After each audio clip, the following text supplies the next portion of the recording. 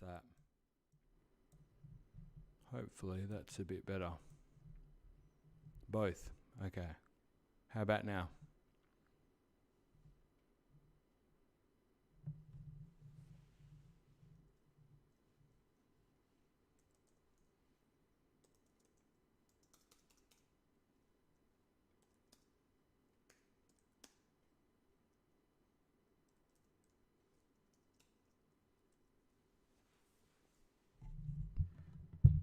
Any luck now? Hello, hello, hello.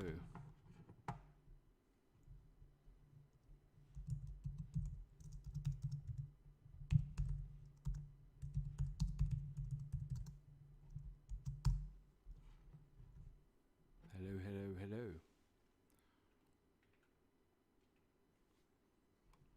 Ah, okay. Hello, Ayudi. Thank you. You can hear me now. I'm hoping it's not overpowering. Is it a reasonable volume?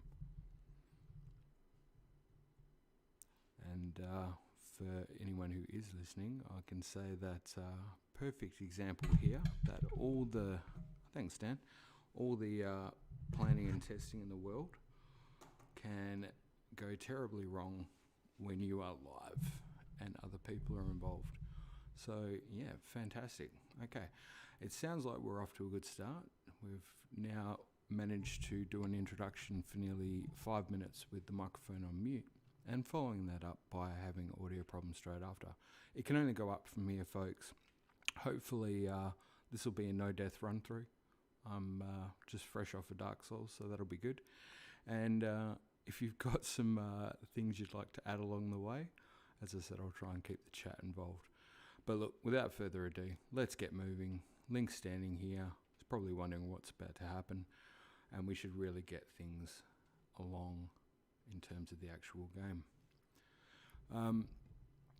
If you have tuned in, I can only imagine it's either out of pure fascination for the game and love of the game, or you are really interested to know some more theory material as well. I did put in the community post as well. There's some large theories being worked on at the moment. By the way, sorry to talk over that pivotal moment. We just got the Sheikah slate. We've been told by Zelda there to take that. Link at this stage, by the way, of the game has just woken up in the Resurrection Chamber, or the Chamber of Resurrection. He has no idea really what's happening. A lot of memory loss happening, and we've just been told that the Sheikah slate is a mysterious tablet with a glowing center. You've never seen this device before, and yet there's something familiar about it. That could be a number of things for Link at this point, and possibly the Sheikah eye might ring a bell from whatever incarnation he possibly has come from down the line.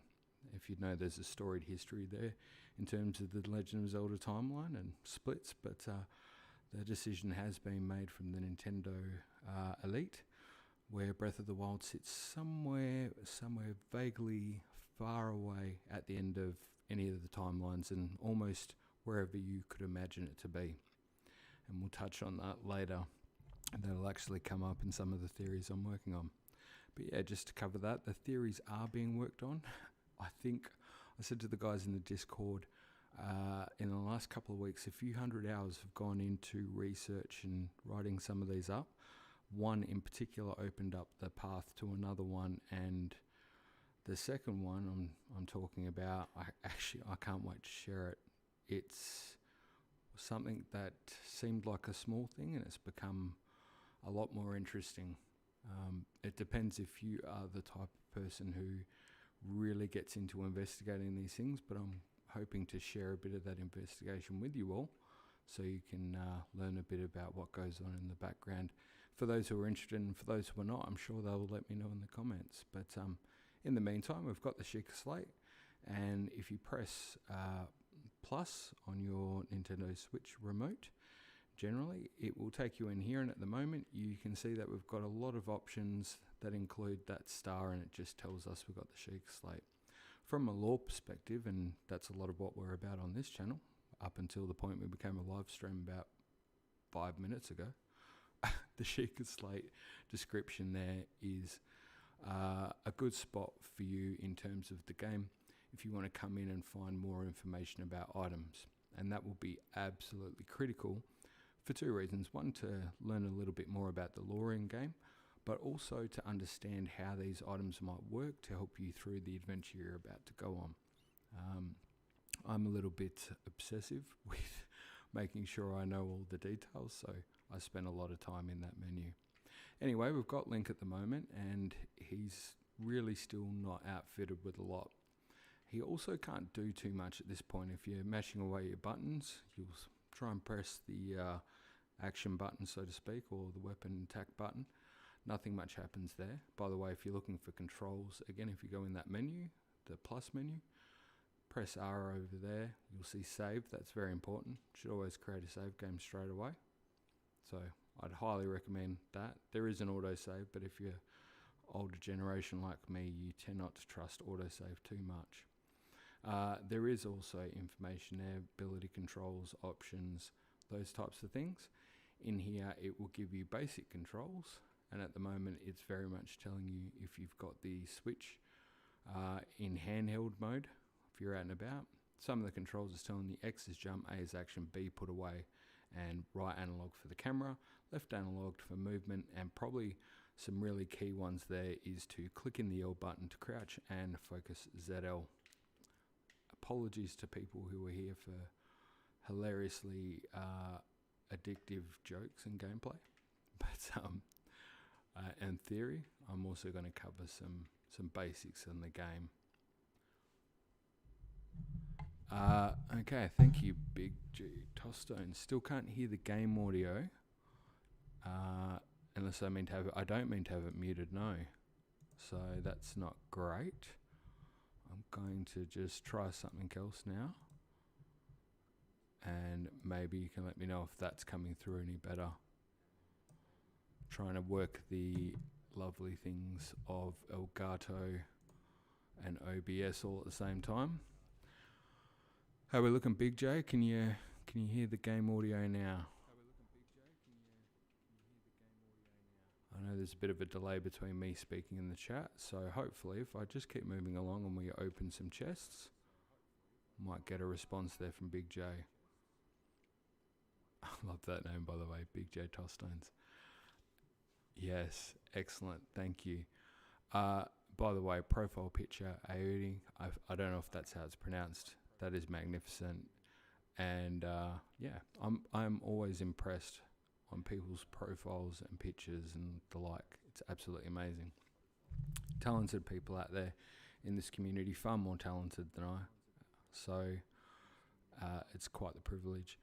Alright, so we'll jump back to the game. I'm glad now we've got game audio, as well as me babbling along. That'll probably be important soon. And what we've managed to pick up now is an old shirt. A thin shirt made long ago. It's coming apart at the seams, but it's better than nothing. The sleeves are a bit on the short side. Interesting. Here we go. I warned you there would be theory implications, so bear with me. Immediately, one of the things that struck me playing this game for the first time, and still does to this day, is the choice of clothing there in the Shrine of Resurrection. The old shirt made long ago. Trousers are threadbare in spots, surprisingly comfortable, legs are a bit too short. It almost implies that these aren't Link's clothes. Yeah, I mean, let's be honest, we pretty much know they're not Link's clothes. Why they were the choice to put in the Shrine of Resurrection for when he awoke is anyone's guess. I should warn people of spoilers along the way, but we do find out through playing the game of events that happened long in the past, and they ended up with Link being placed in this Shrine of Resurrection. And it's a silly thing to wonder, but you know, most of us who are passionate people tend to. Oh, thanks. Close enough on the name. I stole it off Google. That's brilliant. Sorry, lurking and doing schoolwork. Champion effort. I shouldn't probably thumbs it up, but you go. The game audio was a little quiet in comparison to your voice, and I think I can hear your stream on your end. Yeah, that's because I put the desktop back on and now it's got an echo. I'm going to try to turn the Elgato up and the desktop audio down. Now, Big J, have I managed to get it right? That is actually the original combination I had when the audio wasn't working, and we've come full circle. So hopefully that's not so bad. Let's see how we go. I'm going to try and keep moving along anyway, for the sake of the fact that anyone who's hoping to see movement in today's game, they're probably going to get sick of me talking without actually playing.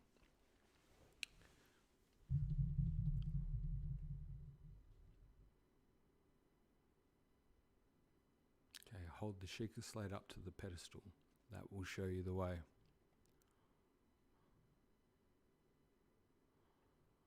How do we go, Big J? Is there any improvement in that audio versus the game? Now there is no game audio. Okay. I love OBS. Fantastic material. Okay. So obviously the desktop audio is the key on this one. Yeah, it famously wasn't the last time. So we're just going to turn it down a touch. Might turn myself down actually a little bit. How are we looking now? Big J, any improvements now?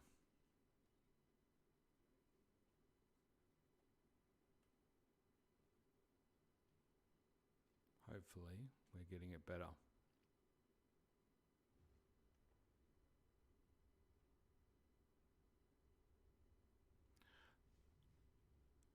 Getting an immediate appreciation of people who stream for a living, I have to tell you.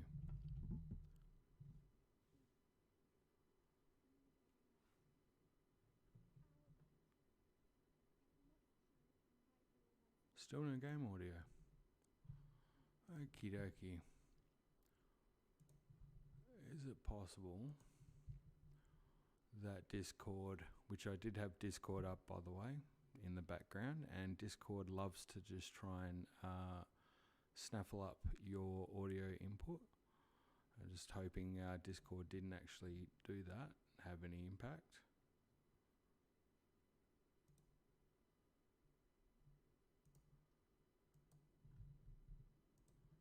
Is any of that better now, Big J?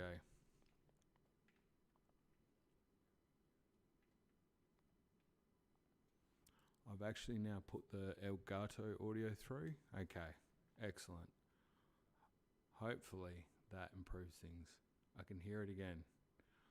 Hallelujah. All right. Am I overpowering? I hope not, because this is probably a moment that we really want audio coming up. That's why I'm sort of labouring this introduction. If you can't tell, we're coming up to a pretty important moment, and one that I think we all want to hear. So I'm going to wait till I get a thumbs up from Big J before we take any more steps.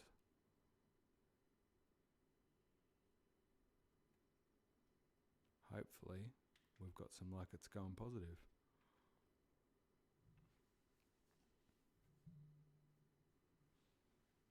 And while I'm waiting on that, by the way, just to finish my thought, it does make you wonder with the clothes what happened with that coming back here, and who made that choice on the clothing. See if you can raise the game audio a bit. I will do that. Thank you, Big J. Alright. Elgato, you crazy little beast. Let's pick you up to... We're almost going to have the game audio at the same level that I am now at this point. Again, Big J, let me know if you've got the sound right there. Interestingly enough, the test stream I did with the family, try jumping. Excellent. This upcoming scene is my personal favourite moment of video game history. Colin, thank you. That is, again, sorry why I'm labouring, making sure we've got the audio right. I'm going to keep jumping with Link, and we'll keep making noises while I'm talking. Audio is much better. We're through. We're doing it. Here we go. Breath of the Wild. Right in one scene. Oh yeah. Absolutely magnificent.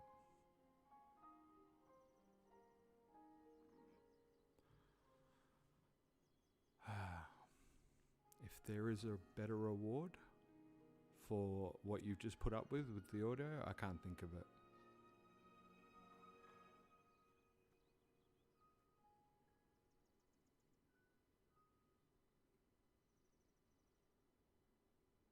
Magnificent. Whoa, gives me chills. Absolutely gives me chills every time. I don't know about anyone else. The first thing I did when I played the game the first time and came out on this cliff face was just to stand here, moving the camera around, just looking everywhere at some of the key things around. And it's absolutely stunning. Was back then, still is today. I'm a bit of a tragic when it comes to Zelda, if you can't tell. And shamelessly, this game to me is pure magic in every sense of the word. Probably one of the things that still sticks out to me is just how amazing they have managed to get all of this run on such a small machine, which is a story for another time, I suppose. But when you think of the competing hardware technical capabilities at the time, nobody would have really expected this to do just as much as it's done. So I've jumped out of there, headed over, grabbed myself a tree branch. It's one of the first things any player, I think, does coming out of here, and we've immediately been told to use the weapon. And that is indicating this attack button here. And you know, the combat in the game isn't the most complex. It's not going to hit Street Fighter levels of combinations, but it does definitely provide a challenge and some options along the way. Obviously, just repeatedly mashing that button for now gets you a lot of value. And while you're here, it always pays to grow more than one branch, because one key mechanic in Breath of the Wild that was quite divisive, I suppose, still is the breakability of weapons. So even though we have this tree branch, you'll find it won't take too much to break it. And we also can collect our first food item, which will come in handy soon. This is a Hylian shroom, a common mushroom found near trees around Hyrule. Eat it to restore half a heart. Those measurements are pretty interesting. You can see the display that we've got. Up in the top left there, we've got our hearts, and we have 3, and they reflect health for anyone who's new to the game, hasn't played it yet. Say, based off the stream so far, anyone who's commenting, oh, wait a minute. Head for the point marked on the map in your Sheikah slate. And we've just heard from Zelda, so catching you back up to speed, we've started the game, Shrine of Resurrection. We've woken up, no memory. Zelda asking us to open our eyes, and she's been directing us out of that shrine. We've got a shirt, some pants, and she's now telling us to head to a mark on our Sheikah slate. And that's quite timely. I was mentioning the interface that you can see if you're playing the game, or if you haven't played it before. Down on the bottom right there, you can see a radar of sorts, and if you're spinning your camera around, you can see that that's basically just changing the directions north-south. It will also technically reflect on a map, and if you press the minus button, negative button there, your map pops open, and the first thing it shows you is your current location. That's absolutely fantastic, because at this stage of the game, we can see our location in relation to 2 key things, that being the Shrine of Resurrection we just started at, and you can highlight that. And you can even press A and travel straight back there. So you got you do have fast travel straight off the bat. If you'd like to travel approximately 10 feet from where you just came, or you can orientate your way towards the objective marker. Other than that, we can also see some borders around the way, and that we'll find on later on. They relate to some key regions and locales that will inhabit different people and creatures, I suppose, we get to meet along the way. So yeah, as I mentioned, we've got the stick there. Going back to our menu now, you'd also notice you've got the Hylian mushroom. So is it normal or master mode? Big J, I'd love to say it's master mode, but it's just going to be normal play for now. In the test stream, coming fresh out of playing Dark Souls at the moment, it took me a few hits to even realise which button was doing what. So, in fairness of my technical capabilities of this game, where I've completely forgotten how to control the thing properly, and I mean, unless you want to see hilarity, I thought I'd just stick with normal mode for now. But master mode playthrough, let's just say we could put that on the cards if there is any kind of goodness about what I do with this stream ongoing. If it's entertaining enough, and if anyone would actually even consider watching it after I've done this for a little while. Part of the inspiration for this is for me, doing Zelda theory over the past year or so. Have spent a lot of time researching Breath of the Wild and Zelda stuff and putting together video and talking about it. Have not spent an awful lot of time playing games though. And so for me, I was just hoping to get back in and play the game. Master mode is definitely fun, something I love doing, but certainly has more of a challenge aspect to it, and maybe not one we can just switch off a little bit easier and try and talk, unless you're really good at multitasking. I'm not, by the way, just in case you're wondering. Now, you can see also you can throw items as well. Why you would throw something at a squirrel, I'm not quite sure. But yeah, that was just something I wanted to point out. You'll also start to notice you get this interactive button as well. You can climb trees. So the famous thing discussed about the development was that pretty soon after testing out the game, I can't recall actually if it was, top of my head, it was Miyamoto or Aonuma. I think it was Miyamoto. Just spent time climbing trees. He had an hour hands-on with the game and was climbing trees. I can see that personally because I've climbed a lot of trees in this game. However, I would have done a bit more than just climb a tree. I'm not kidding. What I like about the Great Plateau, and definitely a highlight for anyone who doesn't know, it's a tutorial area by nature and by design. What is absolutely stunning about it is it does such a great job of not letting you know it's a tutorial. You just kind of are up here and you're kind of finding things. It was Miyamoto, thank you, Dan. I thought it was. And a tutorial that's not a tutorial is amazing. And the first thing, you do that thing with the rock, I assume most people would have done. But again, this is the kind of cool thing about a playthrough of The Legend of Zelda Breath of the Wild. It's usually unique to the person and what they choose to do and where they choose to go. And they've put a few things along this introductory path, I think, that are designed to really introduce you to core aspects of the game. Yet none of it is specifically spelt out. As you've seen, I've picked up the sticks and got them.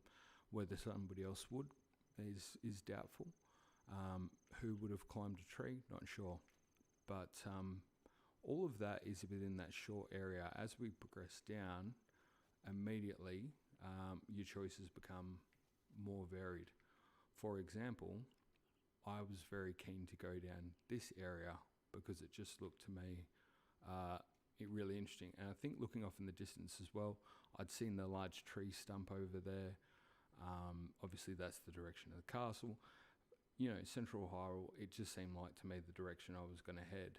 And as I started coming down here, the first diversion in Breath of the Wild took notice because I'd seen the camera switch to where the old man was sitting there. But I don't know about anybody else. I've got a tendency in a game to try to look for secrets and go in the opposite direction of where the game's pushing me to go. So I was kind of almost reluctant to go to the old man, but I did think at this point in time that a stick wasn't exactly the greatest weapon in the world, and he was put there for a reason. So as we're going to do, I did go over and decide to have a chat. And he says, well met, stranger. It's rather unusual to see another soul in these parts. Me? I'll spare you my life story. I'm just an old fool who has lived here alone for quite some time now. By the way, if you could see me now, it's about 4:30 or so in the morning in Perth. I look like an old fool sitting here playing a game, talking to myself. So Hilariously, I can really see where he's coming from. What brings a bright-eyed young man like you to a place like this? Well, streaming today, but also we're going to try to save Hyrule. And he says, answering a question with a question, that is fair enough. As I cannot imagine our meeting to be a simple coincidence, I shall tell you. This is the Great Plateau. According to legend, this is the birthplace of the entire kingdom of Hyrule. I'm going to try not to do this too much in this one stream. Lore implications just in that statement. What does that mean specifically? It is the birthplace of the entire kingdom of Hyrule.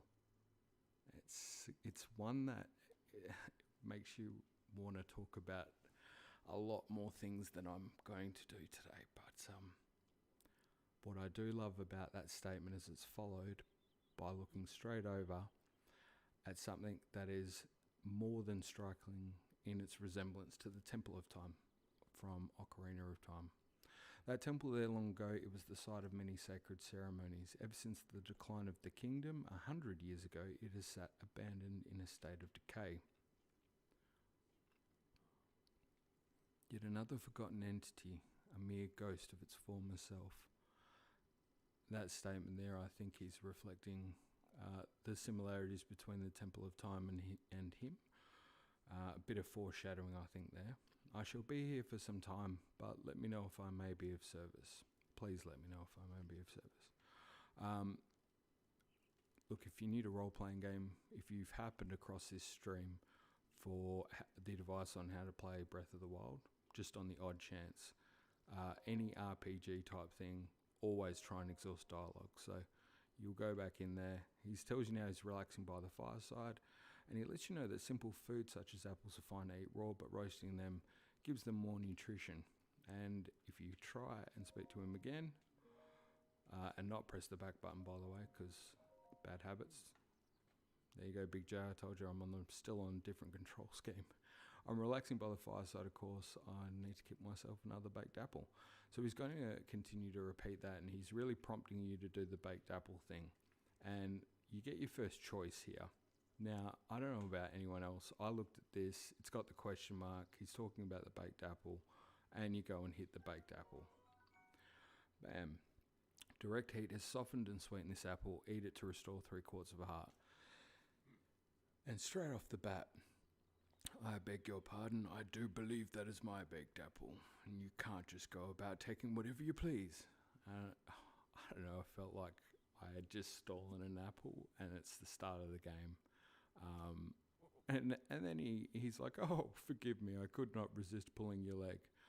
All right, well played, Nintendo. You got me. Please help yourself. An apple and an open flame make for a succulent treat. And at that point, you are probably looking around with your camera and you're going to see, hey, there's apples on that tree right there. Now, the implication is I should probably go and climb that tree. But we know a little bit more now because I've played through Breath of the Wild once, and I'm going to show just, the kind of level of tips that you can expect coming up.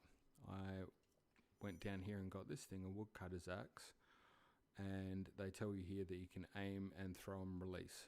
Now, I'm not sure if that's by design for you to then get the axe and throw it away, because that would be a pretty silly move, considering so far, depending if you've kept up with me, you've managed to collect a whole bunch of sticks. And you playing, it's Mystery the Mysterious. Man, I love you. Yeah, that's me playing, by the way. I think it's me playing anyway. Thank you, Dan.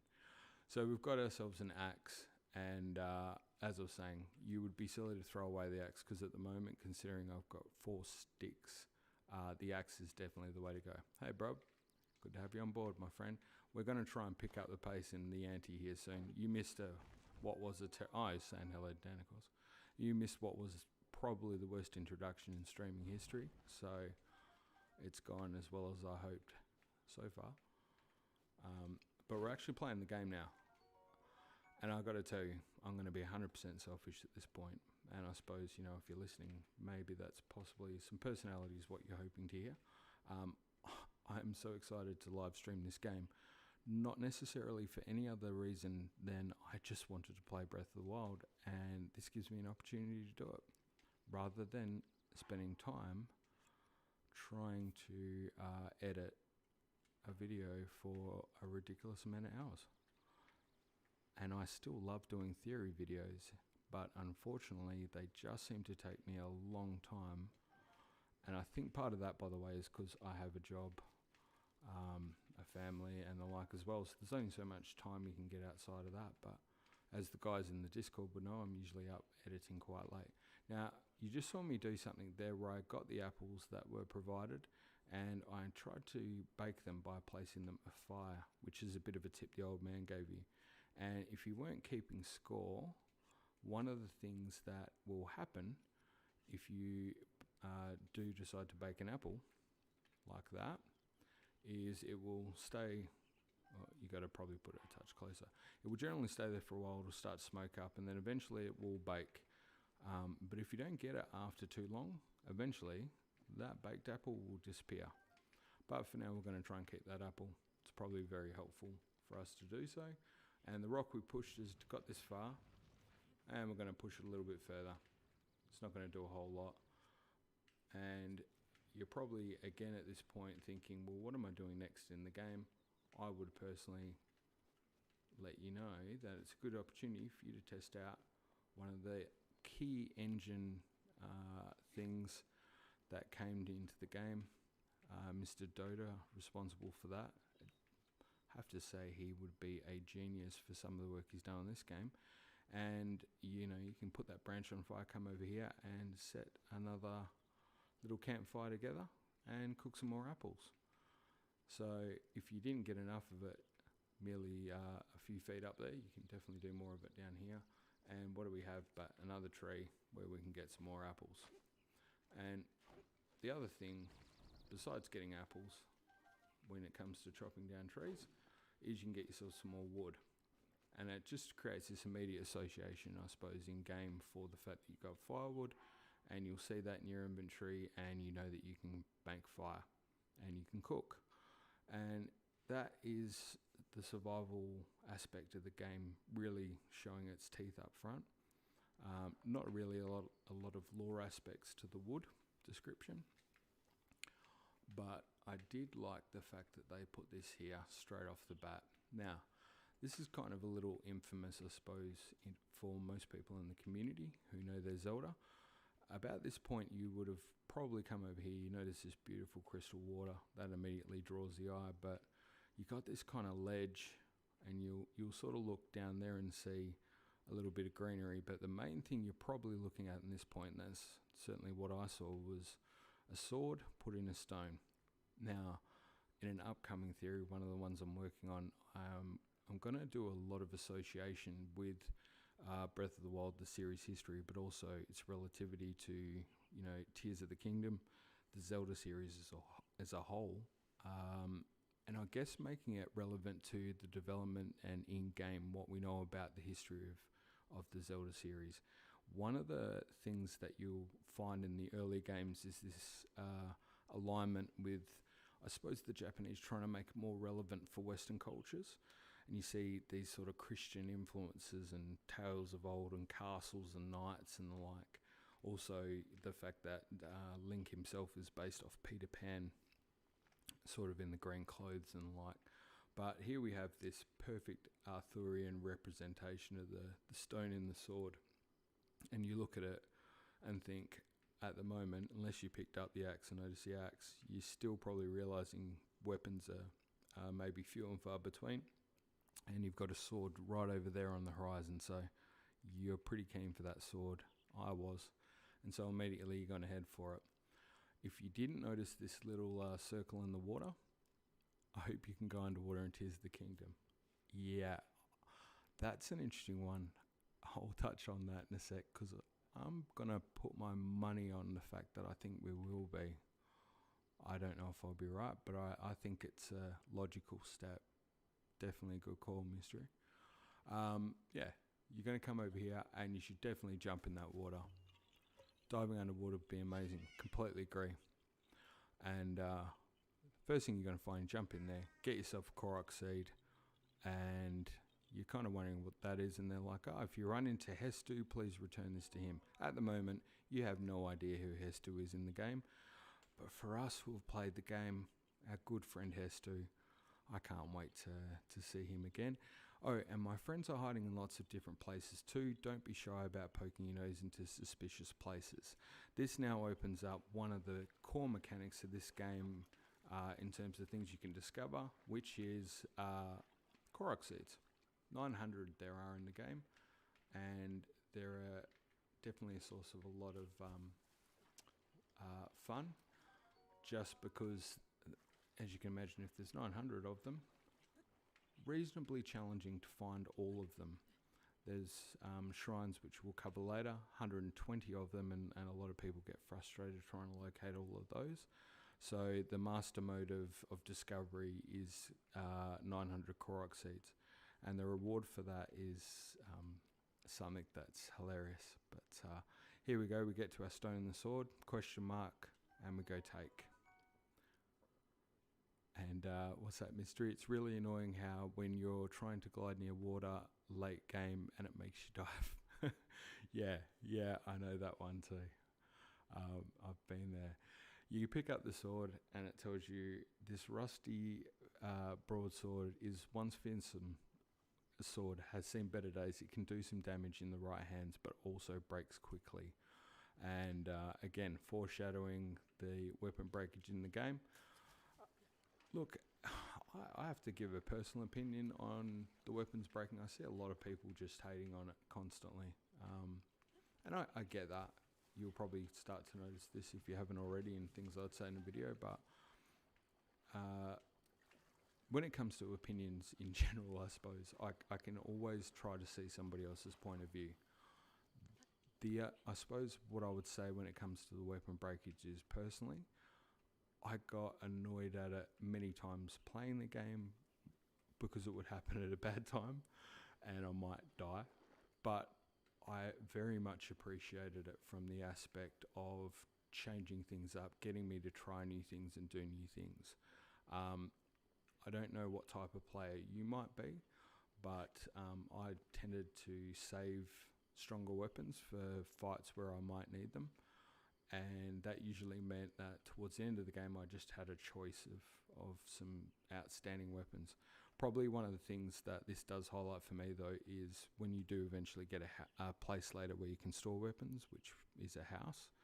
I really wish there was more racks where you could store weapons, because I wanted to store some of the amazing weapons you get in-game relating to some of the story aspects and the champions, which will come up later. But certainly there wasn't enough to do much more than the main items. So beyond that, you get some really cool weapons, including some ones that are made with some of the ancient materials. And I just wanted to keep those on store. So a tip here, by the way, again, for anyone new to the game, if you click on the left analog, you can crouch. And one of the things that's just amazing to do is to get yourself any of the little insects growing around, because they can be also used in cooking to make potions, though not with food, because if you mix insects with food, probably not going to have a great time.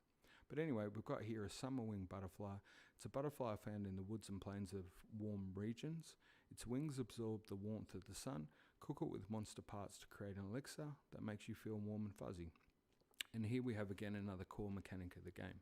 What it's warning you or alerting you to do in terms of the description is look at the effects.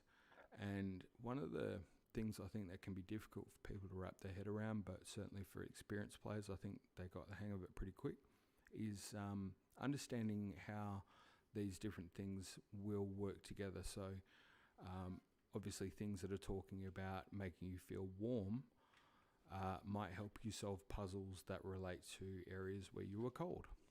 And also, by the way, we're not going to waste that axe on this guy. He's just a bokoblin by nature who stupidly decided to drop his bokeh club. But we're going to have fun with him, and we're going to try taking him out with a stick or two. Now, you'll notice, by the way, I was just wildly swinging, and I've damaged my stick, which is a terrible shame. we get to pick up, by the way, our first monster item. And again, with the lore side of things, we're going to take the time to read every one of these.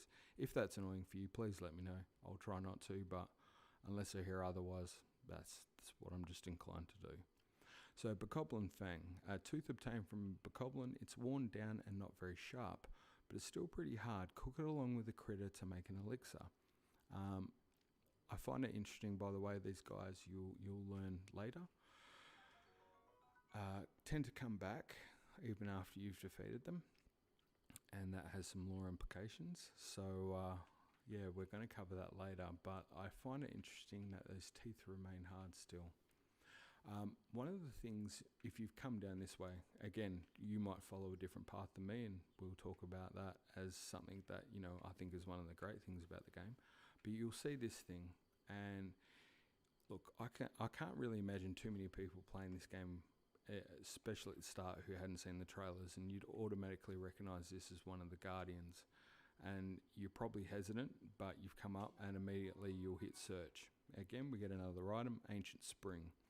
A spring used in ancient machinery, it is light and buoyant enough to float on water, and no matter how many times it's compressed, it never loses tension.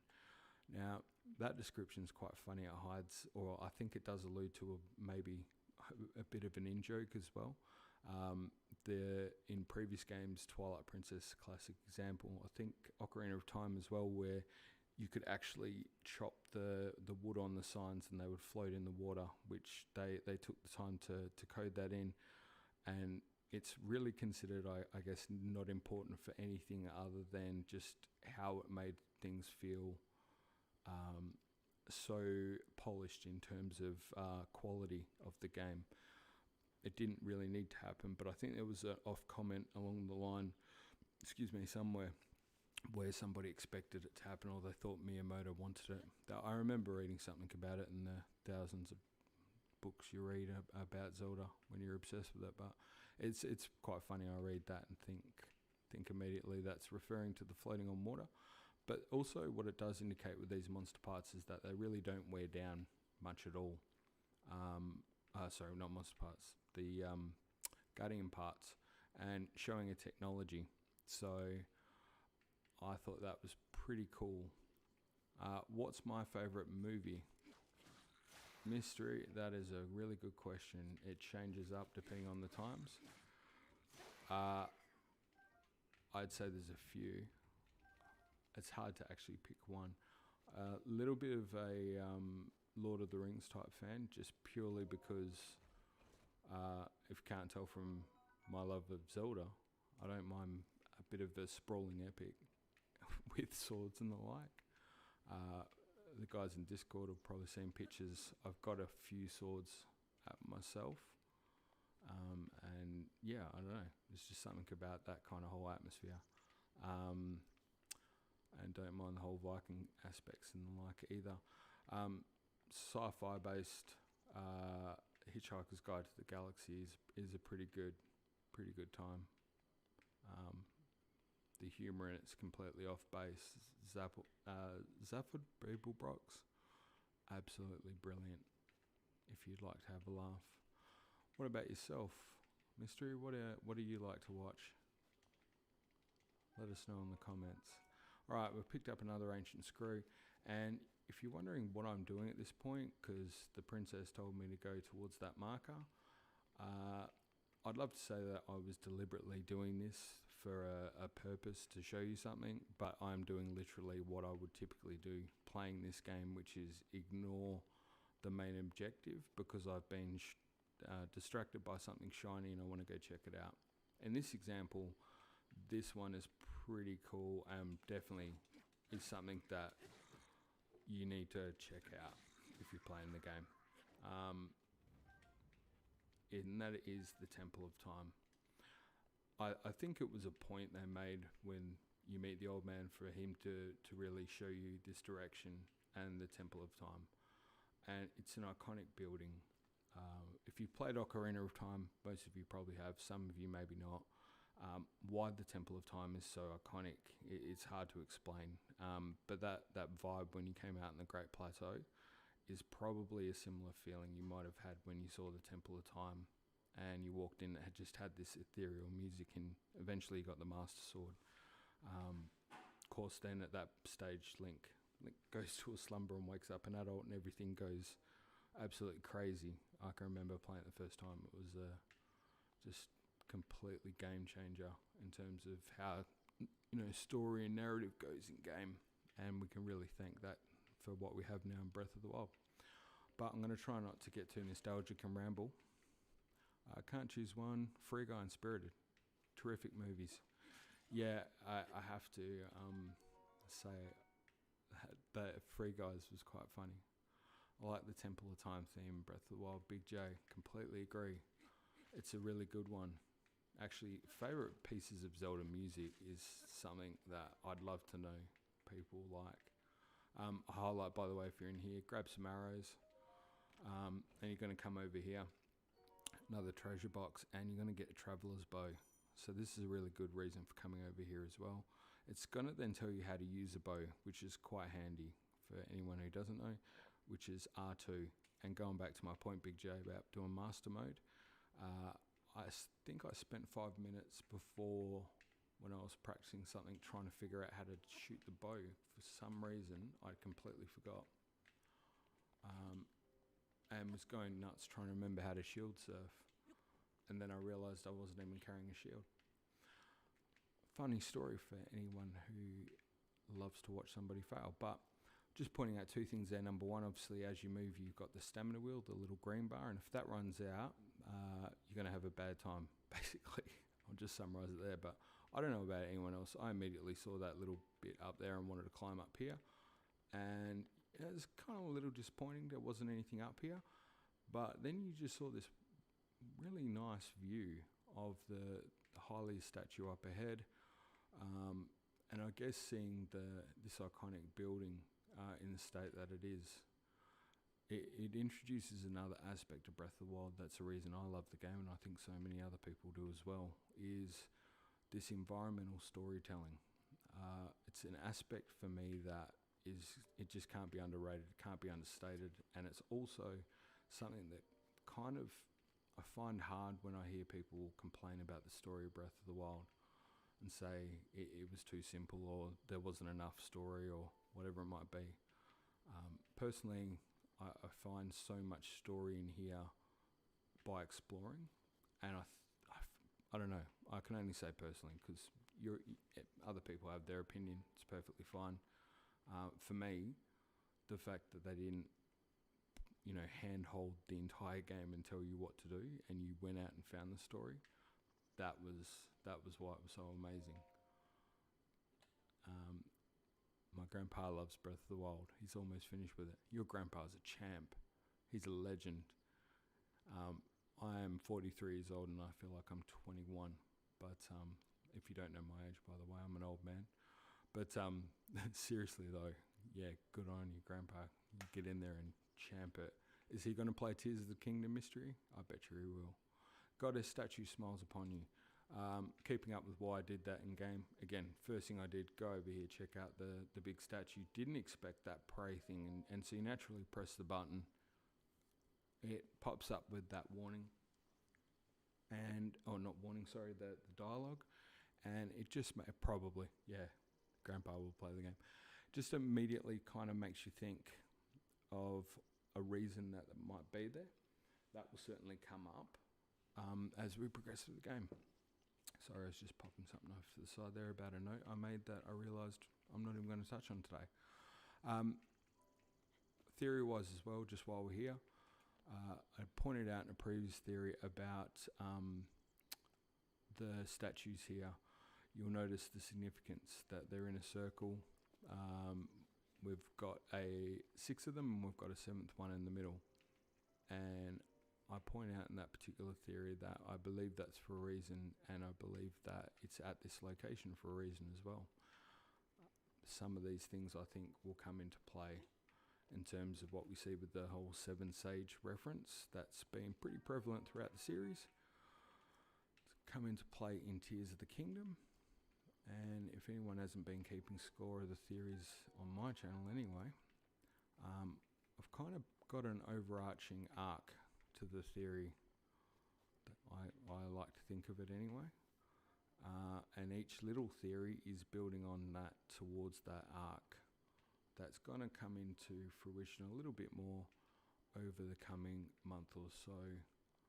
I really need to get a wriggle on before more information comes out about Tears of the Kingdom, because it's not really going to be a great theory if it is already known by everybody. Not much of a prediction anyway. But essentially, there's a lot of things in here referring to things that we've seen in the older games. And probably one of the things that a lot of people are fascinated about, myself included, is, and by the way, this butterfly is just absolutely magnificent. It's going to seem like a strange statement, but I have spent a lot of time just sitting there cruising around him, just actually trying to get in-game footage for a video, and oddly peaceful watching that butterfly cruise around. And there is an insight into literally how boring it can be trying to find material when you're creating a video. But hopefully you can make the most of it and find some peace watching a butterfly, which is much better than any day at work, I can guarantee you that much, or school probably, for that matter. Going out, so okay, about this time you've explored around a few buildings. I think I did miss something I was going to show you at the Temple of Time. There was something in terms of the front of it, and I might just quickly run back up there before we go down. Gives you another chance to see the stamina wheel in play. By the way, barrels, you can pick them up and feel free to throw them at a wall and smash them. One of the things that you'll find as well is that you'll throw it at a wall and it won't smash, it'll bounce back and frustrate you as to why that didn't happen. Have you ever wondered why a military camp is next to a Korok forest? Yeah, I have, mystery. I've wondered so many things about this game that it's actually quite ridiculous and sad. And that is a good question. Why would it be next to the Korok forest? It suggests a few things, by the way, but I'd love to hear your thoughts. So in creating a champion, you'll see references to the Temple of Time. This military camp is shown in full glory, Age of Calamity. Totes agreed, Dan. By the way, picked the game up and played with my daughter for the first time last week in a while. It had been a long time. Maybe Link was there. Yeah, totally. Guarantee he was there. Guarantee. Hey, just joined. Hey, Desmond. Thanks for coming, man. Hopefully you've joined at a really good time where I'm now starting to hit my straps in terms of being able to multitask and actually get the audio right. So that'll be good. Yeah, I think I lost track with what I was saying before. But yeah, the symbology around here, because it wasn't just the Temple of Time up there. That was one of the key things. Is you see that creating a champion calls that out and totally says, yeah, here we go. This is kind of like the Temple of Time, but it's kind of different. And it's really calling back to that association to prior titles. One of the big draw cards with Breath of the Wild is how it's bringing in all these things from the other games. You'll see aspects like the Rito, which is more the adult timeline. You'll see things like Lionel's, which is downfall timeline. And as these things sort of come into play when you're playing the game for the first time, your head starts to really spin because you can't quite understand. You know it relates to the previous titles, but you don't know where it relates to them.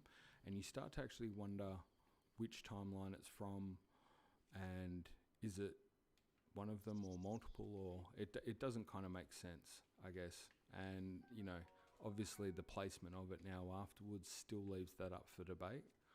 And I've said this before, I think it's actually a genius move. As somebody who, if you can't tell from me anyway, I like to generally kind of consider other people's point of views, and the ideal outcome is that nobody is wrong when everybody in the community is passionate. It would be great if everybody's theories are right. And so I think that the path that they've taken with that is, for me anyway, it's the right choice. It's a choice where nobody's right and nobody's wrong. Maybe some would call that middling. I just think it's great that the explanation with that was to allow the players to use their imagination. To me, it seemed like a recognition of the community at large, that they realised just how much the community like to play these games and get involved in the story, and whether it was a decision based on that, I can't tell you. It was something said, but it felt like to me a really good outcome, and I think it would be better if nobody was wrong, particularly when as I said, some people are so passionate about it and they put so much heart into their reasoning, and I think they'd be devastated. By the way, you just saw a little hot-footed frog jumping down there, and here we go. One of the Miyamoto tree climbing adventures would have probably found a bird egg. Hey Oaf, just dropped in to say hi. Here with the chat, watching Zelda before going to up against Windblight. Yeah, but by the way, guys, if you're on the chat, if you haven't made yourself aware of the OG of Oaf Gaming over there, he does some streaming. No, he doesn't just do some streaming. This dude does streaming all the time. And he's awesome at it, and he does some Twitch. He's off to do some Windblight, and check him out if you want to actually see somebody stream and know what they're doing and talking about at the same time. He'd be good at it. And I appreciate you joining, OG.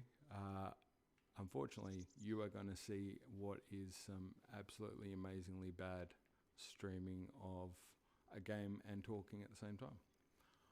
But nevertheless, I'm sticking by what I said before. My main motivation with this is definitely not anything to do with gaining a whole lot of views as much as it is. Thanks, mate. You're most welcome. Is just mainly about getting to play the game. Oh, now you get a real opportunity here. What do you think is outrageous? What do you think is outrageous in the Zelda community? Outrageous? Oh, is that an open question, or sorry, mystery? I'm not sure what you mean by that. Do I think it's outrageous?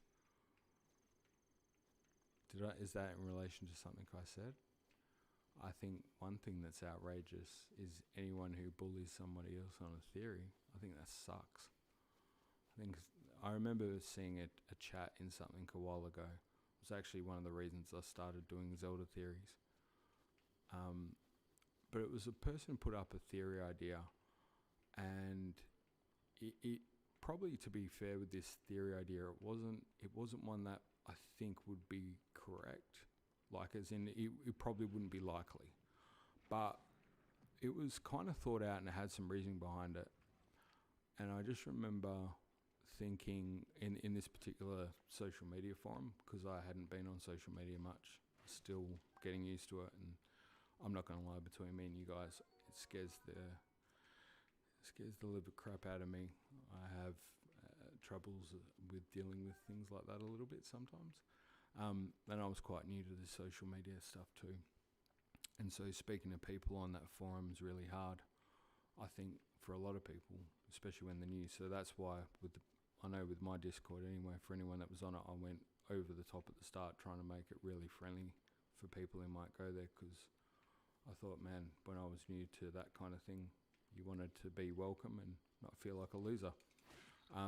So yeah, anyway, this guy put up this theory, and it like I said, it wasn't a AAA kind of theory, but it was kind of really well thought out for all intents and purposes. And my immediate reaction to it was to try and think of a way that it would work. And so, yeah, I don't know, I just found myself thinking about some of the other games and different bits and pieces that might contribute towards that theory and putting it forward. And I remember seeing somebody else immediately, their response was that they were wrong. They just said, you're wrong. And I was like, no, that sucks. So that really motivated me to push harder on the theory that this guy put forward and get more evidence for it. And it was really cool. Like, the guy who put the theory up, I say guy, could have been a girl. Thanks, mystery. The person who put the theory up got really hyped. You could tell. You don't hear tone in a chat, I'm going to be honest, but scored our first shield, awesome. I think I'm just going to chat a bit more than try and describe every bit of the game. you're now seeing my intense, awesome gameplay skills come into play. I think I want to try and keep the rest of the axe in case I can get some wood out of it. And we're just going to bust him up. Yeah, he really appreciated it. And for, as I said, chat's got no tone, but you could just tell he got hyped. And he also started then going from there on into some other different aspects of theories he thought. He's a really nice guy. And, you know, I won't go into details, but that one experience just really stuck out to me. And I think from there on in, I've always been someone who likes to listen to other people and their theories too. Just because I know how much it meant for me when somebody else would listen to my stories, that I wanted to make sure I listen to other people's as well.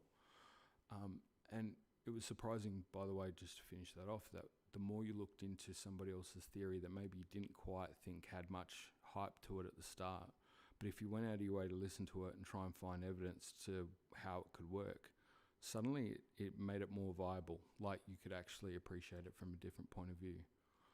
And I don't know, that taught me a hell of a lot. It's a random story, by the way. What we've done now, by the way, we've got the Sheikah slate, and we've put it into our first tower. And Sheikah Tower is activated. And watch out for falling rocks. Okay, awesome cutscene. I'm going to shut up for a sec.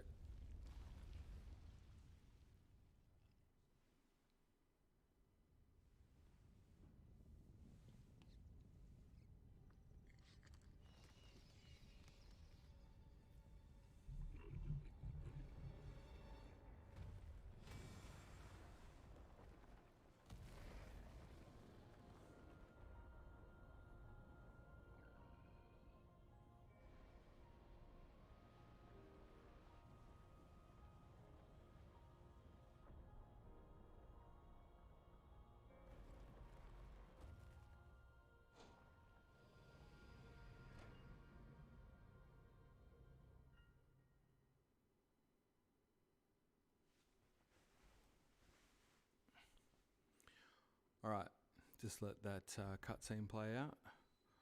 I'm assuming the audio is okay because I've been talking like non-stop, but is that just for you? Is it for anyone else having audio issues out there? I was having issues at the start with Elgato.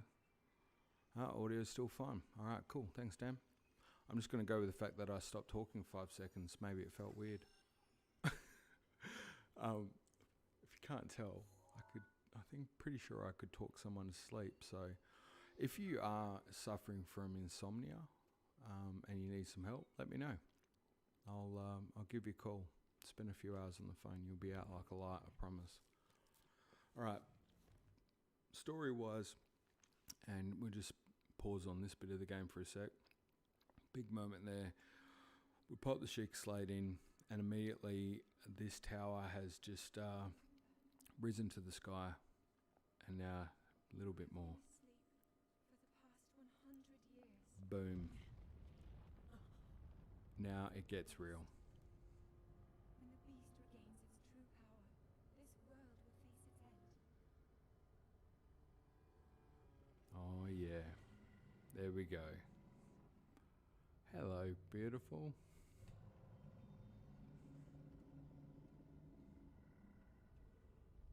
My nightmares. Yep. You must hurry, Link. OG, you don't need to do that. That's crazy, dude. You can't do that while you're alive too. That's just madness. You go, brother. I'm finding it hard enough to try and focus on actually doing anything in the game while I'm talking, so don't know how you do that and do the chat. That's just madness. That cutscene, by the way, magnificent. For anyone who's played a lot of the Zelda titles, and if you're silly enough to be old enough like me and play all of them, about the time that Calamity Ganon just comes out of there is a bit of a game changer mentally. I think more than anything, particularly if you've done the final boss fight, you'll know that it's not quite as tough as a lot of the other battles you might face in game.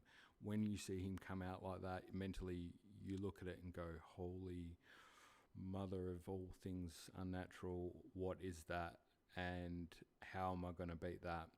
And I just have to say at this point, we've started from a Shrine of Resurrection. We've come out of a cave not knowing what to expect. We've hit a cliff. We've looked out over the scenery, and it's looking amazing. We've got, the land of Hyrule out in front of us, but a huge adventure. Where do we go? What do we do? And at this point now, we've hit this tower, and now suddenly technology seemed to come into play. These towers have risen into the sky, and ahead is the castle. We know the princess is there. We've woken up from 100-year sleep, and the final boss appears to be the most intimidating looking thing that you could possibly imagine or have seen in any Zelda title. I think part of it is designed to get in your head. It's designed to make you go, stay away from here.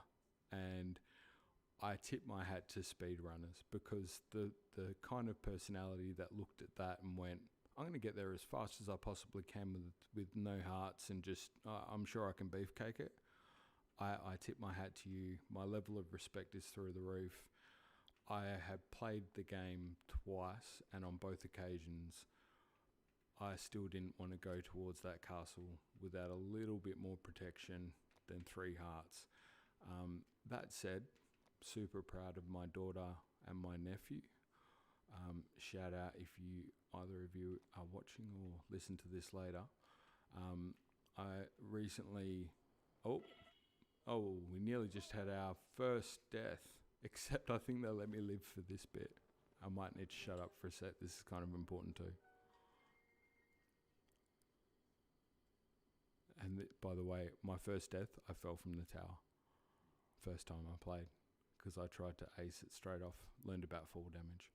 The tower and others just like it have erupted across the land, and by the way, trying to fall off them from a height will kill you. One after the other, it is, skip that. It is almost as if you have triggered something. So people in Hyrule found Divide Beast, but they couldn't find the towers. Oh, mystery. Hey, you just got me, dude. Yeah, no, they couldn't find that. But it's interesting too, because the Great Plateau was obviously separated. So I suppose part of the argument is it was designed to do that. But yeah, no, you're right, dude.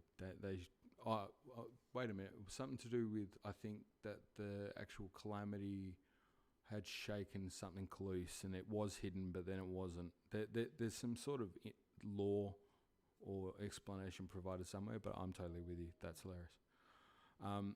You need not conceal the truth from me. Truth be told, I saw the whole thing unfold from afar. A hilarious statement when he says to not conceal the truth, considering at the moment our dear friend here, the woodcutter, is withholding the truth from us. A foresight or foreshadowing of contradictions in this game that, again, will come up in a theory I'm working on at the moment. I think it's part of humanizing the characters. A deliberate step by Fujibashi. Although I could not hear anything, I did see you react as if you heard something coming from the direction of the castle. Hit the nail on the head, did I? And did you happen to recognise this mysterious voice? You've got a choice there, by the way. At this point in the game, my first playthrough, I didn't know if dialogue resulted in different things in game. That was starting to become a thing in gaming back then, but as it turns out, I'm pretty sure it wouldn't matter what you said. It seems I have some work to do as far as earning your trust goes. I suppose that is understandable. And sorry to correct myself there. It might have a dialogue variation, but gameplay-wise, ending-wise, it's not a Witcher 3 situation or anything like that. I assume you caught sight of that atrocity enshrouding the castle. That is Calamity Ganon. 100 years ago, that vile entity brought the kingdom of Hyrule to ruin. I can't help but do the king's voice when he's around, and poorly, might I add. Sometimes I like to record audio on a theory in the king's voice at the start just for shits and giggles, because it helps loosen up my approach, because I get nervous trying to record. It appeared suddenly and destroyed everything in its path. So many innocent lives were lost in its wake. For a century, the very symbol of our kingdom, Hyrule Castle, has managed to contain that evil, but just barely. There it festers, building its strength for the moment it will unleash its blight upon this land once again. It would appear that moment is fast approaching. That's right, it is. I must ask you, courageous one, do you intend to make your way to the castle? Now, any sane person at this point would choose B. But this is where, and I know this is going to sound like I say it all the time, because I do. This actually has lore implications to me, because something that, again, will come up in the theory I'm working on at the moment to share with you all, is this concept of Link and you, and how Link is connecting you to the medium that you're playing. That you have this courage to be able to say, yeah, I do, because, you know, I mean, let's face it, you're not going to actually die in this game in real life, but you feel courage because you've got that particular avatar, and your connection is related to that courage, and Link has the courage to do it, so do you. So you go, I do. You might not though, you might just, you know, badass it and do the ... but I certainly said I do. I had a feeling you would say that, and I wonder if he's quoting someone else there. Here on the isolated plateau, we are surrounded on all sides by steep cliffs with no way down. A hard lesson you would have learned, by the way, if you'd gone exploring. Like I said, you could go in any direction. I personally didn't, but I'm sure somebody went to try and jump off the side, and, you know, he says there it's foolish. I call that actually courage as well, because I love people who just go, yeah, I'm going to try that. That's awesome. Of course, if you had a paraglider like mine, that would be quite another story. Hand it over. We're going to say that. We're going to be cheeky this time. Certainly not. Why not? But there is no such thing as a free item in this world, you know. Let's see now. How about I trade it for a bit of treasure that slumbers nearby? Once again, humanizing treasure. And we've got our first main quest log, and immediately prompted to go into the menu. So the adventure log is something that look, I'm gonna be honest here. Not going to spend a lot of time normally looking at this. However, really relevant, good place to find where you need to go. And I cannot highlight this enough for anyone who has not played the game before, or has played the game and has got stuck and isn't sure what to do. So many times the hint for you is literally in this quest log. It is telling you what to do. It's giving you a clue that you might not have picked up. I know for a lot of people, they get stuck in Zelda games. Sometimes the puzzles or directions can be a little, you know, out of whack, or a little hard to follow. But certainly the quest log is the key. And by the way, that beeping of my health definitely needs to be sorted out. Ganon rising out of the castle. Link. Yeah, that's brilliant. Mystery, you are taking the cake for comedian of the stream, and I hereby give you your crown. Thank you. Come, let me show you something. Yeah, what you're going to show me at the moment is the importance of eating an apple, because we just can't listen to that beeping much longer. It's not going to be a good time for anyone on the stream. Actually, probably should just get one more in there, get his health back up. You know, I'd like to think I won't die, but I did just fall off the side of a tower. All right, and he kind of takes you up here. By the way, hilarious side fact. My daughter mentioned the other day that she thinks that myself and the king here have a lot in common. I asked her if it was because we were both older, and she said no. I said, is it because I have a stern and commanding voice at times? And she said no. At that point I laughed and I went, it's not because you think I'm a terribly bad father and I put tremendous pressure on you and make you feel bad about yourself, referring to how King Rome can be pretty harsh with Zelda. And she said, no, not that, Dad, it's because you've got short legs. She's quite the comedian, and she makes me laugh. So that's a good one. I hope you got a laugh out of that too. Do you see that structure there? The one shining thing with the strange light. It began glowing at the exact moment those towers rose up from the ground. By the way, again, for anyone keeping score of theories and where things are, weird how he points that out so knowingly, yet the towers were not up and the shrines were not found prior to the Calamity 100 years ago. Just little things you pick up. I would think such a place might house some sort of treasure, wouldn't you? So he knows that the shrine's there. He knows you need to go and investigate them. He's guiding you there. Again, we know that the shrines were there. Sorry, to be clear. We knew the shrines were there, don't get me wrong. But the relationship with the towers, that was kind of new. So, yeah, it's interesting. Treasure for the paraglider, a fair exchange, I believe. And here, ladies and gentlemen, we have the prize that we're aiming for with this stream anyway. I did say it was going to be 2 hours, and doing a quick time check, well off track. Going to have to really pick up the pace. But at that point, he's basically saying to you, get that treasure, you're going to get this glider of mine, and you know you need that glider to get off the plateau. So that's all the incentive you need at this point in the game to follow his direction and head over there. And we're going to do that now. What I would highlight as well, we're going to go and do that now for another reason, which is purely the fact that the glider itself, possibly one of the best items in a Zelda game ever. That's debatable. So many people will argue that point. By the way, you'll notice I'm always going to hit up these things anywhere I go. If we stream 100 hours or so of gameplay here, moving forward, you will guarantee if I run past a guardian and I don't try to collect materials, be shocked. Because honestly, you want all the ancient materials you can get. In fact, you should collect everything all the time. I call it, my wife and I basically call it the ABCs of gaming. Always be collecting. That's what you should be doing. But we're going to head over there. We're going to want to get this thing. Should have stopped and got those butterflies again. Always be collecting. Just broke my rule. This is the kind of hilarious hypocrisy and contradiction you can look forward to in the stream.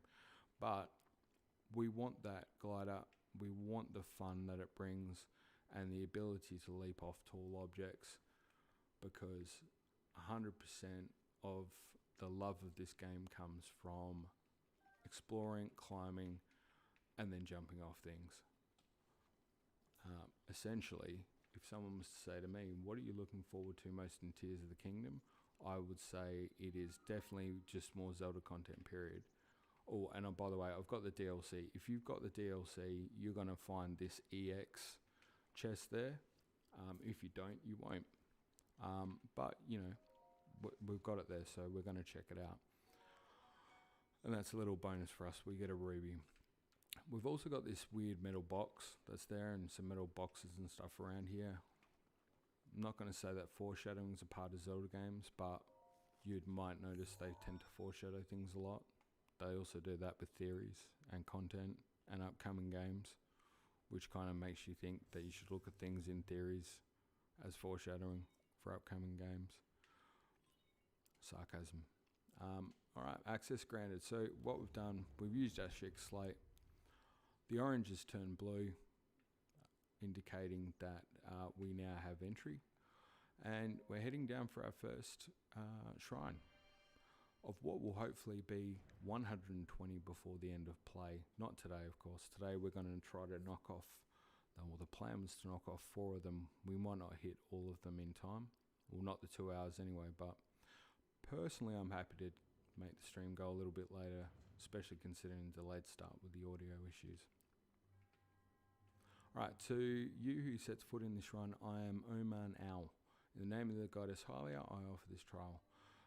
Again, there's a common sort of knowledge that the shrine names reflect the development team, Oman Owl. I'll let you try to guess who that might be referring to. But we've got here, we can see these metal things that look awesome. I personally would love to have one of those as a front door.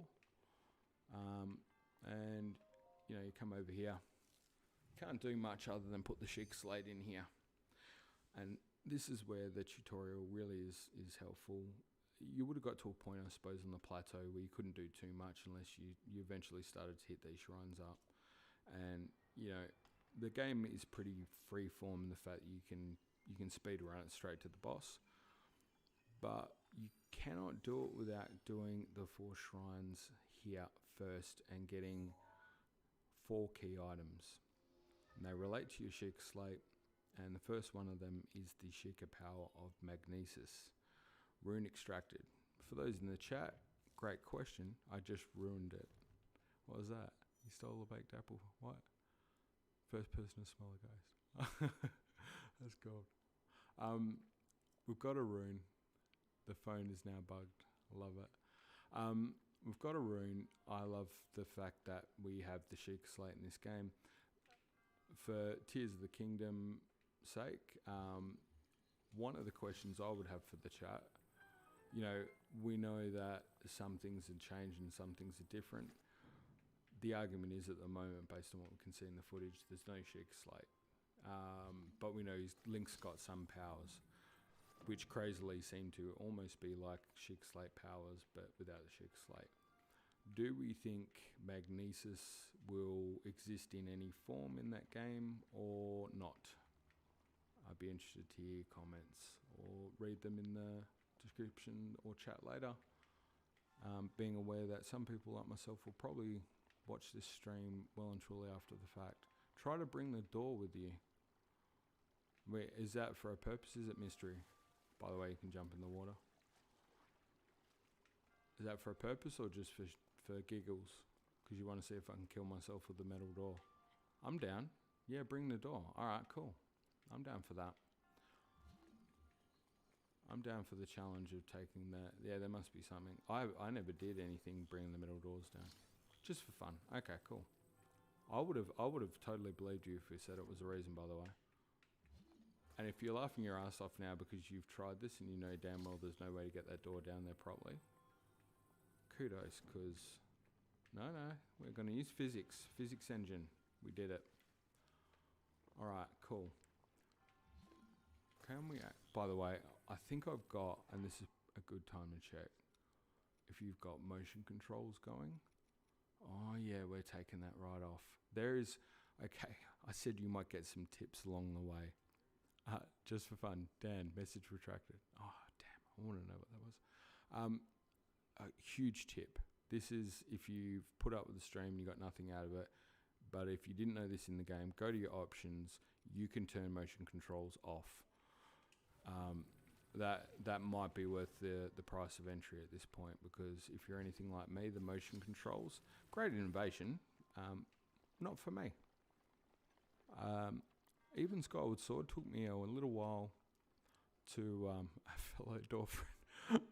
Wow, that's hilarious. Who would have thought that the metal doors would have been the big thing? I like this, by the way. You kind of got this box over here and you've got that one over there and you're like, oh, what do I do?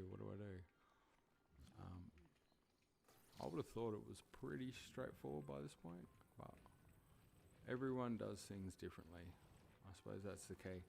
You start to play with this, you can push and pull, you can do all sorts of great things. My favourite thing is to try and see if you can kill yourself by accidentally landing the metal box on your head while you're pushing and pulling things and having fun. That's what I did. And we changed the camera straight away.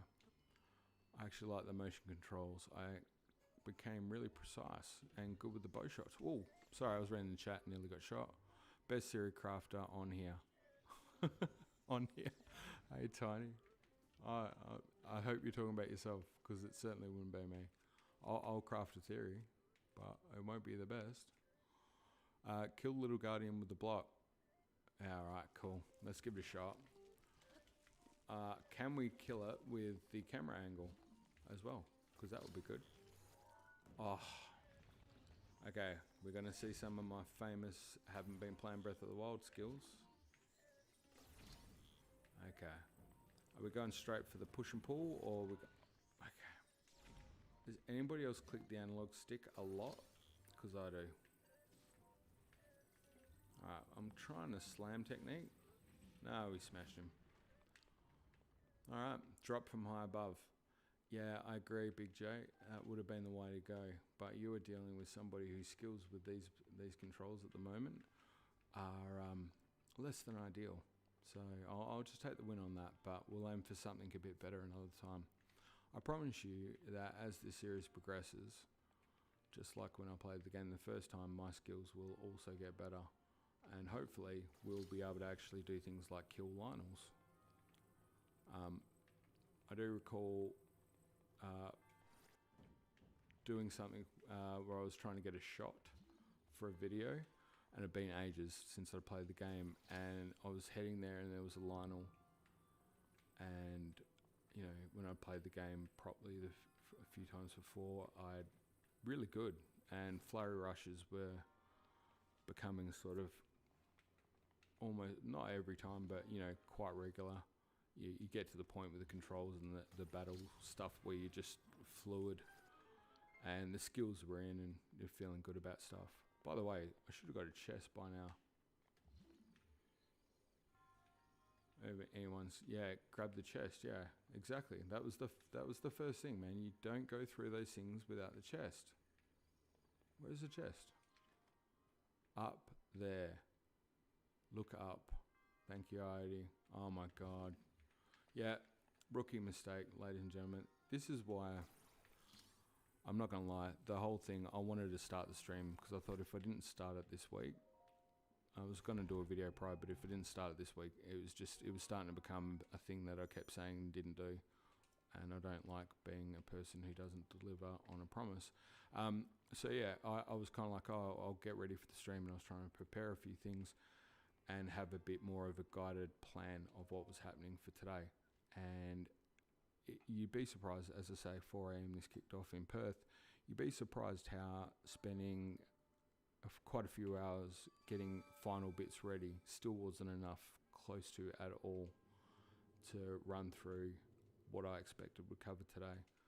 So the key point of that little ramble was to say that every single shrine generally will house at least one, if not two, chests. There's a little indicator on the map to find it, and we've had our first experience here with the Sheikah monk, and he's now saying to us, I'll translate, great job, high five, you've done well, and in the name of the goddess, I'm going to bestow a gift to you. That gift is a spirit orb, and again, lore-wise, theory-wise, awesome thing about to happen right now. That opens up a whole series of discussion.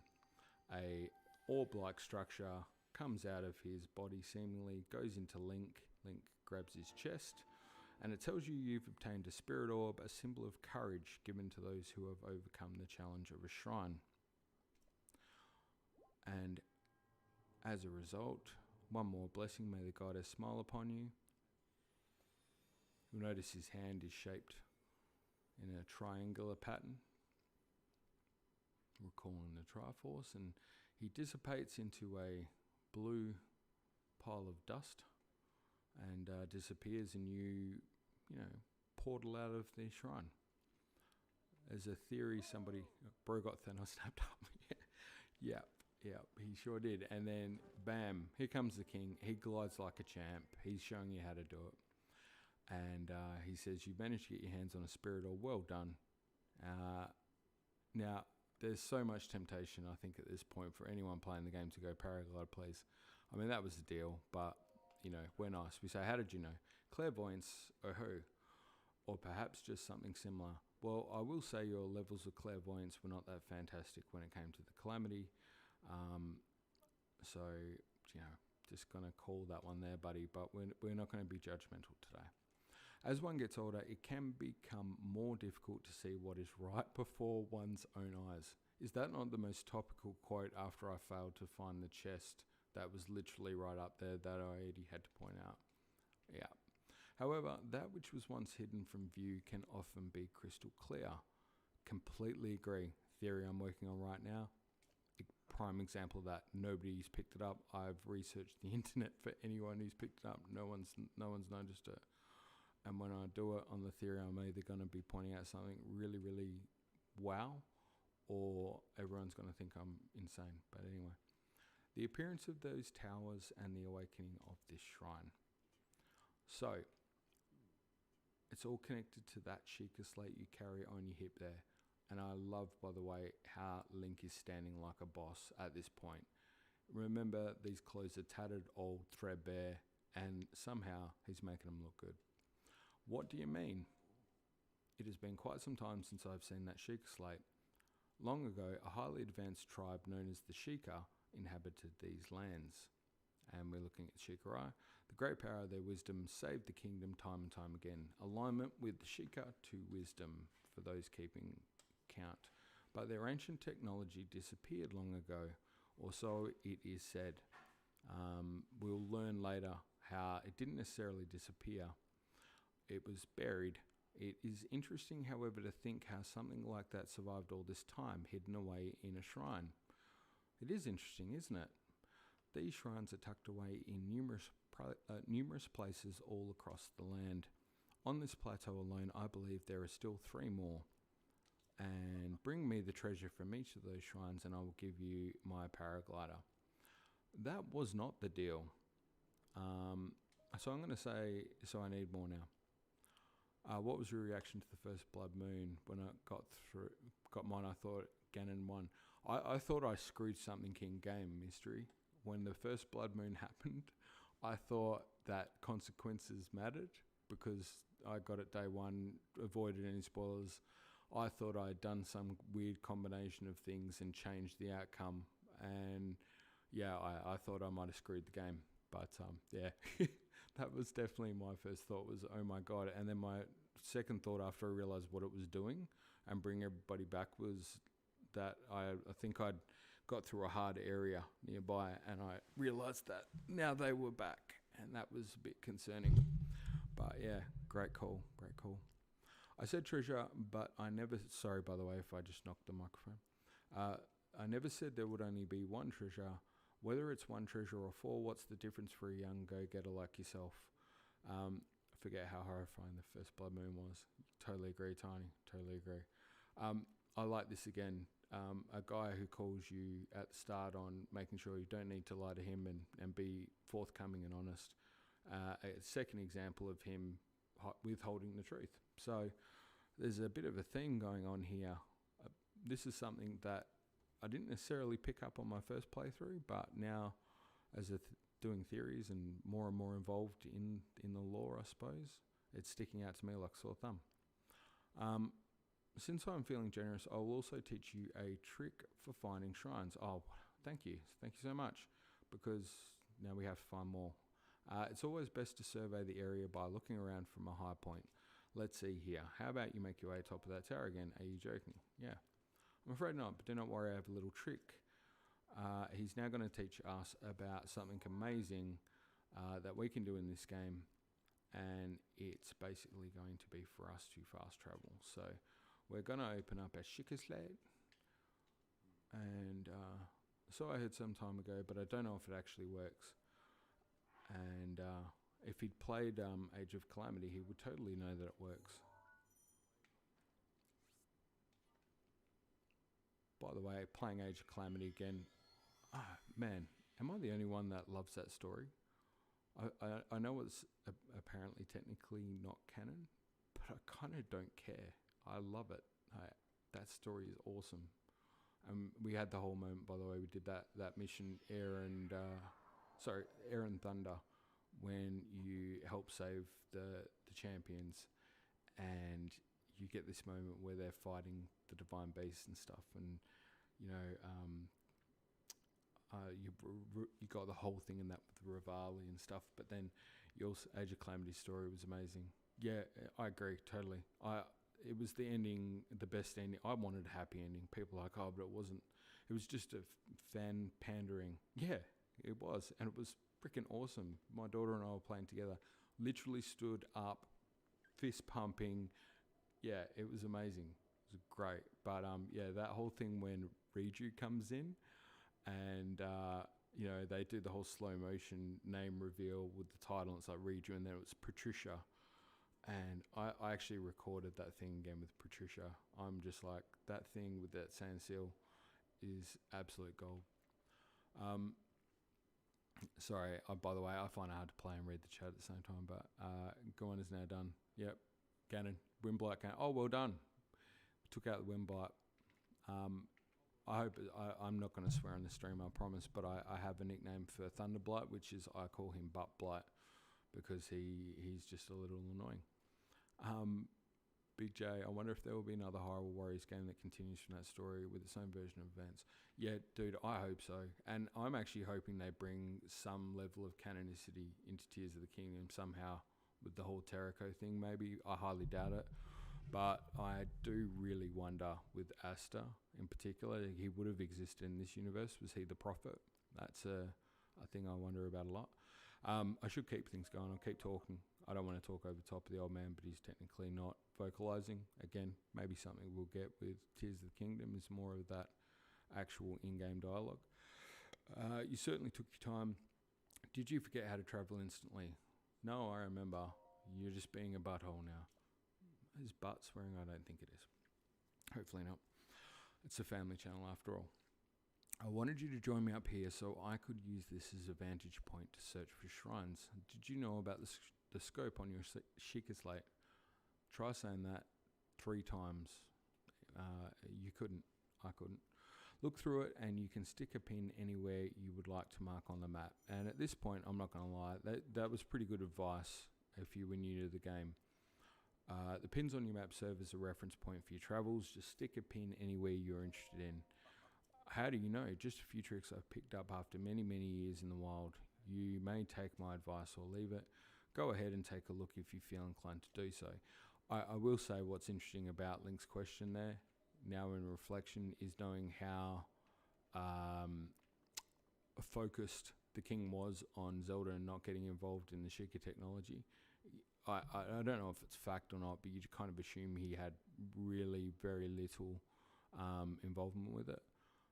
Thunderblight, more like Freaka Blight. Yeah, love that.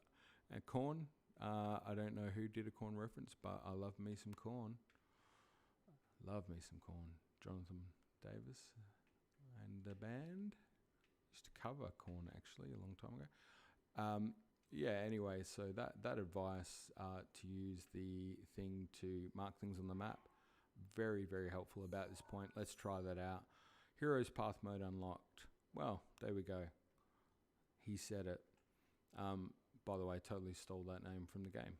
It's really obvious, by the way, this wasn't a canny ho ho ho. I just thought it sounded really good as the name of what to do for a stream. And we'll open up Heroes Path mode, and by the way, if we press X on the map, it will do that, and it shows you where you've been in green. At the moment, it's pretty cool. It's showing us a path. It's almost like my conversation, rambling off onto different elements on the side. I got audio 15 minutes for a break. What did I miss? You missed pretty much nothing. Ramblings of a crazy lunatic. If you need to go to sleep later, AG, pop it on, stick it in the background. You'll be out like a light. But no, look, aside from that, what is good is being able to use that particular element to look ahead on the map and pin things. And so what we're going to do, we're going to use our Sheikah slate, and this is the right analog stick click in function. Somebody is probably going to tell me at some point there is a way to change the control scheme, and I'll probably do that because honestly, the amount of times I hit this button while I'm trying to use the right analog in combat is astounding. But we can use that to pop a pin, and you're going to look ahead and go, okay, well, there we go. We're going to drop one there. That's one shrine. What was that? Sorry, I'm just looking there. What's your favorite character to play in Hyrule Warriors Age of Calamity? Mipha for me. Mipha's awesome. Yeah, she's wicked. I'm not going to lie. I kind of like playing King Rome. So, you know, I think I am an old man. I hate to say it. There's a few reasons. Number one, he uses an axe, which is just cool. Number two, he does that whole outfit change, like as part of a thing, which is just hilarious. And he's got tiny little legs like me. But no, I actually like a lot of the characters. Maz Kosha, love that. I'm terrible with Zelda. My daughter plays Zelda really well. I don't mind playing as Link. Sidon's cool too. Yeah, Mipha and Sidon are very cool. There's a lot of cool characters. What about yourself, Tony? That's right, you said Mipha. Yeah, that's where we got that. I'd be interested to see anybody else's thoughts on that. Option menu, Dan says, to change the click of the button. I will do that outside of the stream. I think I'm wasting enough time just for you guys in terms of rambling and not playing. By the way, we've managed to get so far 1 shrine, and I've highlighted 2 using the cool pin technique, and we're about to just pop a 3rd one there. If you're looking on the mini map, we've now got 3 prongs of attack, and this is where again the choice with Breath of the Wild comes into play. Whoops, sorry, knocked the table. Depending on who you are and what you're about, you might take these in any particular option you like. I think personally the way that they've laid it out is, again, good design by Nintendo. They've made sure there's one a lot closer to your location, so you're more likely to go in that direction. And who are we to argue with Nintendo? I will time and time again be the first to say their abilities in handling good old-fashioned quality gameplay that you and the family can enjoy, almost second to none. So I'm going to take their recommendation and go in their preferred direction. I'm going to try my best this time to not die, but wow, did a great job there. You should, by the way, really have taken this slow. And if you want to know how to take it slow, accidentally fall off and kill your character the first time, and you'll very carefully climb down each one of those steps afterwards because you feel horrible that you just killed Link because you were too lazy to take it slow. If you also suffer from those levels of anxiety and feeling bad about things, welcome to the club. Great to have you on board. If you don't, I'm so jealous that you can actually get through things like that and not feel bad about what you've just done to this poor guy because you were too lazy to concentrate. This is what I do with a game character that's not real. It's pathetic, but funny. I gotta go for now. Thanks, Mystery. You take care, dude. Thanks for joining in. You're awesome, and you are hilarious and beautiful. All the best to you, buddy. Keep being awesome. Catch you, champ. All right, so we're heading off in the direction of that shrine. I'm actually trying to get some progress on the game for anyone who is tuned in or would be watching for the sake of actually trying to figure things out. And we've got a little thing down there in terms of a chest. Always definitely worth grabbing anything along the way. Again, you're going to hear those sort of ABCs, always be collecting. Again, cleverly put there with our new power to use Magnesis. AOC is amazing. I got a feeling if T-bar, Reju, Unova and Sidon appear in T's, AOC might be pseudo-canon. I got to explain later on, lol. Yep, that could be a theory. We look forward to that, OG. Definitely. I wouldn't mind thinking that there's kind of an element to what they did with Age of Calamity that it kind of almost hints that it could in some way be made canon if they want it to. I think Nintendo quite cleverly leave some things open-ended just for that reason. New timeline hint. Yeah, fair call. I could show my hand in so many ways with theories I've got going because I've got too many of them to complete in time myself. But needless to say, time as a mechanic in time in this series is ripe for so many theories. And I'll certainly be touching on one of those myself soon. Soft canon reboot, like Pokemon Black and White. Yeah, fair call. Fair call. I've never really got I had the chance, in my later age since I became responsible as a parent and had to work. I was working before and I was always responsible, but you never get as much time to game as when you're younger, that's for sure. And for anyone who is a parent out there at the moment listening, a little bit older like me, number one, never say never. Gaming is great and you make the time because it's worth it. I will warn you though, by the way, this is a Guardian, and this is a warning to not try to take on a Guardian when you're at this level. We are, however, going to take on that bat because he's just going to be annoying. Big J, try parrying the garden beam with the shield. Okay. Alright, so I have done this before. I can't remember for the life of me what parry is. Focus. You beat me to it. Yeah, which one's the parry button? I can't remember. Isn't it a button from memory? It's not just the shield. You don't just whip the shit up. Like, you got to do something with it, surely. Hold out shield, then press A. Yes, alright. Alright. It's been a while. My timing's pretty shocking, but let's go for it. This will be the end of the no death run if I screw it up. So, we better try and get this right.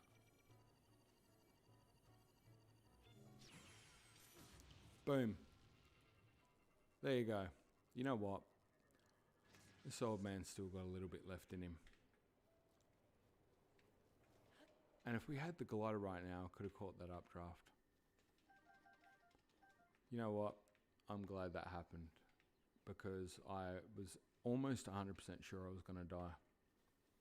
So, take that as kismet or some sort of karma for my audio going completely haywire compared to the testing and making the whole introduction of what was a nerve-wracking experience for me to be doubly nerve-wracking right at the start of a new thing.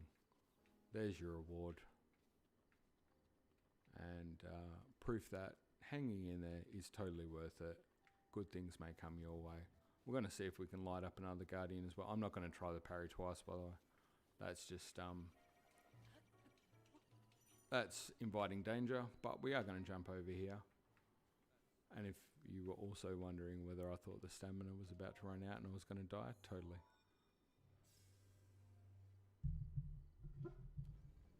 Parry shield, never mind, I'm back. Yeah, it happens. Yeah, no, I thought it was going to happen too, but I lived. It's awesome. Nintendo shirt.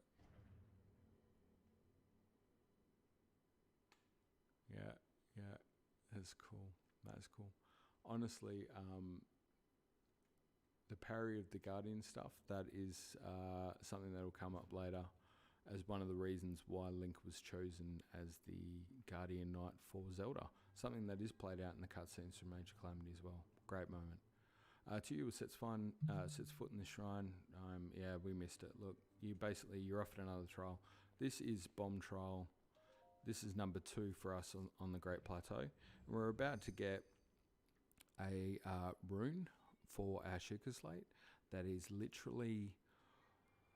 if there was one thing I love as much as the paraglider in this game, it is the bomb rune. And I asked earlier about whether people thought the Magnesis rune would make a return in some form in Tears of the Kingdom. Look, I wouldn't be devastated if it didn't. I will, however...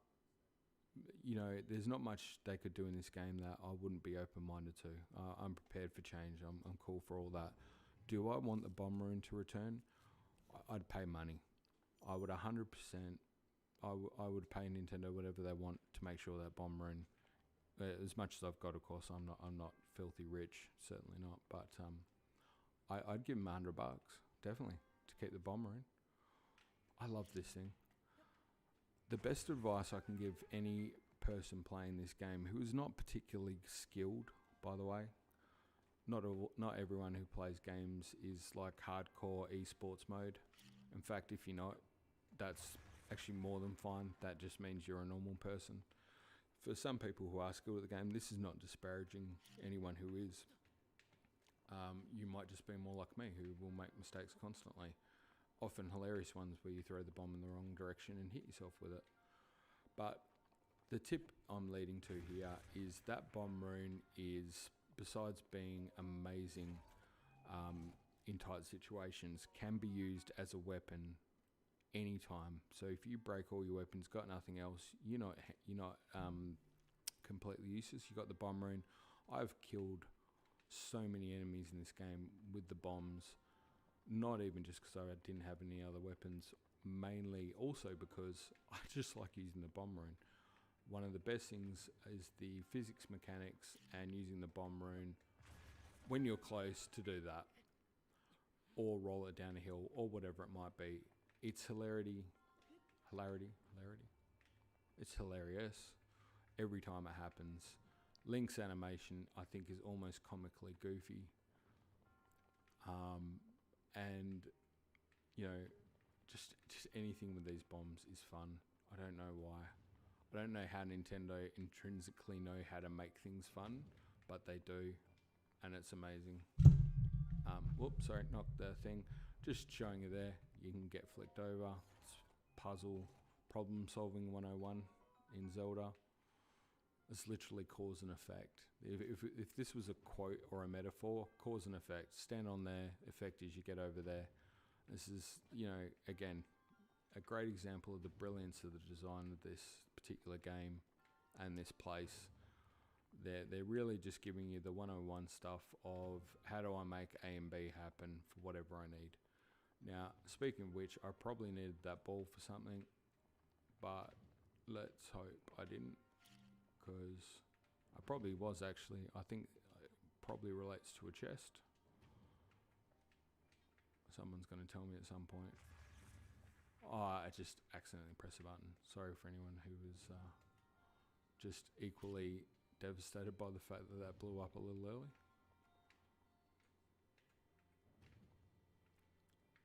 Now, consciously speaking,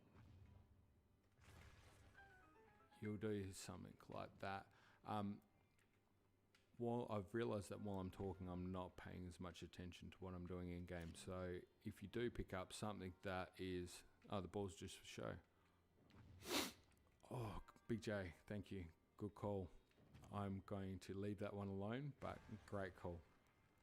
I don't want to say that's what she said. And I hope nobody gets that reference or I get in trouble for saying that. But The Office, American Office, is a very funny show.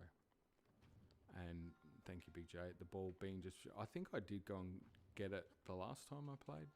It was twice I played through the game. And I went and got it for some reason and thought it was for a reason. And you're probably right, it isn't. But alluding to the point earlier, there's always a chest. We got that one when we got flicked over there. I think from memory, if you go to the map as well, it will show you in the game if you've collected the chests for the shrine. Or maybe I haven't unlocked that yet. I'd have to double check. Someone will call it probably in the comments. But yeah, it's if you're a completionist, and I certainly am, and doing a completion run where you really want to crack the 100%. Thanks, mate. You did. Yeah, if you want to crack the game 100% it, you'll definitely want to check each of these shrines, make sure you get the chests. Particularly annoying as well when you forget and you've moved on to something else, and then you realise that it's been a while since you've checked that sort of thing, and then you'll go back and have a look and realise you missed one, and then you have to go through a lot of the shrine again. I personally like the shrines. I find them quite fun. I know a lot of people find them frustrating though, so that's probably a good tip for new starters. Gosh, it's got me feeling nostalgic. Breath of the Wild got me back in the game in a big way. Wild, this is 6 years old. Tiny, totes agree. Bro, how many times did he say balls? You got me to say it again, Mystery. Well done. Good job. I totally agree with feeling nostalgic. Writing one of the scripts for the theories coming up, was talking about, it was actually kind of a little bit, I was thinking about doing a video on it, on just kind of responding to people's concern about Tears of the Kingdom, because Nintendo haven't got footage out at the moment, which is, a little surprising for some, particularly they didn't do the Game Awards. I thought they would have from a marketing standpoint, but in different ways. Oh yeah, we're not doing that. We're not doing that now. But I actually, now at this stage, I'm super happy that they haven't, and I'm not exactly comfortable with it. I'm in love with the fact that they haven't, mainly because I think it speaks volumes of what's coming down the line for Tears of the Kingdom. I've been calling it for a while. I think there's a big reveal coming with it, and they don't want us to know too much at all because they don't want to spoil the surprise, and I'm good with that. I actually think that's awesome, because going back to the nostalgia with this, when I played this game, and why I'm doing this stream now, actually, let's put that in perspective, because if you'd asked me a while ago if I would have been on social media at all, I would have said no, never been on it, couldn't see myself going on it, had no interest in it. And would I be making YouTube videos? No. Would I stream a game? Couldn't even consider how that would be a possible thing. and all of it is a result of this game. And I say that because I played it and I was immediately brought into feeling like I was when I played the first Legend of Zelda as a kid, and the exploration and the sense of wonder and just this, like, which way do I want to go? What do I want to do? It was so gobsmackingly awesome that it took me back to a time in gaming and a love of gaming I hadn't felt in a long time. That was awesome in itself, but not only that, you know when you get something that you just can't talk enough about, that you annoy the crap out of other people when you do, because I certainly did that. To the point with my own family, my wife and daughter, where I talked the game up so many times and played it so much that they eventually, conceded to humour me and play themselves. And so, we kind of pulled our money together and made it happen, and we all got a Switch and we all played together separately but together, and it was amazing. By the way, we've got a bee's nest over there, and this is a great example of the environmental stuff and, what you can do and what you can't do and what the consequences are. And you hit that and you think, wow, that'd be cool. Wonder if I can get that. And you can.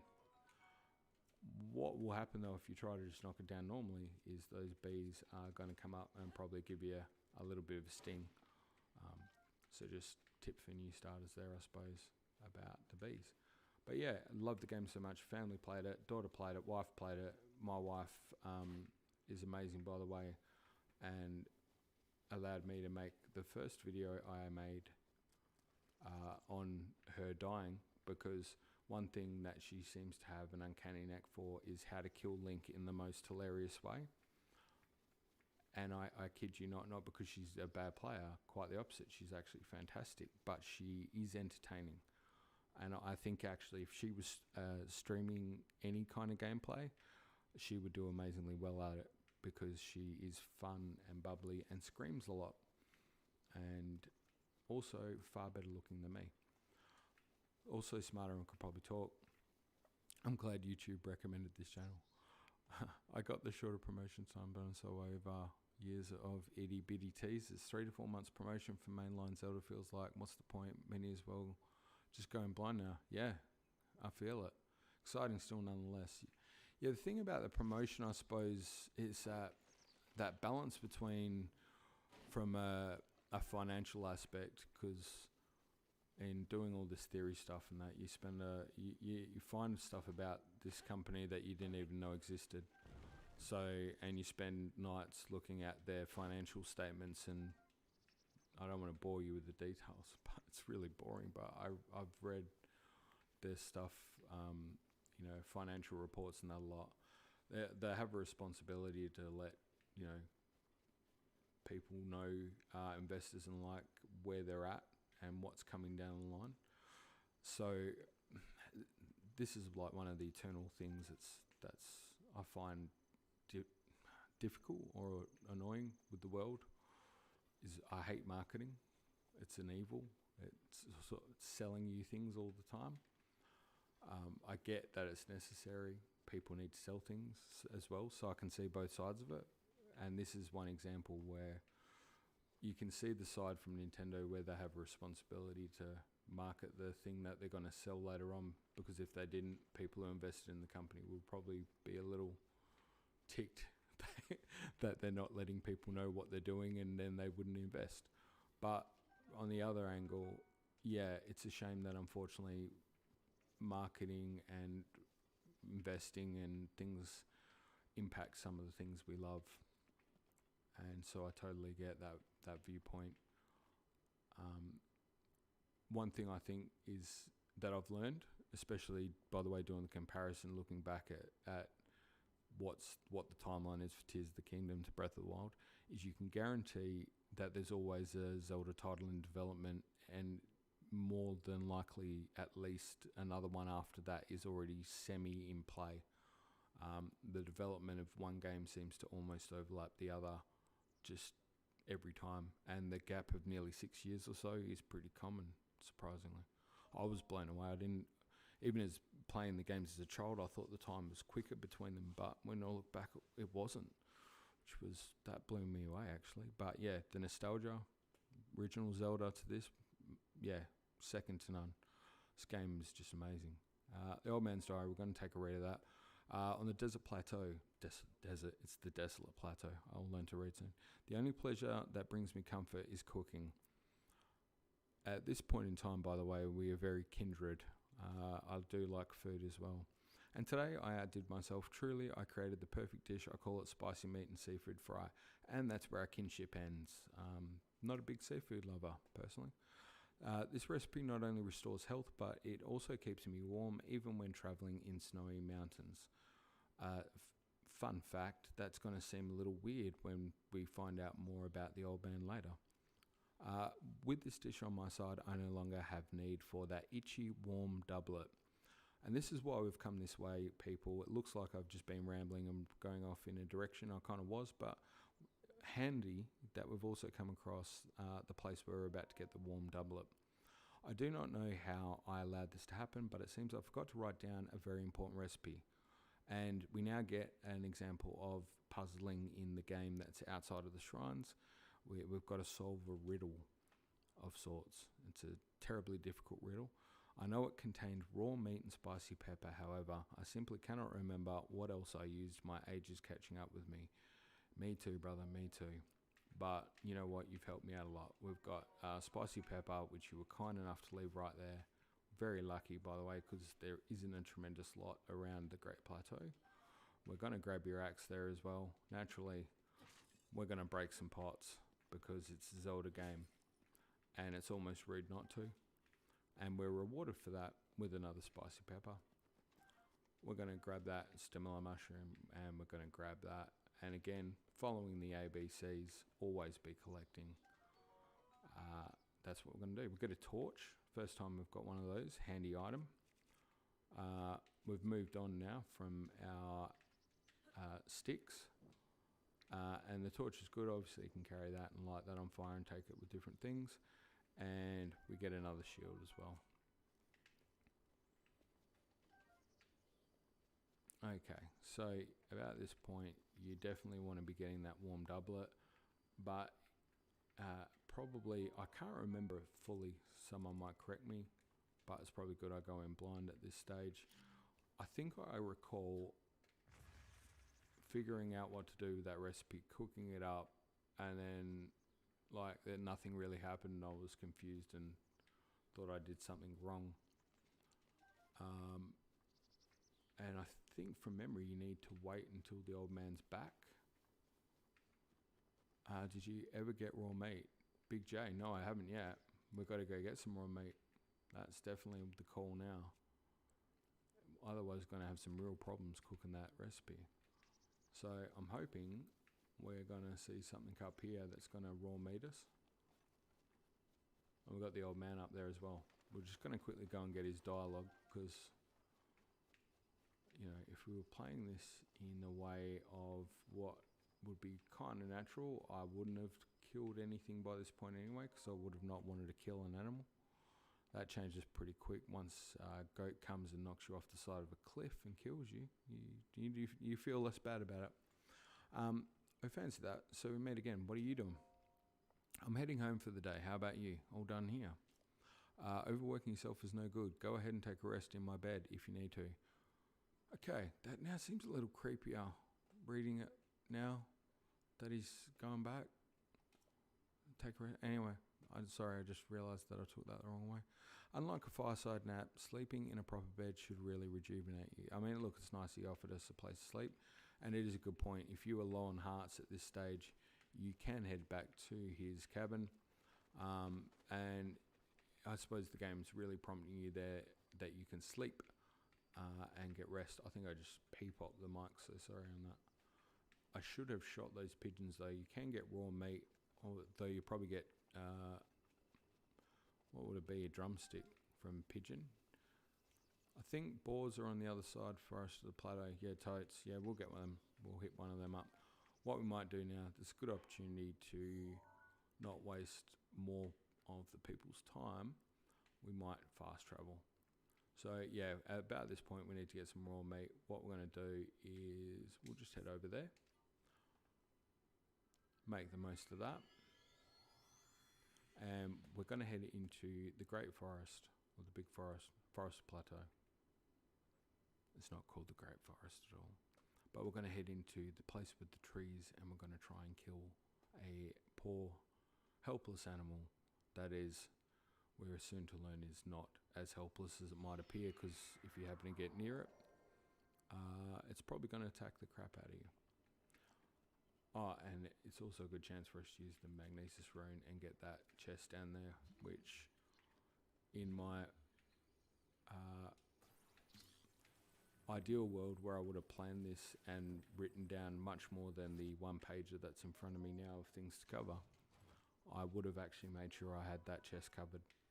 There's also a few other little secrets along the way that I'm guaranteeing I'm skipping over, because I had this great plan, by the way, of covering all the cool tips. You know, all the cool kids are doing it. This is where you get all the cool stuff on the plateau. But that didn't happen, unfortunately. If you were, by the way, if you were looking for materials, I'm pretty sure if you smash all of those, some of them might have something, or at least later in the game they do. Oh yeah, butterfly time. A, B, C, always be collecting. You're going to get sick of this. I'm waiting for comments where it's just like, somebody starts saying, please do stop collecting everything. And I'll understand, but it's going to be a hard habit to change. By the way, if you're looking at that muck and you think, oh, that doesn't look inviting, should I go in there? Don't. It's going to kill you. But worth having a look. I think there is something around there, some sort of treasure. There we go. Oh, and here we go, there's a little puzzle. This is a good one to try and take on, I think. And Korok seed from memory. I reckon Big J will know. He's all over it. Oh. Hitting a miss. Okay. The physics are absolutely on it. Find using motion controls and use analog input for aiming tasks superior than just analog input. Big J, I have no doubt it is superior, and I believe your skills at it would be on fire. I can tell you that my skills with the motion controls on this game are infuriating. I just suck at the motion controls in this game. I'm reasonably good at Skyward Sword motion controls. I don't know if it's because it's a sword and a shield, which I've got some experience in moving with. But for some reason, me trying to move this motion control thing, I'm using the Switch Pro controller, by the way. Trying to use the Switch Pro controller as a motion controller is maybe part of the problem. I wonder if the cut content Malice Poison Water will come back into play in Tears of the Kingdom. Malice is coming into play in Tears of the Kingdom big time. Oh, how handy. In terms of the Malice Poison Water. Okay, so yeah, theory-wise, I disagree with some of the info out there on the whole Malice aspect, and how it's presented, or the Malice pools. Maybe it's how it's described in the translations. I'm not sure 100% on the origin of some of these things, but Malice, look, I could be wrong. Beat Skyward Sword today, funnily enough, so the brain's fuzzy. Love it. If you beat Skyward Sword, great game.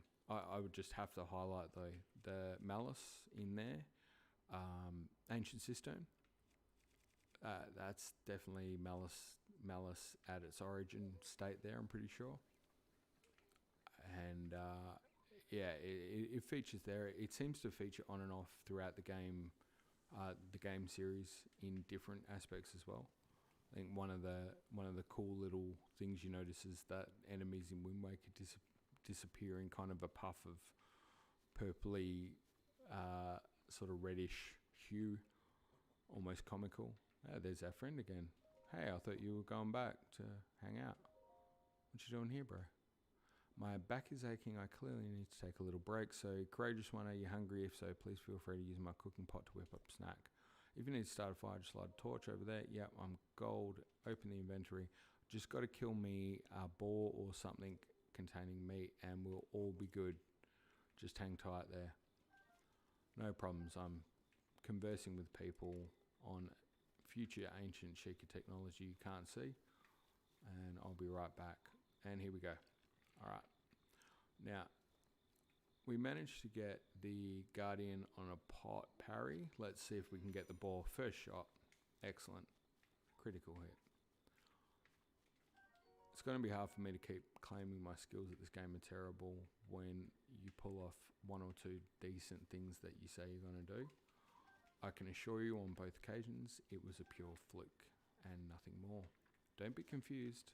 I really am not skilled at all at this game, nor representing any kind of quality to do, I think, what level Big J would do anyway. I reckon he's a big gangster. Big J, do you stream? Because it sounds like you got some skills, and if anyone else out there wants to check it out, they might want to know your deets. So if you do stream, or you put your game up on some platform like Twitch or whatever, let people know.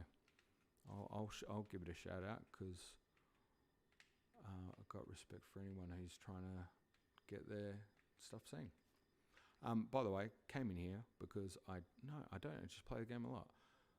Man, there's something for you. You could try that out. Just show people how to do stuff with the motion controls. There's a video. Look at me. I'll get everyone to make YouTube videos by the end of the day. We've found a little secret. There's a little flower. I wanted to come in here and show you this because you don't see them around all the time. But this is like one of the many categories where Koroks come up as a hint. I'm going to make the decision, I think, at this stage, because I wasn't sure how the whole streaming thing would go, to be fair with you all. And I don't have a lot of experience in streams. I have no experience streaming as a gamer, and not a whole heap as a viewer, a little bit. But what little bit I do have in seeing other people stream a game is that they were very good at it and engaging, and they had a plan, and they kind of, you would watch along, or in instances for me anyway, I watched along, really keen to see the game progress. So realizing that I want to try and aim to at least seem to progress, I will. He's out. He's having a sneeze. I love it. I'm going to try to avoid doing something I would typically do on a playthrough of this game, which is now just get completely distracted and do everything in the forest. Unless anyone has anything particular they want to see there for now. One thing I could do is maybe call it a side quest as part of the stream, and still do it and happily stream it, but maybe for anyone who wants to follow along with the main part of the game and doesn't want to go to that level of obsessive collection, they wouldn't need to watch it. Food for thought, get some comments, put it out to you guys if you have a response, love to know. That's it for you, Dan. See you later. Yep, totes agree. Well past my 2 hours. We're at 2.5 hours and I'm still going. I'm going to stick with this one, keep going. You guys don't feel free like you have to hang around, but I think we might as well try and knock out the shrines. I'd really like to see us get to that point. So what I was coming in here for was to see if we could possibly find out where the details were about the old man and what we're cooking, and from memory, it's not there. I'm late as can be, but I'm here. Darth, you just tagged Dan. For those who don't know, Dan is in our Discord. He is a sage. He is one of the mods there and just a total champ and all-round good guy. And Darth Asgarath there, Hero of the Stars, is also a mod. Funnily enough, the person who was kind enough to chat with me about some theory stuff involved in one of them, and also the man who kind enough to get me involved in Discord and in a realm I was completely out of my mind to do, and also had no experience in, but he's a great guy, and good to have you on board. As welcome, mate. He's a champion, legend, has an awesome beard too, by the way. So the idea, by the way, here was to do some cooking for the old man, because we want to get that warm doublet. And Big J, if you're in there, I know you play games a lot, dude, feel free to correct me if I'm wrong. We need to do the seafood and meat So we're going to combine that. Didn't need the shout out. Thanks, mate. Of course, why would you not shout? I'll shout out anyone who wants to put their name up there. I think cook that recipe now. Yeah, Hyrule bass, peppers, and raw meat. That's what I was going for, Big J. That's the confirmation any person needs when they're streaming and trying to act like they know what they're doing, and clearly they don't. I should really probably cook more than one pepper, just to make sure the effects are stronger. So this is our first cooking. You get this cool animation when you cook, by the way. Link gets excited, does the double fist pump there. Possibly one of my favourite things in the game. And we've got a spicy meat and seafood fry. Now, again, reading description, grants low level cold resistance. Low level. Filling dish made by cooking fresh seafood and meat together. So this is telling you get 7 hearts. You get a 5 on one of those and 2 more. So 7 hearts total. And it's telling you you're going to get 8 minutes 30 of cold resistance.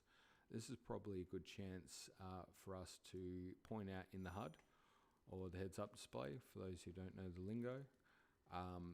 That down in the bottom corner there, you've generally got a few items we haven't talked about yet. One of them is a temperature gauge. Know that if you're a person driving a car, that's not telling you the level of your aircon or fuel. Do you prefer food or hearts? As in for upgrade, I like to do a balance.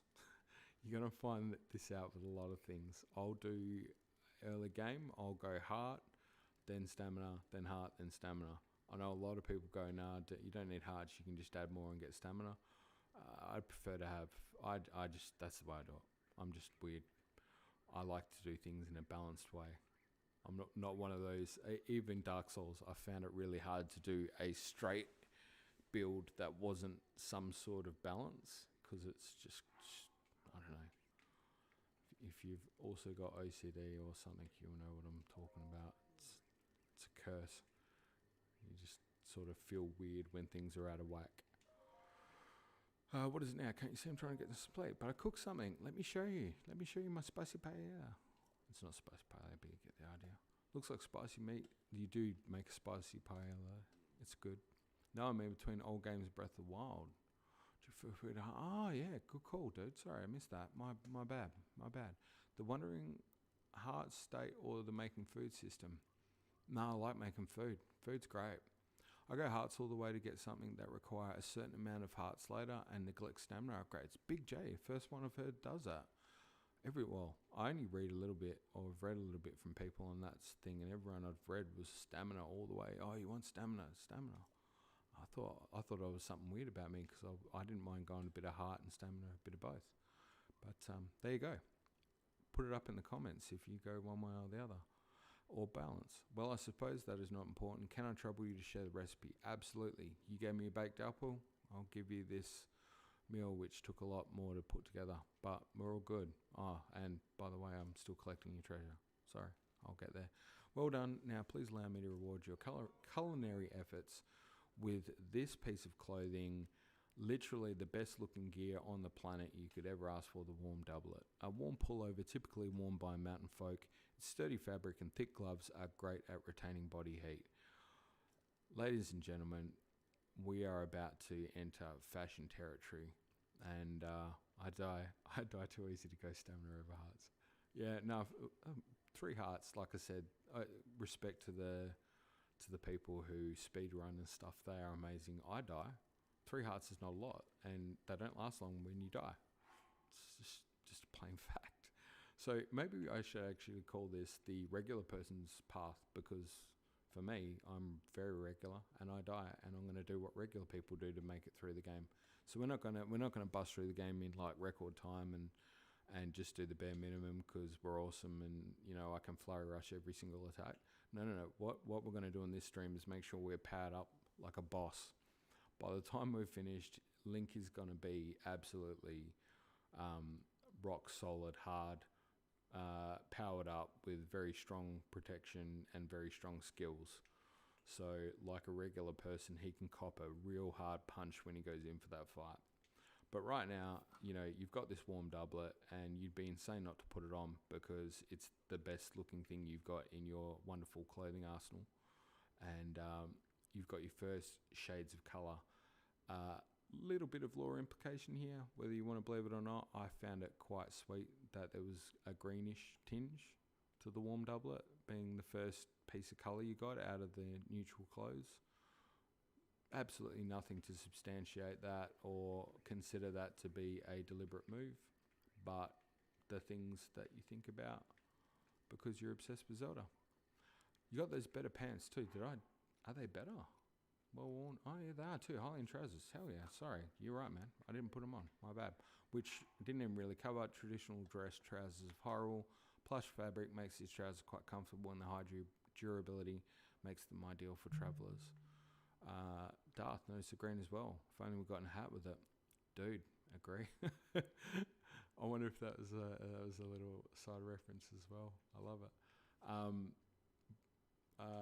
Also, there's occasions with these clothes where you might be able to get double ups. You know, you might find an item of clothing and also be able to buy it.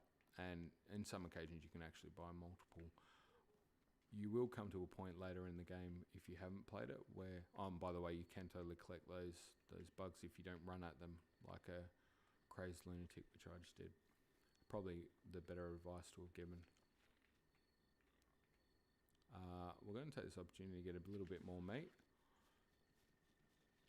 Actually, no, we're going to take this opportunity to do something hilarious, which is watch me fail to kill an animal and then try to chase it and then run out of stamina, but continue chasing it. And this is now going to become one of those weird things that shouldn't have done, but you said you're going to do it. And it could be entertaining or it could just be absolute stupidity. Where did he go? Style-wise, can't go wrong with a full set of Hylian gear. Totally agree. I shouldn't have got distracted by the chat because I'm going to find that ball. He's got it. I can't leave him injured. If this was any kind of realistic sort of game, that ball would be limping right now. And there you go. I can be critical of Breath of the Wild.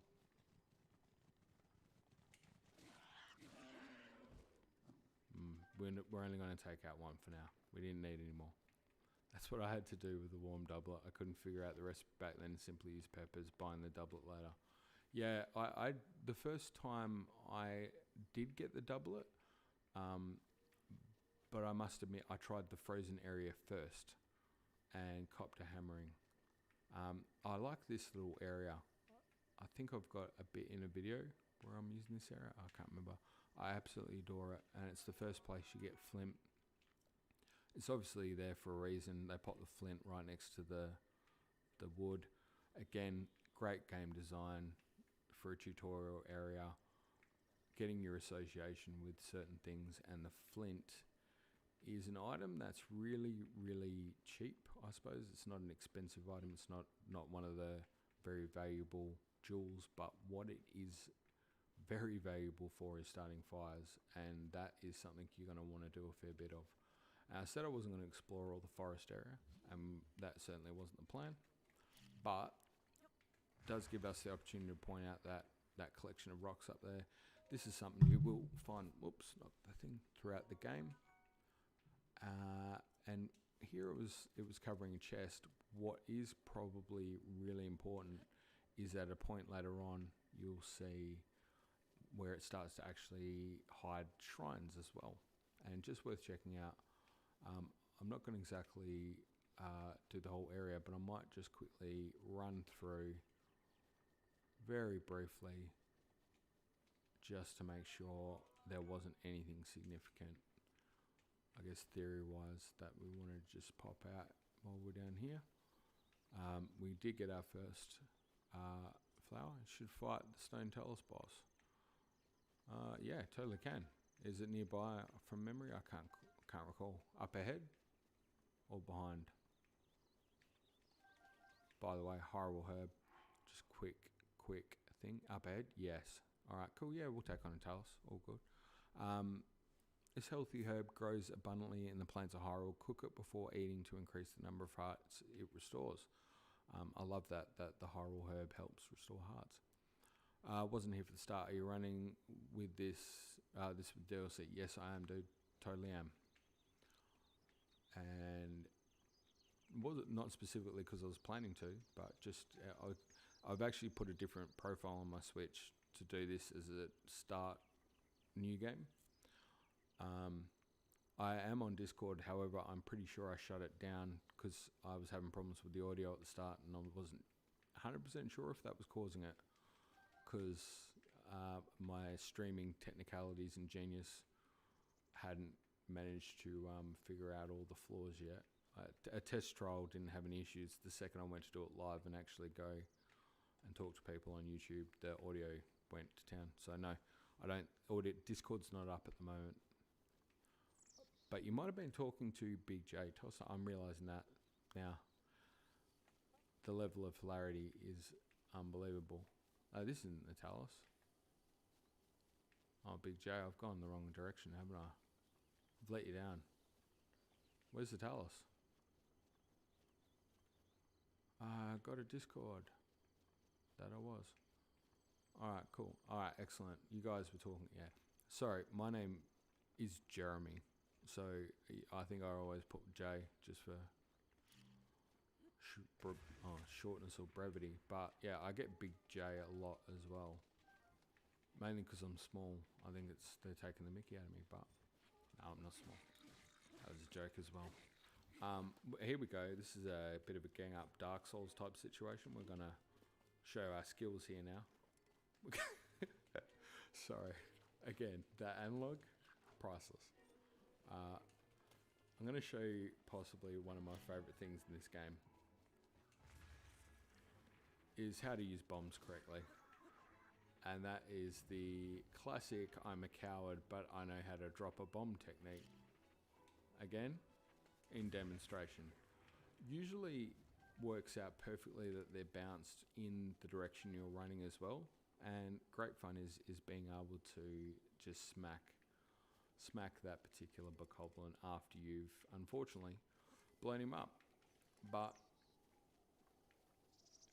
you know, one of the things in the new game, there seems to be change in the bokoblins and moblins. One question I have is, will they have improved AI to know when they're chasing you to watch out for that bomb one? Because they do pick up the bombs, by the way. At certain points they will see you and they will come and kick the bombs in your direction or back at you. Go straight. That's great. Oh! We copped a hit. Okay. Oh, timed that terribly.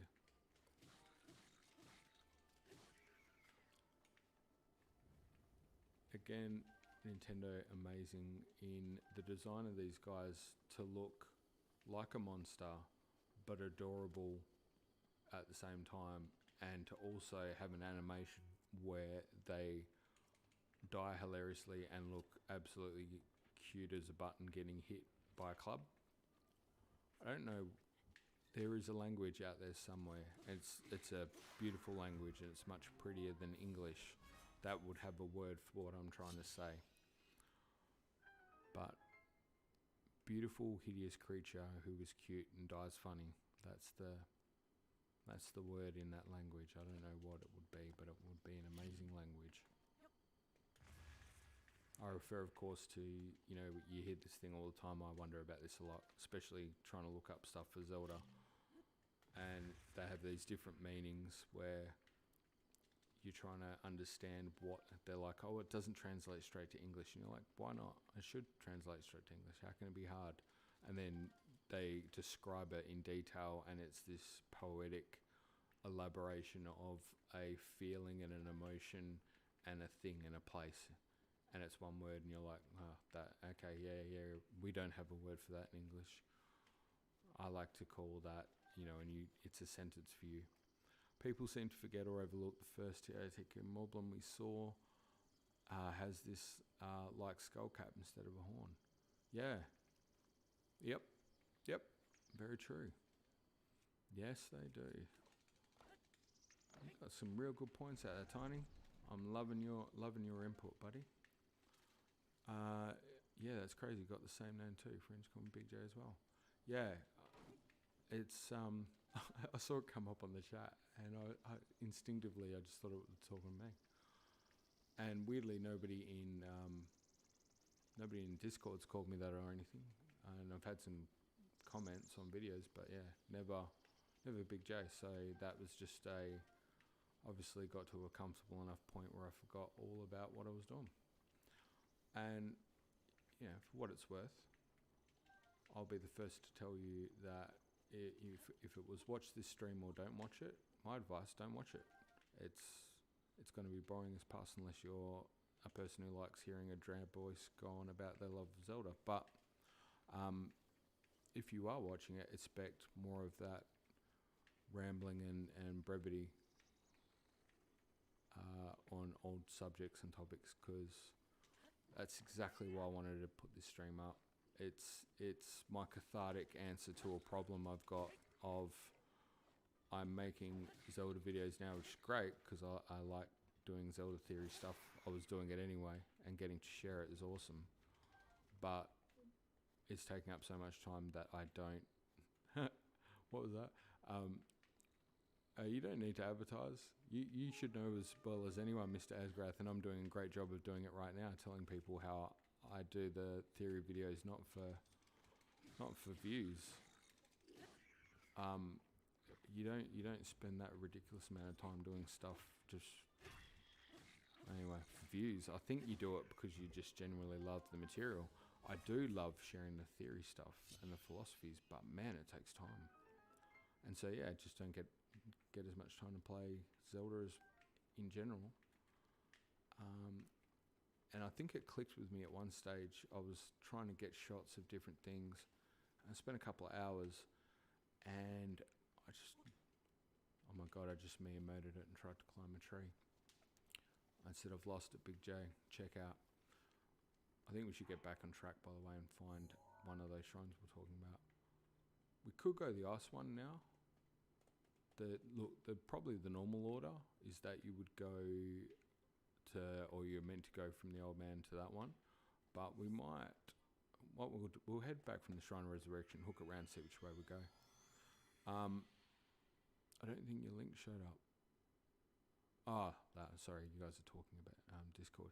Yeah. Sorry, going back to the point at hand, it got to a point where I just realised that I'd made X amount of videos or whatever, not a lot, nothing compared to a lot of people out there or anything. Damn right, I'm not saying I'm in a bad spot for that, but I realised I hadn't actually played Breath of the Wild in over 6 months to any degree. Like I hadn't, in all the time I'd spent in it, it was literally all trying to get a shot and just running around with Link at different things. And I realised how much I actually missed playing the game.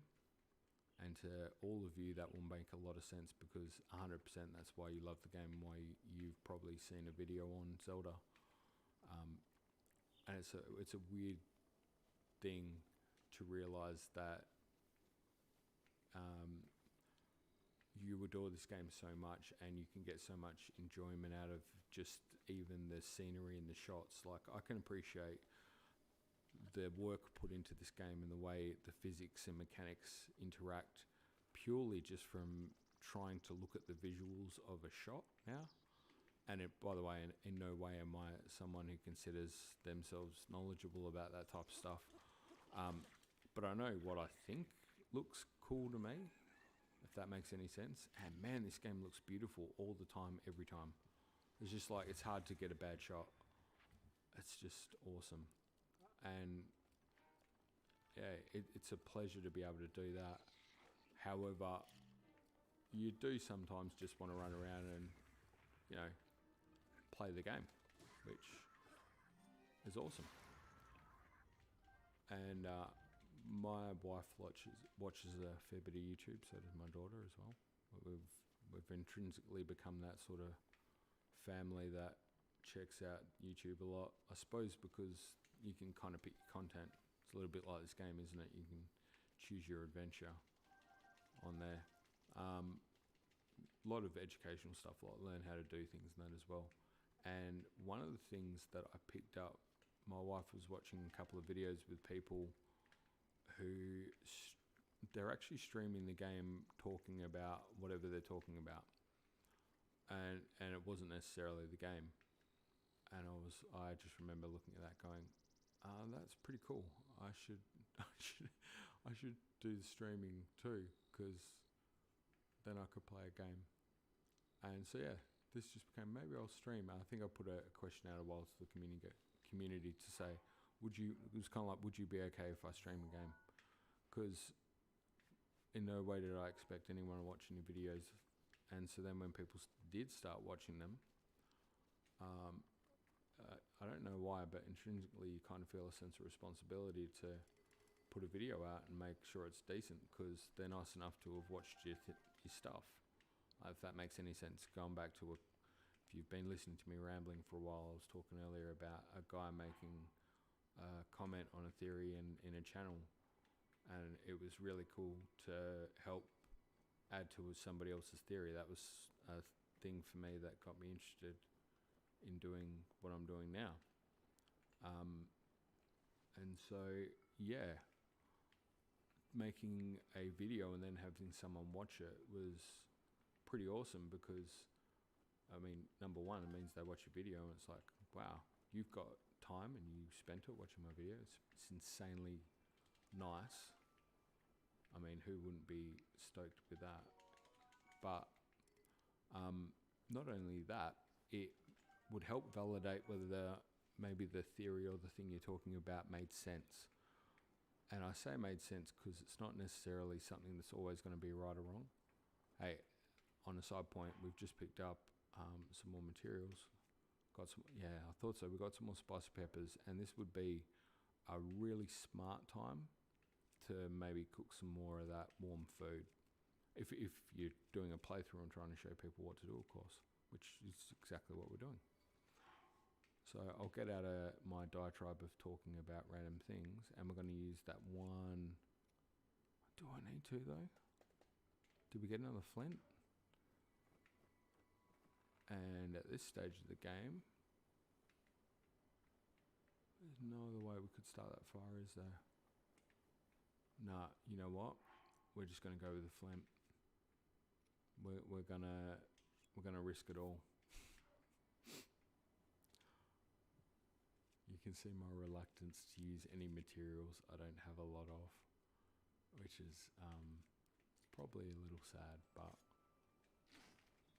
it's as a person playing this game, you're like, I might need that, and that is probably again a tip that I would have totally covered by now if I was following any kind of plan, is that when you get materials in this game, absolutely, they're there to be used. So do that. Don't do what I do, which is obsessively keep a lot of them probably longer than you should or in greater quantities than you should.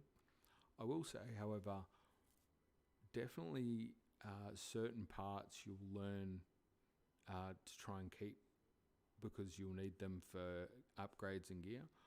However, definitely always try to keep at least one or two of most things, because you'll be shocked at how often you need one or two of most things for a reason. You don't need to make the food for the cold with your warm doublet on for the shrine in the Icy Mountain. I thought so, Big J. I did, and I'm in complete agreement with you there. I'm going to take the opportunity, though. I'll just knock one up as an example of what I would have done, I suppose, in an older playthrough. Is just better to be safe than sorry type thing. Cause I'm pretty sure that's exactly what I did. I came in here the first time with nothing. The first time I came in the ice area, no warm doublet. I hadn't cooked, and I had nothing for the cold. And this was the first time, like most people probably, or maybe you're a lot smarter than me, I don't know.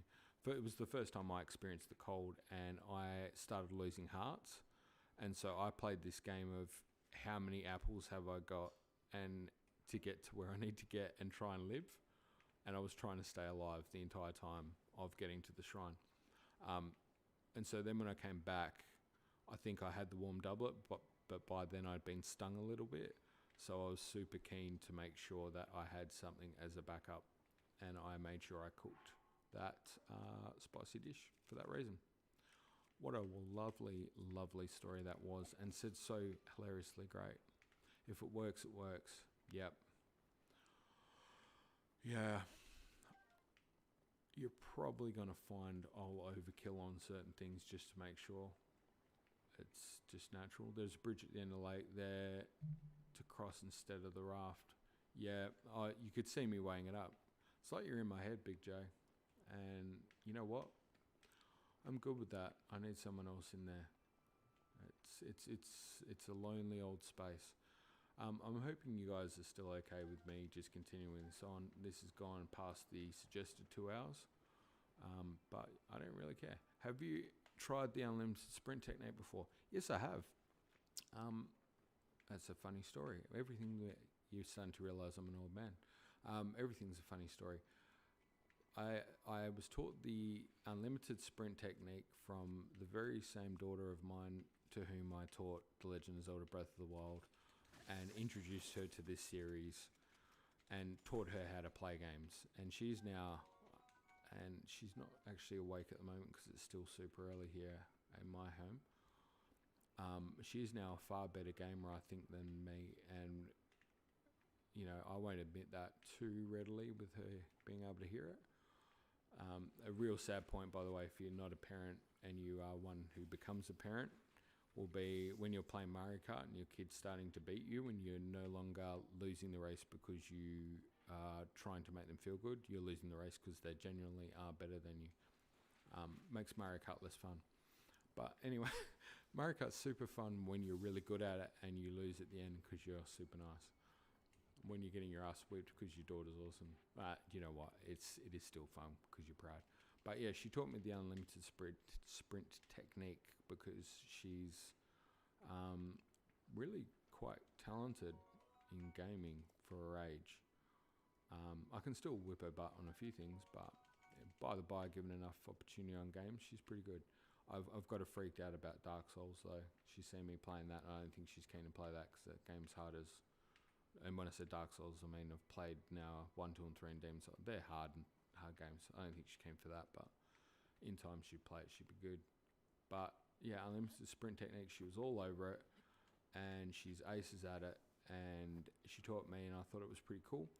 The whistling drives me nuts, and I couldn't possibly do it because of that reason. So yeah, I hope you guys aren't looking for just someone who's really good at the sprint technique, because that's not me.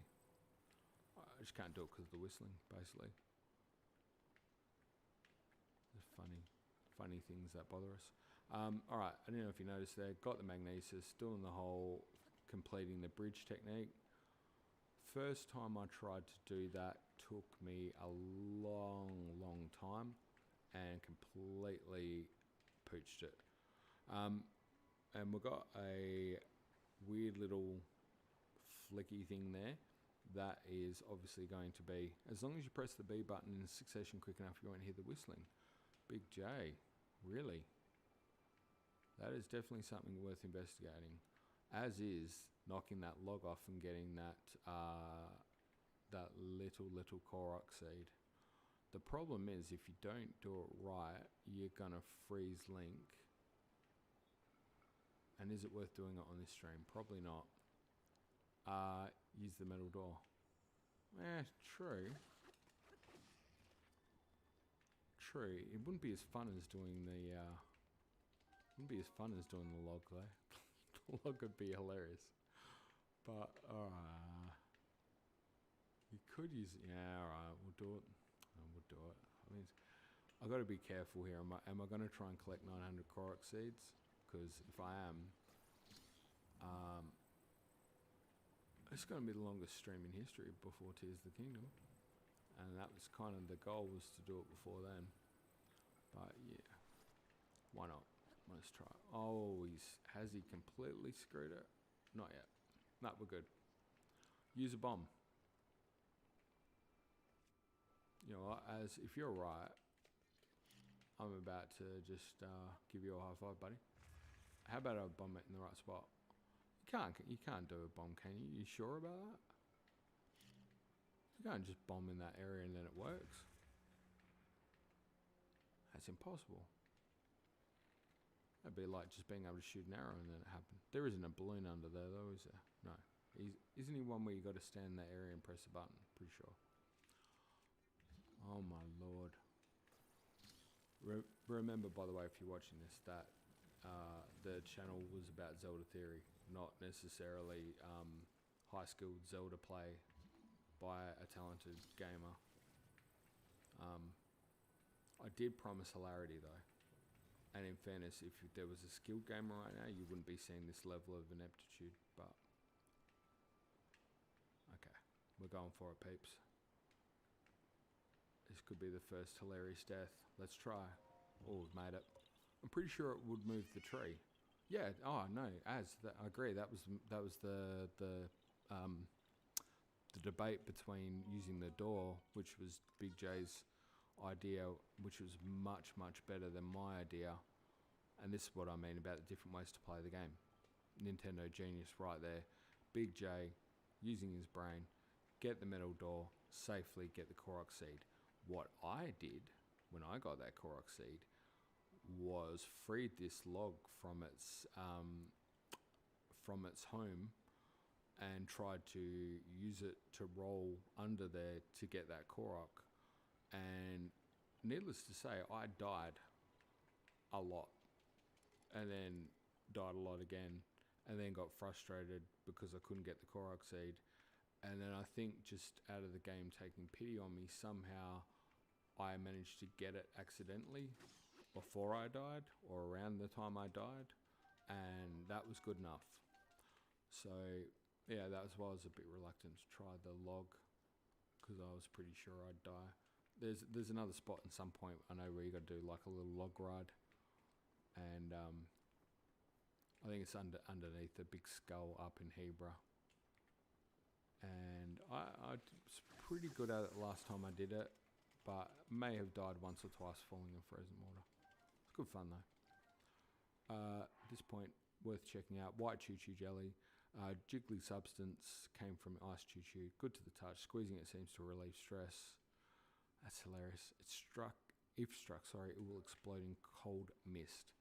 Now, there's going to be some people out there who are extremely talented in this game. Will tell you exactly the good reason to read that is certain enemy types are susceptible to different weather or different attributes. So if you apply the old Dungeons and Dragons type RPG mechanic approach to these things, fire and ice tend to go against each other. Water and electricity pretty handy. These are the type of things you'll take note of. And so if you're finding yourself up by the way, I've got hit by those every time. What a champ. Find yourself up against a particularly tough enemy, not sure what to do. If there's some sort of attribute that are worth... Yeah, thanks, dude. Oh my god, you too, Az. I'm obsessively terrible when I'm watching someone else play the game and their heart's low. I'm like, you need to eat. You need health. Like, it's do or die at that point. I also get worried when my fuel tank gets on the half, so that's the level of assurity there. Okay, you know what we're going to do? We're going to go back to my favourite technique here of common sense. Use a bomb. Shouldn't even waste your time with those things. They'd be in trouble. And ABC, always be collecting. You're probably wondering why I went to the trouble of coming down here. Definitely worth your while. I'll highlight this in case anyone is watching this for gameplay reasons or not the ability of me to put you to sleep. Here is a nice little secret that you might not know about, but if you come to this point on the Great Plateau, there's a waterfall, or plateau. I totally Aussie-ockered the crap out of that, so it sounded terrible. Great Plateau, under here, under this waterfall area, early in-game, really handy to find bits of treasure that are going to help you. And this one has some great stuff. I'm immediately going to get rid of that rusted broadsword. No use for you anymore. We just got ourselves a nice clean fresh soldier's broadsword. A sword brandished by the soldiers who once protected Hyrule Castle. Its durable blade is well tuned for slaying monsters. God, that's a good description. That's just poetry right there. Okay, 5 arrows, almost gold. One thing about this game, if you see arrows, collect them. If you can buy arrows, buy them. If you think you've got enough arrows, you don't. Probably sounds a bit over the top. I'm happy to have anyone either confirm or deny that in comments. But you can have like 100 arrows and be pretty sure you'll never need any more arrows again. And within an hour of gameplay, you will suddenly need more arrows. It is amazing how quick you can go through arrows in this game. And look, if I'm being fair, I think that's actually a fair comment to say for most role-playing action-y type games where arrows are involved as a finite resource. It's not like one of those cool games where you got like 1 billion arrows. Yeah, even having 999 is not enough. Completely agree. We're talking a resource that needs an extra digit. We should be cracking in the thousands for arrows. It's actually, arrows in itself is a funny one. That one of the debates, linearity, and Breath of the Wild doesn't. It's not linear. It's open world, and it totally is. Completely agree, wholehearted. But one of the arguments about heading in this particular direction for the development team is, and I sort of agree with this, is that in some of the games you'd have to get the item in the dungeon to beat the dungeon. Oh, that was a rookie mistake. And you probably want to lock on to those guys, not swing in the other direction and maybe get hit again. Just saying.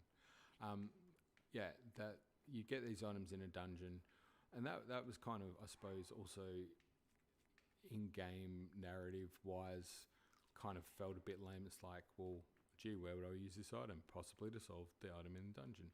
But, they kind of were of this opinion that you'd have to have a certain way of progressing, and that I think there was a comment somewhere along the line that if you didn't have enough arrows or whatever, you'd have to leave the dungeon and go out and get them and come back, and that's just not the kind of gameplay sort of you want it to feel more fluid or whatever.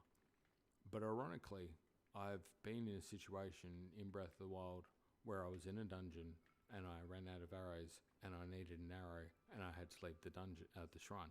So it did actually play out exactly the same, albeit slightly different here. Good chance for me to turn around, take in that stunning view. That's the shrine we're heading to. You're probably wondering why I'm now climbing this mountain though, when we're meant to be going to the shrine.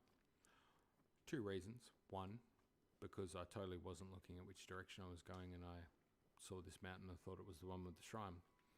But secondly, let's just take that opportunity to act like this was deliberate, because I'm fairly sure the top of this mountain also holds something of interest for us.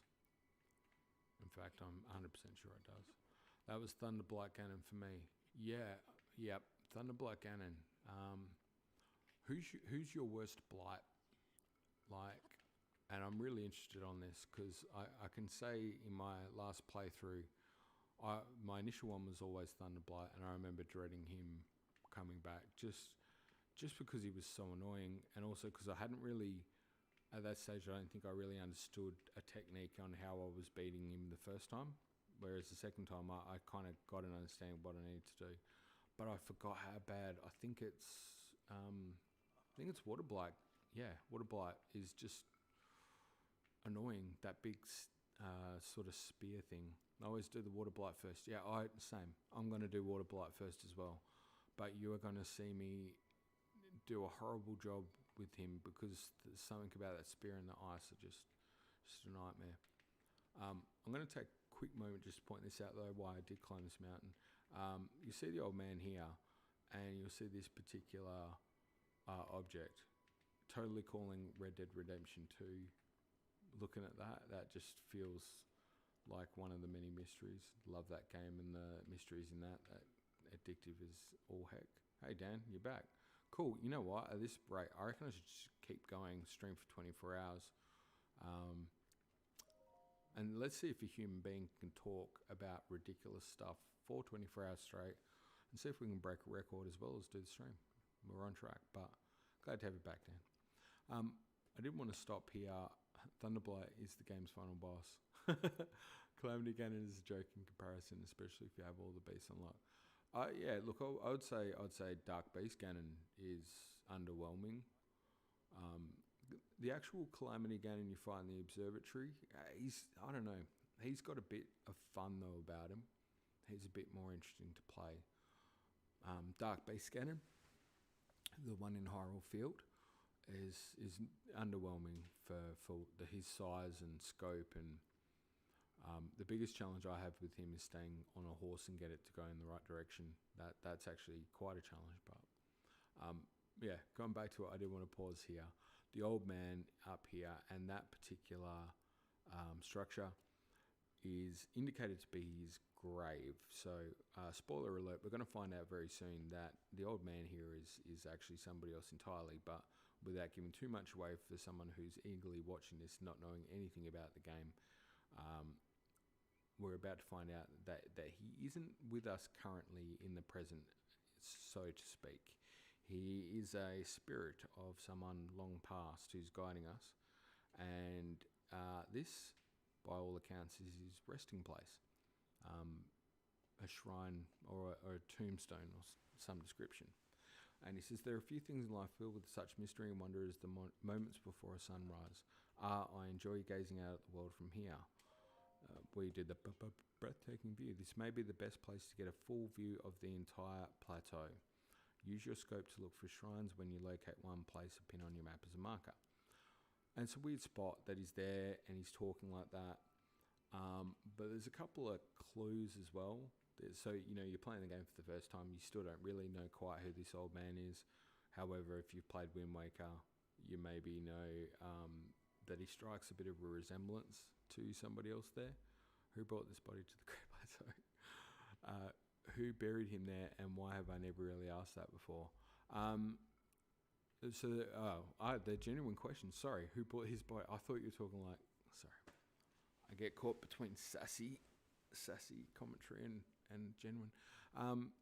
Who brought his body to the Great Plateau? The Sheikah apparently returned to collect him after.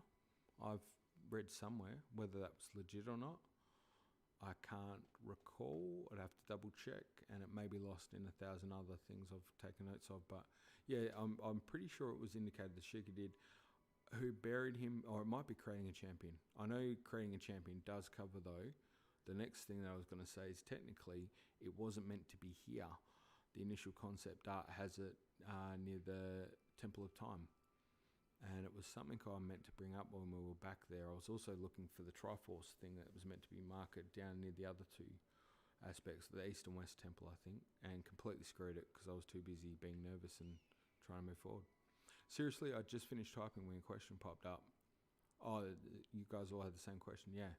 Okay, so my understanding is, and I'm probably going to be corrected, after the situation happened where Zelda went back and just mad bossed straight towards the biggest calamity that you've ever seen on her own and went, yep, give me some, I'm about to hold you back for 100 years, which, foreshadowing, by the way, on my behalf, awfully a move a lot like her counterpart of Zelda in Skyward Sword, who also went to seal a guy for a long time. Weird coincidence there as well. But yeah, when she did that, she arrested the calamity in sense that it sort of gave her a reprieve, and obviously that's where the kingdom sort of rebuilt to the point you wake up now. There's that whole old generation, new generation thing. It's reflected a lot in the dialogue where, this land's still ravaged from it, but there's this period afterwards where, the land starts to rebuild, and basically you start getting merchants traveling a little bit, and guys decide to create the stables as a way to help with that, like they create a connection and the like. So the lore behind the world is amazing, and I'll try and do a much better job of explaining it as we go along. But obviously in that environment, it became safer for people to return to the castle. And one of the biggest clues you've got for that in this game anyway is some of the characters later refer to going to the castle to get treasures. And it kind of indicates that there's some sort of, not necessarily looting, but they could go there and maybe get swords used by the ancient knights or whatever it might be. But that there's also an indication that it's becoming more difficult to do so now, because as Zelda's grip on the Calamity is starting to loosen, You know, there's more monsters and guardians around that area and the castle in particular. So I think the dialogue from one of the characters in the stables near there is like, you know, it used to be so easy just when she was younger. She used to just go there as a matter of course, like it was super easy, just popping down to grab a bottle of milk type situation. But now it was very difficult. So if you put that in perspective, you know, the Sheikah, after the situation happened with Link and Zelda at Fortino, Zelda commanded, or not commanded, she probably did. She asked the Sheikah obviously to take Link to the Shrine of Resurrection. It's understood that Robbie and Pura also sort of had some help there with that and might have been involved. There is accounts of what they all did after, but certainly the Sheikah's involvement in terms of ensuring that the ancient technology was a focus, that they split their research up away from each other, was all activity designed to try and fight for another day.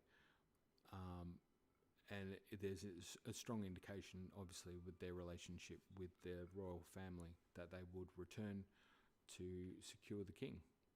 Because I guess another way of looking at it, you know, the loyalty that Impa has shown Zelda, if you kind of follow that through with the loyalty that the Sheikah would have had with the king, and although a previous king had been a total loser, there's a much harsher word I want to say, but in the chronology it explains a king who actually rejected the Sheikah, kicked them out, banned them, and you know, all sorts of nasty things. By the way, look at that bird in the background. This game's amazing.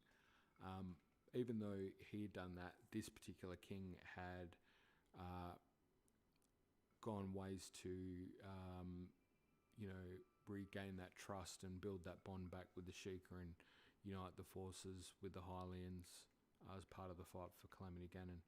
And I think they, as just as much as anyone else, would have been devastated to know that he died in the Calamity attack. So yeah, I didn't mean that to sound too serious. Sorry if I did.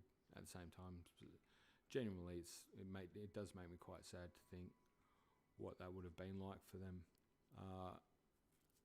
Everybody concerned, I think, that must have been devastating. So many people died.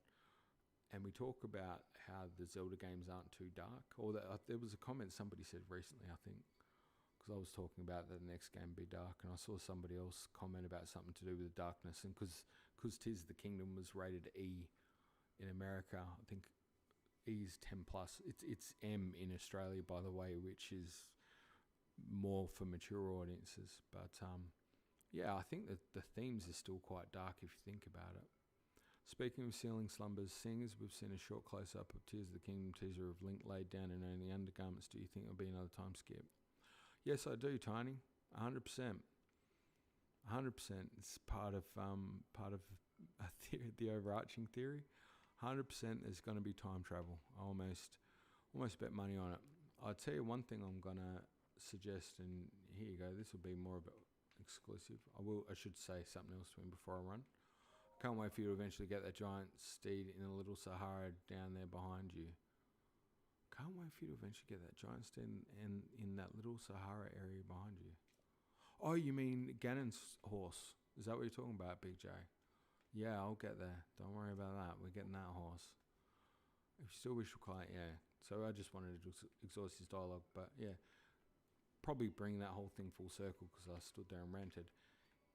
To find him up here at that place kind of should get you thinking about what is that thing and why is it here and why is he here? And his comment about looking at the sun and all kind of makes that connection. And, you know, this to me is like Theory 101 stuff, which I love, where you sound like a crazed lunatic pointing it out, but then when the evidence is confirmed, it's beautiful because all the clues were there. And when you find out after the fact, people are like, oh my God, when it was so good, all these clues were there, but who could have thought about it? It's when a theorist puts it through, sometimes you feel like a lunatic, but it's the great part of the game. And the other part that you could miss easily is you notice he's carrying a lamp there, and I think a thing that's pertinent with that is a lot of the times in old Zelda games, spirits tend to carry a lamp or a lantern. So yeah, couple of neat little things there, theory wise, but really interesting. And hello. Do we think we will learn how to dive in Tears of the Kingdom? He totally dives now. He does that. He does that when you're paragliding. I think, oh, you mean as in underwater and not just to the surface and bob back up? Yeah, we talked about that earlier. I think underwater exploration is coming. I would like to hope it will. Let's just say it's more of a hope than I'm more hopeful than I am sure. I 100% think we're going to see more than just Sky Islands, though. The whole lands beyond or something. Again, that's part of the other theories. There's more coming. There is definitely more coming. My question is going to be how much of it is going to be actually just straight map out versus how much of it is going to be... Oh, it still worked. How much of it's going to be interdimensional or different sort of realm or type thing. I think that will be a feature of the game as well as underground aspects. What is your favourite Zelda game? Is that a question for me, Link, or for everybody? My favourite Zelda game... this is going to sound real lame and real corny, but I have to say it mainly because the first Zelda game, The Legend of Zelda, the first one, and not because it's the game I would play if I was stuck out on a desert island forever for the rest of my life, which I think I kind of almost would feel nostalgically like I should take it. Oh, we're going to learn one quick trick here, by the way, if we don't know how to do it. Field surf. I'd probably not pull the arrow out. But yeah, the reason I'd say the first Legend of Zelda game is because it was the first Zelda game I played. Imagine a sad little boy, little fat boy, so alone in the world, with not many friends. No, that pretty much was me, but I have a sense of humour. And I just remember being amazed seeing a Nintendo somewhere, and me and my friend saw one. We went to a shopping centre and lined up for 2 hours to see somebody play a Nintendo. We didn't get to play it. We saw them play it. It was the first Mario Brothers, and that was just mind-blowing. And following that up, we wanted to get a Nintendo, and I went and helped out. You could press Y as you go down shield surfing, do a cool little spin attack. Big J, you the man. Alright, you got to remind me to do that next time I'm actually doing some shield surfing for a reason. Tend to generally shield surf more than anything when there's no need to and the terrain's terrible.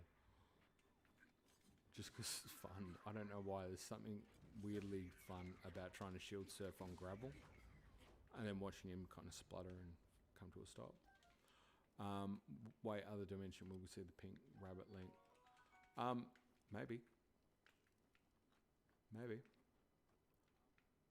Do I think that there's going to be some sort of Dark Realm implication? Hells yes. Heck yes, I should say. Will that be something we'll visit? I'm not sure. There's more coming on that, but there's a clear indication in that teaser trailer of they talk about the Sky Islands and additional features beyond that type thing. It's alluding to something else, and it's very vague. It's very open. It's perfect Nintendo. Look over here. Here's my hand. Look over here. But underlying meaning. So, put it this way. I was going to sort of cover this again in a theory coming up later, but there is going to be massive changes coming in this game for more reasons than I can count. But if anyone is telling you that Tears of the Kingdom is going to be like Breath of the Wild 2.0, what's the point? I've already played this map. Doesn't matter.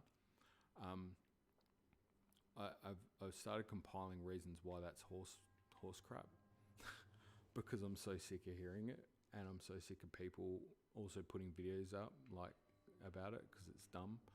But statistically speaking, if you went on something, I think somebody done some surveys, people playing Breath of the Wild, it takes minimum 50 hours to play the main storyline, and on average across 90 or every play style, it's like 92 hours on average of a playthrough. And for most of you who are probably watching this, like myself, you've probably done hundreds of hours, so you can see how those numbers are probably erring on the safe side. And the stats I did was comparing the trailers we've got now, which is about 3 minutes still, to a typical playthrough. And it works out, statistically speaking, at a number that's represented in scientific notation, which I do a bit of analytic stuff for work. When you're talking scientific notation, it's a number that's generally insignificant when you're talking about looking at things as a whole. I think it's 0.00005. And what that worked out, I couldn't explain it in a better way, so I kind of went, well, what would that be like in a movie? And if you were watching Spider-Man Homecoming, like if you sat down and watched that as a movie and you got your popcorn and you were all keyed up, the movie started, it fades into view, it would turn off at 4.8 seconds, and that's how much of the movie you would have seen of what a typical person might see in a minimum playthrough of 50 hours type situation.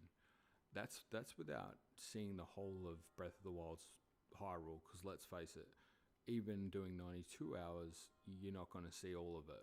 I mean, I don't know what my hero's path looks like for the couple of hours I've been running around. There's a few times where I've stopped and chatted, but start expanding that out, you could see how it would be quite the feat to cover everything worthwhile seeing in that time. And the reason I'm pointing that out is because last time I checked, anyway, none of us know anything more than any other person. We all know the same amount of things from what's come out of the trailers in terms of what was seen. We might be able to divine different views on certain things based on theorising or whatever, but by the by, how someone can have seen literally a blink and you'll miss it amount of footage that's been carefully tailored to ensure you have a view on the game that the company that's releasing it wants you to see, and then think they can safely say they know everything there is to be about what is in this game, is mind-boggling. It's just a level of confidence I don't have, let's just say that much. Yeah, okay, that was just trying to pull off a technique there that I never would do ever, which is use a Cronus block to block the Guardian. Now back to what I would do. Jump, Link, run. We should probably get food, by the way. Yeah, so that what I try to point out there is what the game would want you to do is do it properly. What I would do is go to town on this little guy with a club, because you can block his attack with ice, but then what do?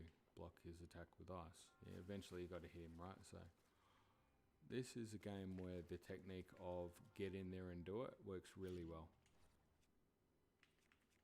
Defense is not always the best option, and I dare say Lionels are a great example of that. You're not going to live a long life if you come up against a Lionel and decide that you're just going to play it defensively, backing away all the time. They will kill you. Parry that robot's blast. Big J, I have successfully pulled off the shield parry. That is probably the one and only time in this game you're ever going to see me parry, dude. I'm not big on the old parry thing.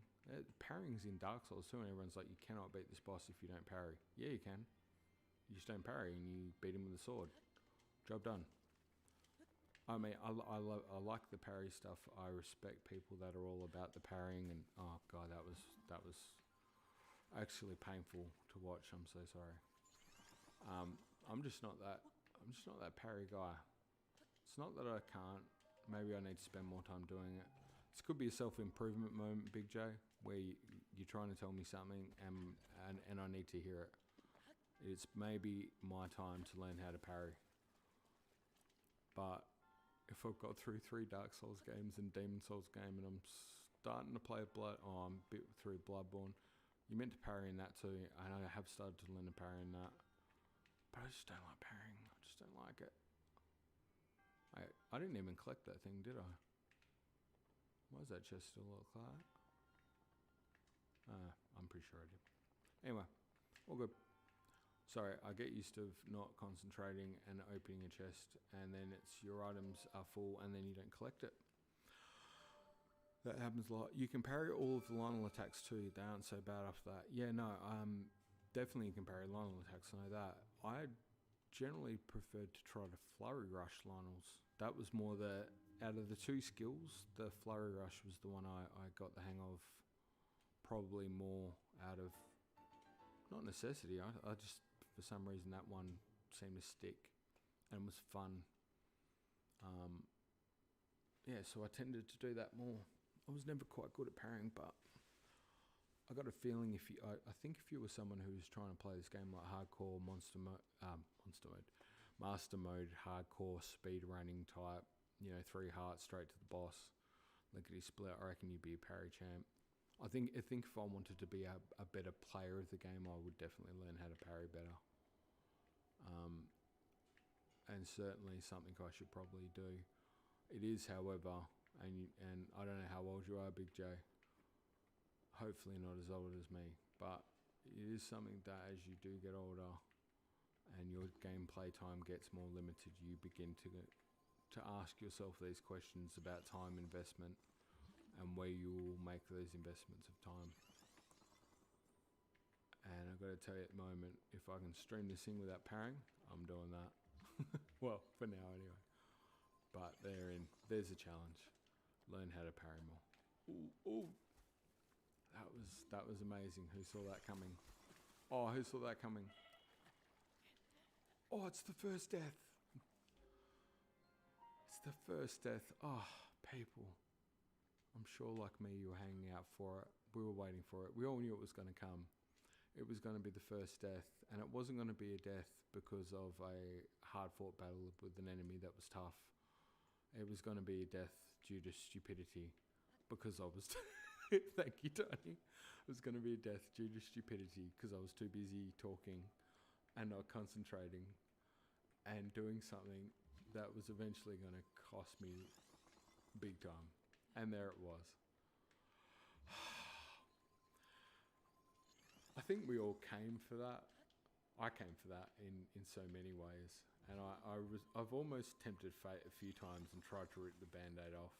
I was almost certain the first parry with the Guardian, I thought that was it. I was looking for it.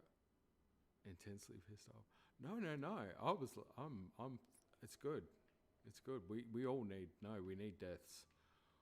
These are going to be the moments that we cherish. Oh, wait, can you... Sorry, I thought that could have been the moment, the sneaky follow-up death. Oh, you know what? He's a hungry little man. You get it, buddy. The sneaky follow-up death after the initial death, it just doesn't get any better. I don't know why. And by the way, I chopped that for a reason. Sometimes there's a weird little tree. If you've been looking for the 900 Koroks, you've probably done it. There's a weird little tree and you're like, that's weird. And you chop it.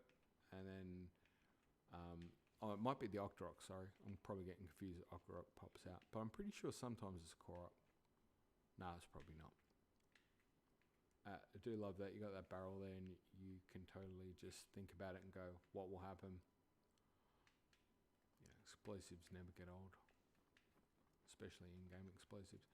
Alright, so about this point, I was about to run around, realising that's probably dumb. There he is. Rest in peace, little fella. Link. Why were you talking on a stream and not coming to save me in the castle? Alright, so that's what happens when you horse around. Don't take saving the princess seriously. You're going to pay the price. Try that shield surfing technique to get to the next shrine. Okay. What was that shield surf? You were jump and press B in the air. What? Press. Oh, yeah, wait. I think I know this. I think I have done that before. Is that like one you would do when you're doing the whole shield surfing down off the top of the mountain with the person who's a total shield surfer thing, and there's a competition, you win better shields? That made sense. Yeah, I think I did with her. But I'm doing a tremendous... Oh, God. I forgot the controls of this game so bad. Don't Dark Souls it. It's not Dark Souls. There's a sense of amazement that I have at how good it is that Nintendo and PlayStation, for example, and I think Xbox are the same, how the controls are exactly opposite for A and B type situations. So you go back when you want to go forward. Oh, you don't need to retract that statement, Big Jeff. You're like, dude, that is the most useless gameplay. You'd be 100% correct. I have completely screwed the buttons a few times there. Still, though, there isn't much of a hill to slide down so far. So even if we did get a bit of speed up, it's not going to be that great. But we'll proceed, because at least we are getting closer to the other shrine, and that's ultimately the goal.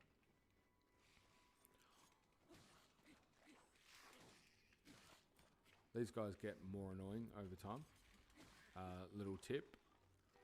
I got really excited when I was first playing the game. Okay. Oh, there's a third one. Okay. It's happened. We've hit the point in the stream where hilarity ensues. And...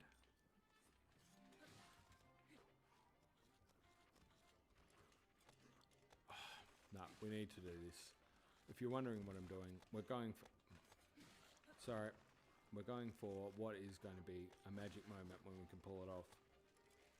Yes. Okay, cool. If you didn't know, you can grab their heads and take it away, and they really don't like it. But if you've ever seen AMC's The Walking Dead, I don't know, there's a sense of replaying themes here. And there's no way this is quite going to go how I'd picture it. It would be amazing if it did. But if you just follow me here, little lemmings, and jump over there. Oh, and they fall down. If you haven't done that in playing the game, I'm going to say one thing. I'm definitely not the best at parrying, nor is my shield surfing technique up to scratch for where it should be for a live stream. But if you've never got a bocoblin's head and led them around like a weird zombie horde behind you, you've missed an opportunity to appreciate one of the finer things in the game. So hopefully that was worth it. Now, we are determined to try and get... Oh, you'd have to be wide jumping. Loser. No wonder it's not working. Yep. Okay. Oh, it's going to end badly. Okay. That is also another tip. Try not to shield surf into icy waters. And also, when scared, press Y when you're surfing. Oh yeah. Gold. Probably not the time to do a Big J. And we just saw death number 2. Testing out the Y technique straight into a blue Bocoblin's bat. Remember that time a Bokoblin used us as target practice with the bat? That was a good time. Honestly, if you don't get a chuckle out of that, I feel sorry for you. Oh, no. Wait, Big J, you said this would damage enemies? Did you? Because if you did... Oh, wait. Okay.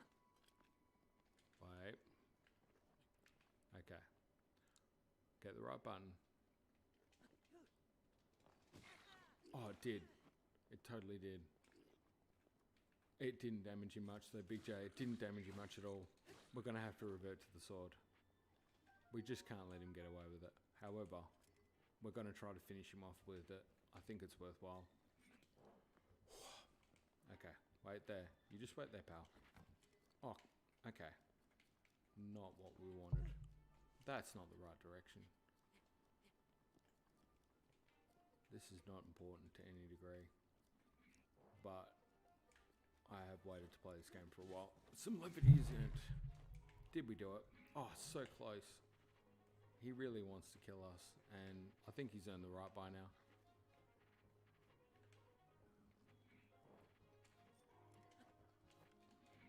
Oh no, don't hit him with a crossbow. Oh, it's not even a crossbow, it's a normal bow. I can't.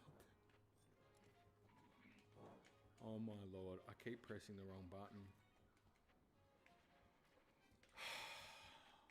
I'm really glad at this point in time that my family isn't awake. My wife and daughter saw this, I'd feel a little sad. Okay, honestly. Yeah, get ready to add one to that level as, because it is honestly like I have forgotten how to play the game. Oh gosh. Really, it's just not working out. Okay, why? Is there some reason why my muscle memory is not holding shield surfing?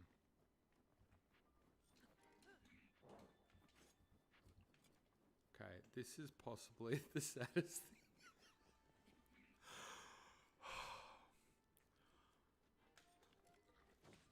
Oh my god. Okay. It shouldn't be that hard. Did I just glitch into the snow, or is that me?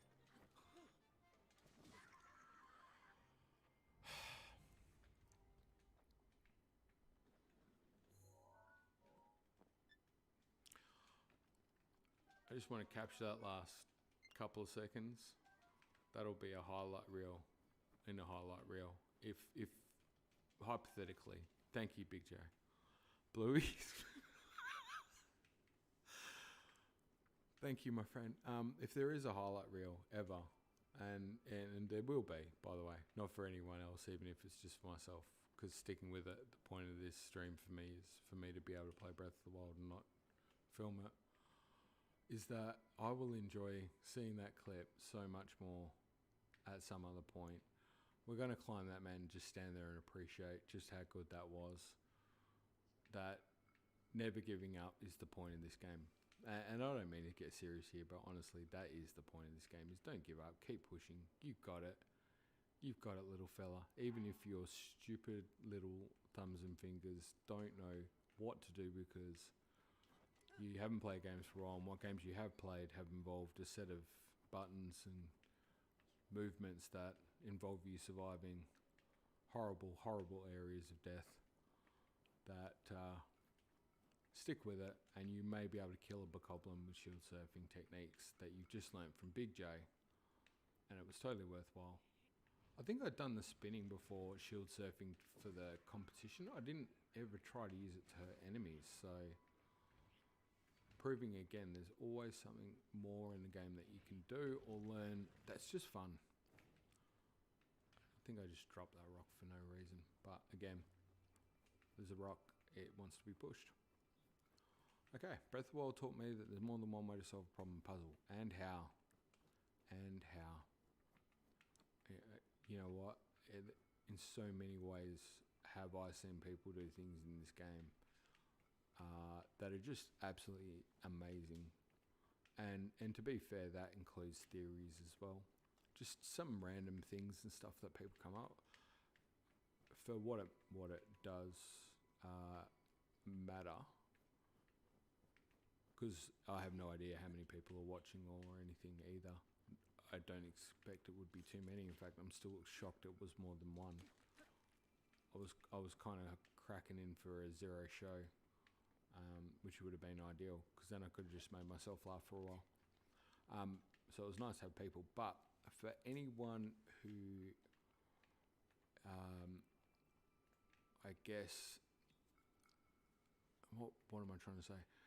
For anyone who doesn't quite understand, like when you, for me anyway, posting a video and you get a comment from somebody, what that might be like or whatever, I stick by the fact that I was stoked. I think initially I did a video because the whole point was trying to teach my daughter how to make a video, and we were playing Breath of the Wild. We both liked it, and she was talking about YouTube stuff, and I was like, well, we'll learn how to do it together type thing. And we thought about doing a video about Zelda, Legend of Zelda, and theory videos because we like the stuff and the theories. It's super cool, and so doing a theory video and stuff was awesome, and then so to have anybody watch it was just astounding. It was awesome. We had like 2 people or something watch it that we knew wasn't us, so it could have possibly I have to be fair, it could have been a bot. Oh yeah, we've got to wait for the stasis shrine. Yeah, that was a problem.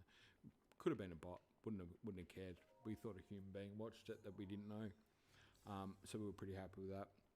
And so then when, we got to a point where somebody else watched it, because like I said, I'm not on social media, so it wasn't like we had a huge network of people. So I think we cracked like 10 views on something.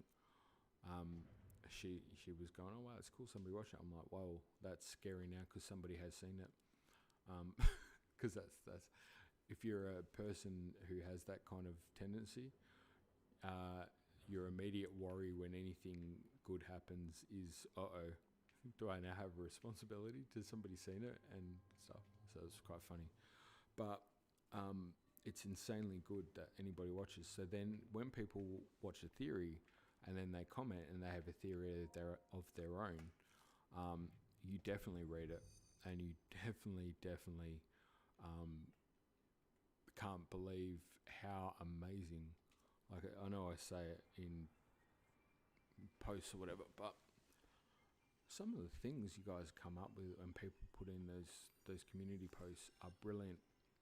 And it kind of, hey Darth, the first I watched was from you. It was actually recommended by YouTube. There you go. Do you know what? I'm still blown away that YouTube recommended any video to anybody, because I don't actually think we cracked anything enough for anybody to watch anything. I think it was a fluke. All I know is that I was actually due to go in a hospital in a couple of weeks when one video actually got seen by a few, and the next minute there was more. It was just weird. Going back to your comment of Dimensions Realms, have you heard the theory that statues and skylands may be lotus buds as typical, but instead are pine cones? I've heard the lotus thing. The lotus thing is quite interesting because it definitely has come up. But I like the lotus thing, by the way. I like how it's come up, and people like, the significance of it and stuff, which is kind of cool. Monster Maze actually did a really good thing on lotus, but the but instead are just pine cones. Or is it just pine cones? Or because that kind of sounds like trolling a little bit. It's kind of good. I like it. By the way, that's how to use stasis, and that's how to not use stasis. Or, sorry, I should say, how to use stasis at the complete wrong time. If you want to know how to stasis and not solve this shrine, that's how you do it. But we'll go back to that question. Wait for stasis to reload. Try and time better. Yeah, I didn't hear anything about the pine cones. I love hearing about it, and I'd love to know more. I'll try and read on while I'm doing this. So maybe the theme of TOTK is waking as opposed to enlightenment. So on and on. Oh yeah. No, it's not way too much. That's brilliant. I love hearing about it. I'm up for more. I think that's kind of my hope, to be honest, a little bit with the channel and also in general. Let's just say while I'm streaming and stuff. I definitely like doing the Zelda theory stuff, and I love looking into it, and I like researching it. That was bad timing. Poor timing. I think, are you meant to stasis this one, or can you make the first one? I can't. God, it's been a while. We're going for it. Go, Link. Go, you beautiful little. No, he didn't make it. You know what? This is actually, legitimately, this is exactly how I would play the game. Just freeze the ball before it falls out. Yeah, I know, stasis, right?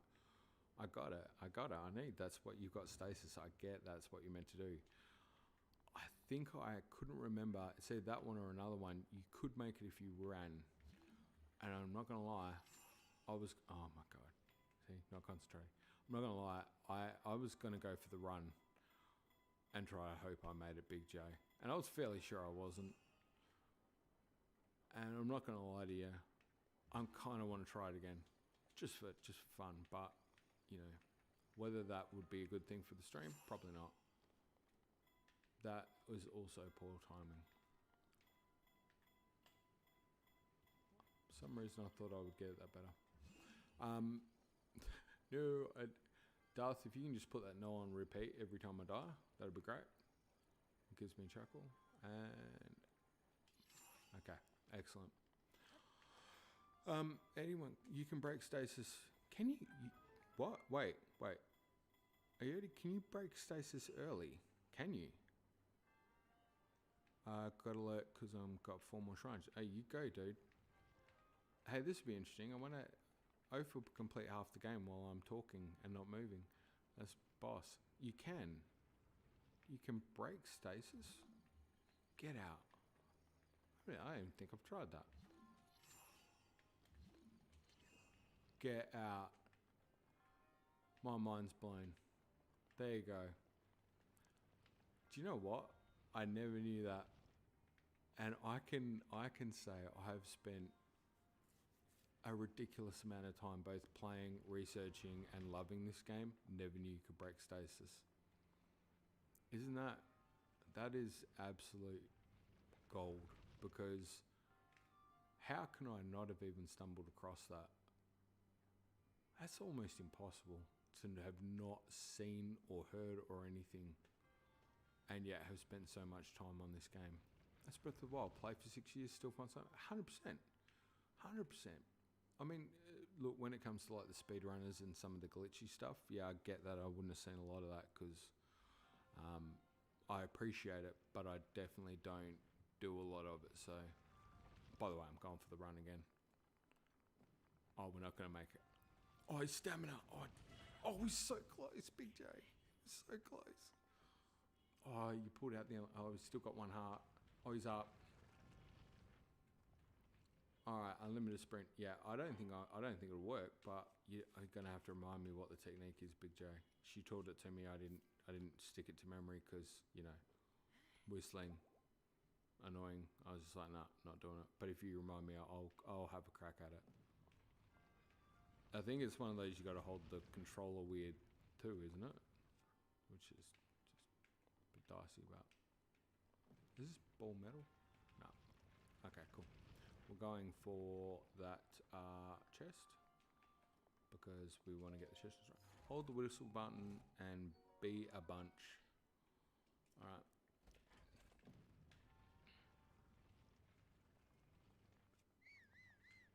Yep. Maybe not while we're under a rock. I was about to say you're going to see next death. Whistle button's down. How do you do that with the analog?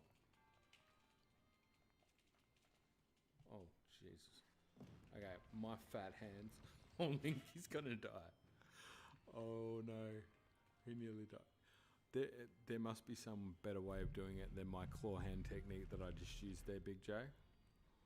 But... Okay. Oh. I can do the Breath of the Wild and the Assassin's Creed 4 whistle almost perfectly. Nah, claw hander all the way. Alright, things to practice off stream.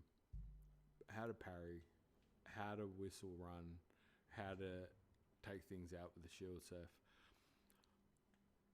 We should rename the Hero's Path to the hilariously terrible exploits and how to kill Link through a net gameplay path. That was a close one, I'm not going to lie. I wasn't sure that was going to work. But, you know what? 3rd time's the charm for this run. I don't know if oh, wait, am I going to do the whistle? No. I can't do the Bristol run. It's not going to work. At least not with my level of skill. Normal running and better stamina management might make it. What we're going to try to do is not bolt out the stamina completely. Yes, see? It's better stamina management. I really hate to say this, just that's actually a Dark Souls type education, I think. There's one thing that game taught me a little bit on, was just sometimes you just need to apply a little bit more discipline to your approach to get 1% more, and that might make a difference.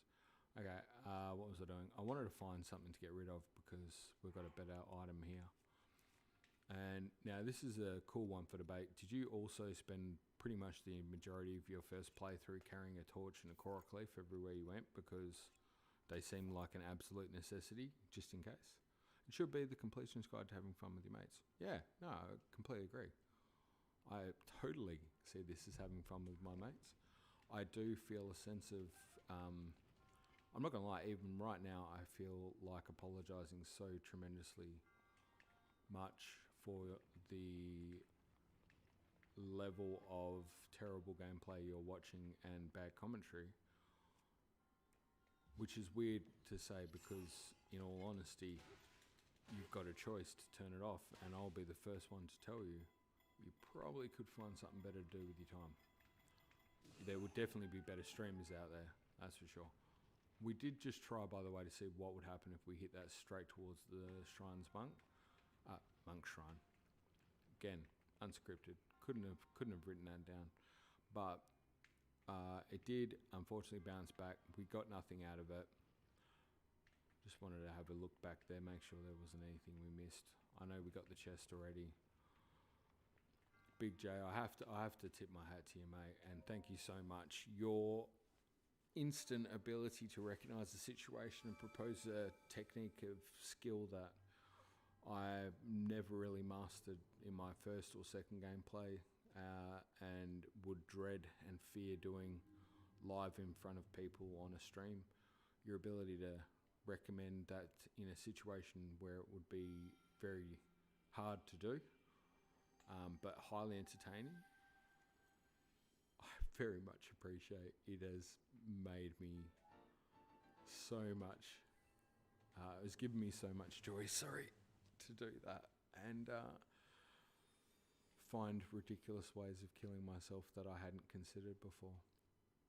I just usually consider myself a person who will die through regular stupid gameplay, not actually trying to do something legitimately well and then dying. That's great. Big J, gameplay guru. Completely agree. I mean, any advice you've got over any stream, anytime I'm playing, I'm down, because it's going to result in hilarious deaths, and that's what everybody's here for.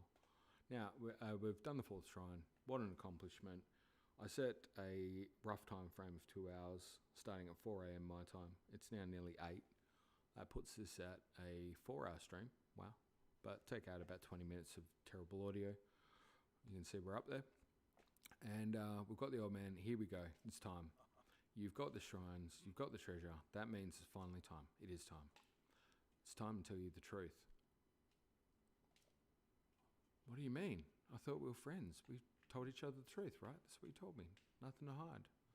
Imagine an X on your map with the 4 shrines as the endpoints. Find the spot where those lines intersect. I shall wait for you there. Do you understand? Where 2 lines connect and the shrines will cross. There I will be waiting. Okay. I've got to make a little bit of a joke here. Or not a joke. It's not a joke. But for me, what I thought was funny at this point was realising as you're playing the game and doing these things how different this was.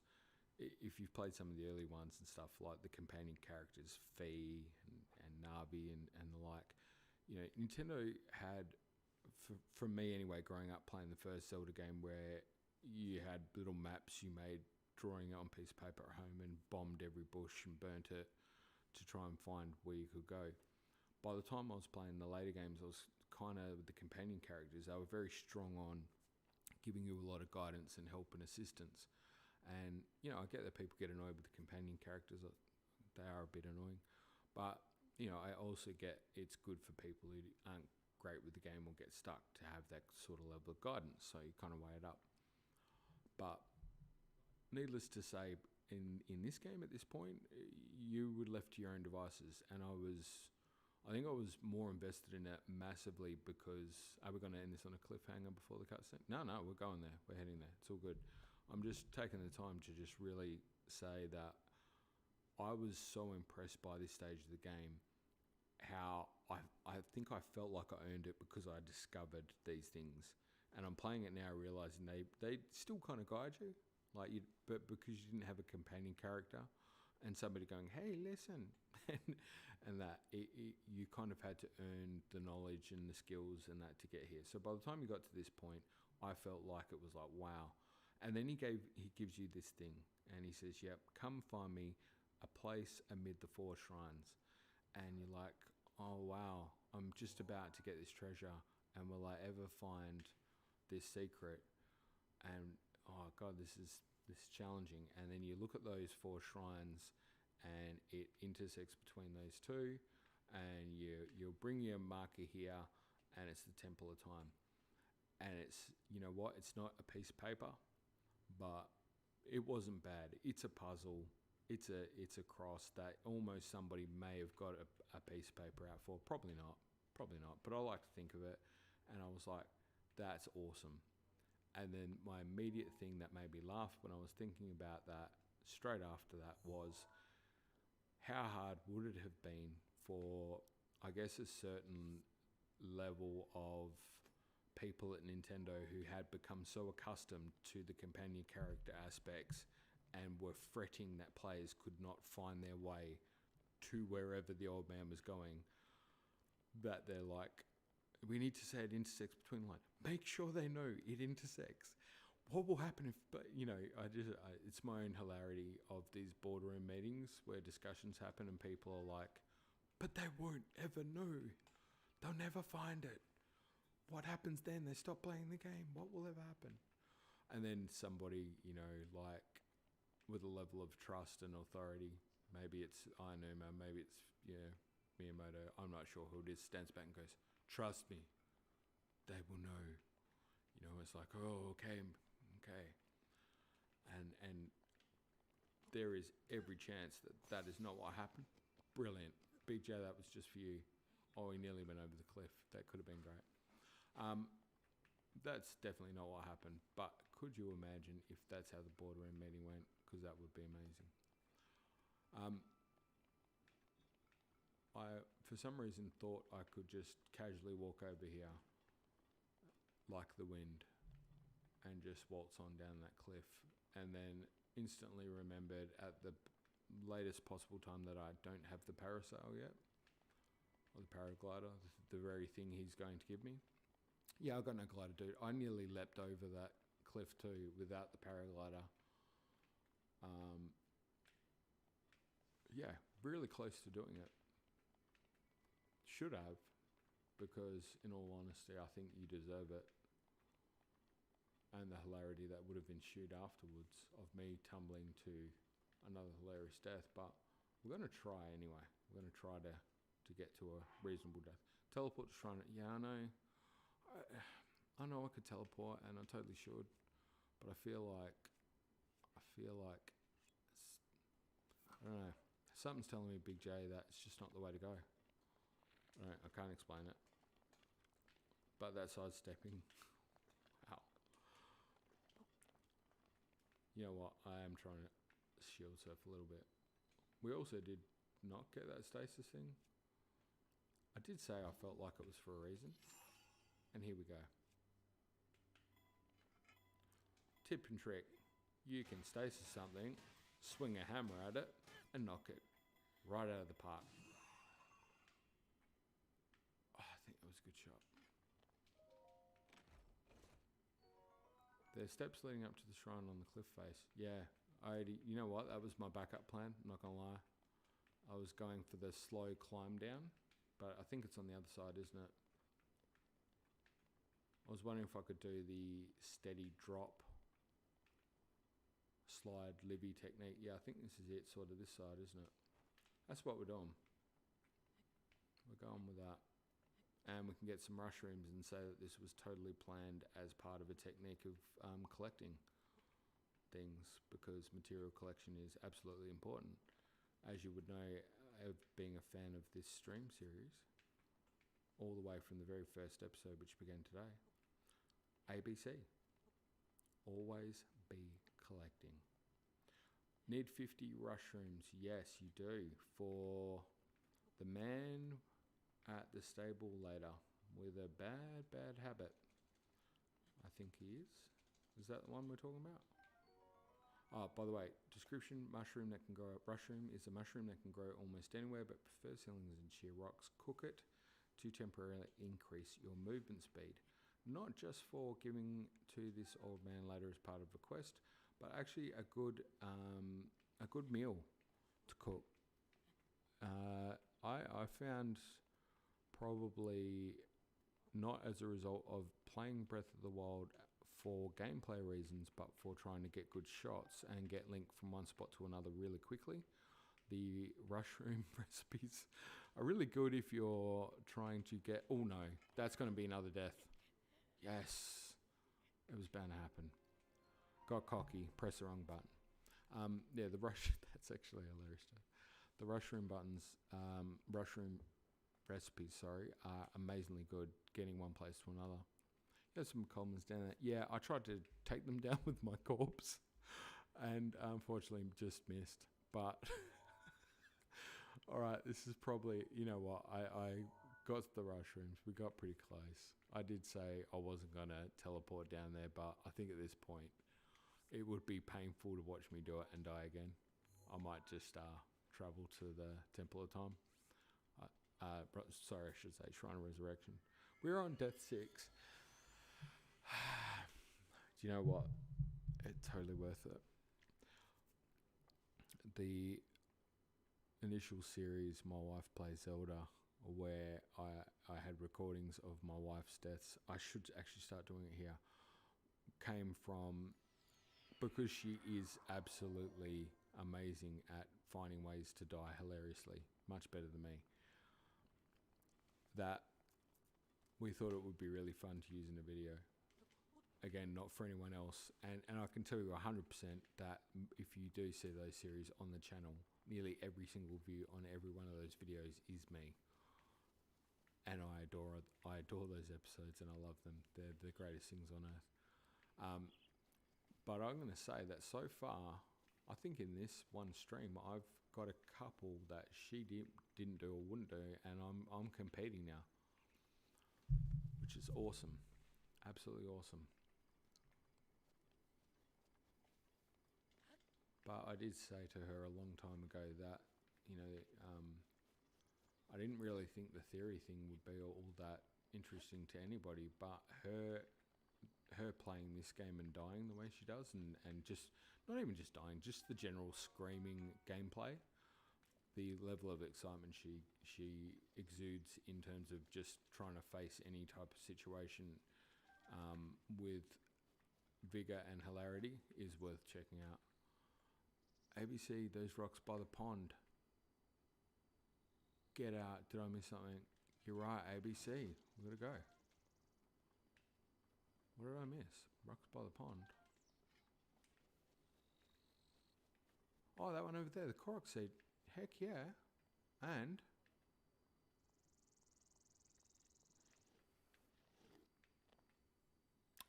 we lost him.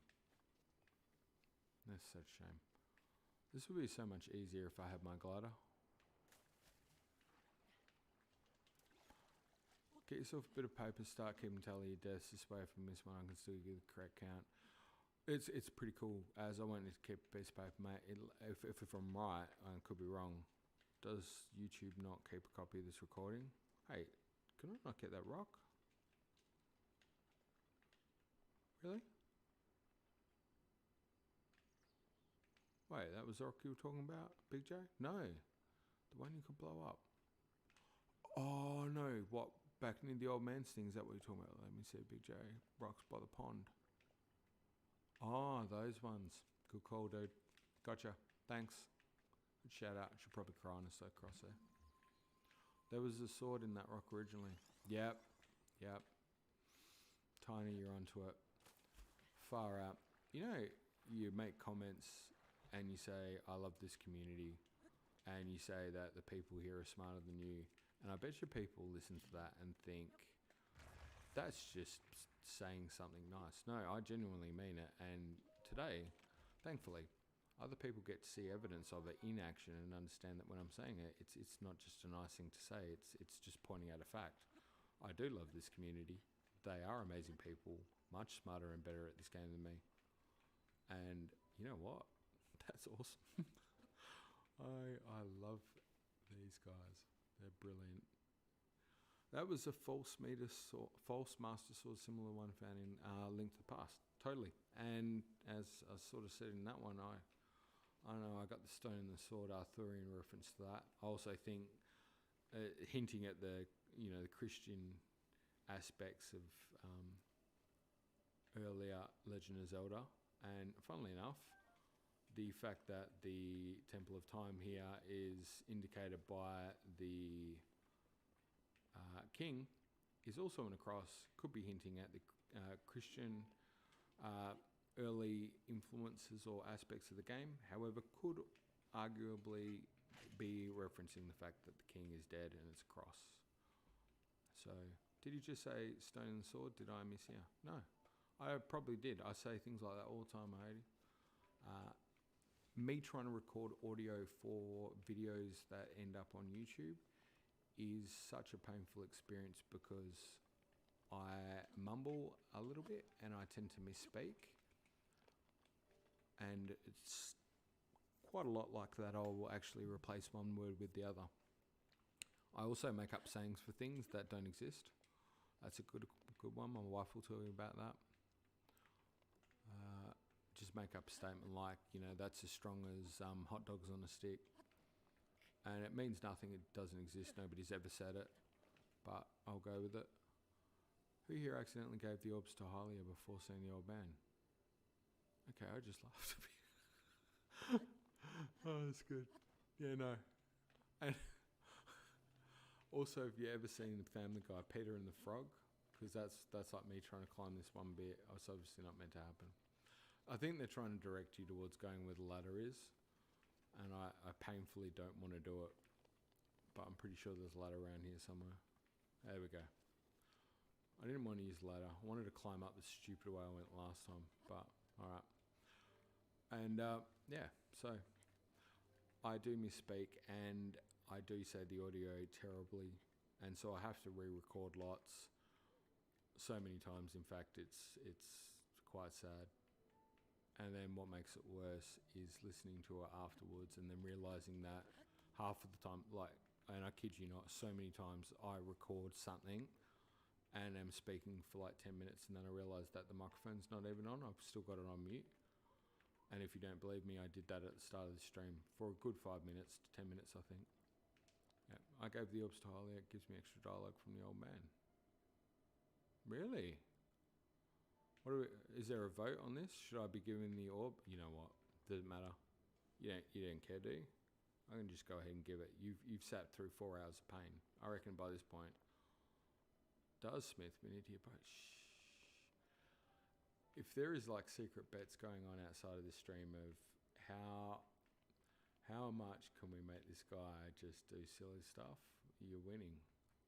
I'm on board though.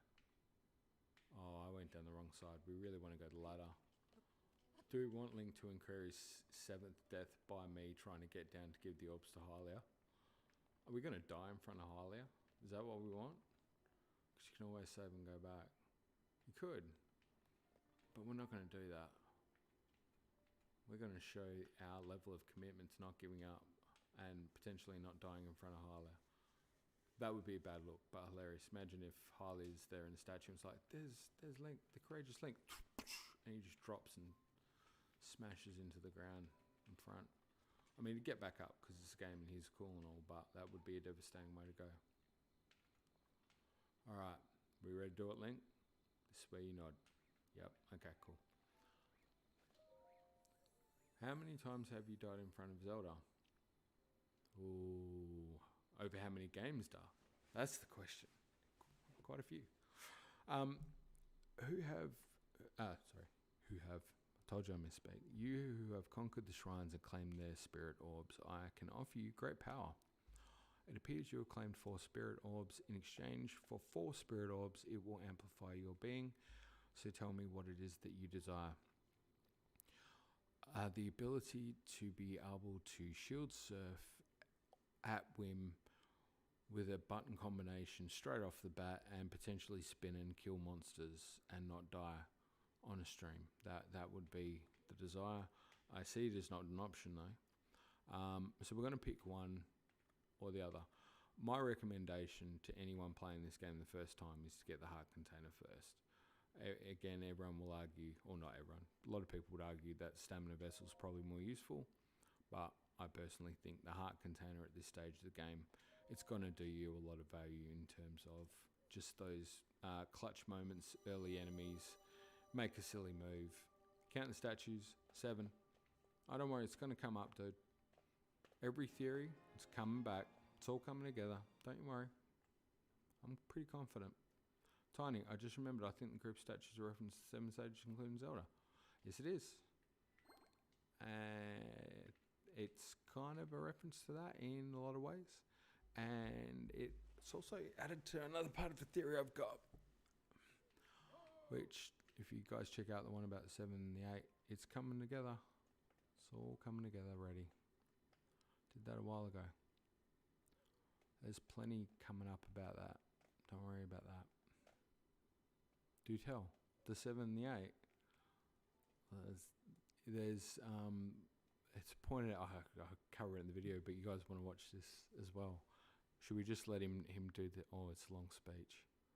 Let's just say that, check it out. If not, I will totally tell you off here for the sake of not boring everybody. But there's a strong connection between the 7 sages and 7 in the series and 7 in the game, and basically Hylia statues within the inhabitants over here in Breath of the Wild it amounts to about the same. So there is an 8th, which technically you could argue, but that would also reflect the one in Gerudo, which technically the Gerudo don't worship Hylia, and she's kind of forgotten in a back alley.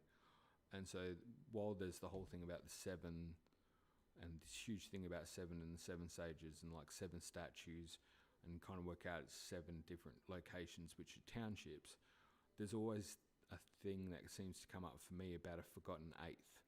And so let's take the example of the 7 sages or the 7 desert colossi. There's the 8th supposed quote-unquote heroine, but if you look at the Japanese, it's actually debatable. It seems to have more of a masculine orientation for the hero. So I'm not sure that it's the 7 sages, the 7 heroines and the 8th heroine. I think it's the 7 sages or the 7 heroines, but the 8th one I think is almost implying a hero. In fact, the Japanese translates more so for the 7 of the desert colossi to be non-gender. It's just saying 7 people of like revered who could be either, and that would be right, because in the lore there have been sages who were male or female or whatever it might be, but it indicated particularly for the 8th that the 8th had a masculine sense to the term, but relevant because the 8th is forgotten.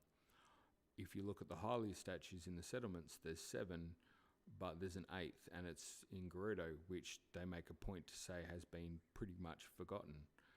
And here you have the 6 statues around a 7th, which you say is Zelda, but you've also got the large statue, which is the 8th, which is in the temple, the big temple, Forgotten Temple, actually pointed out because it is called the Forgotten Temple.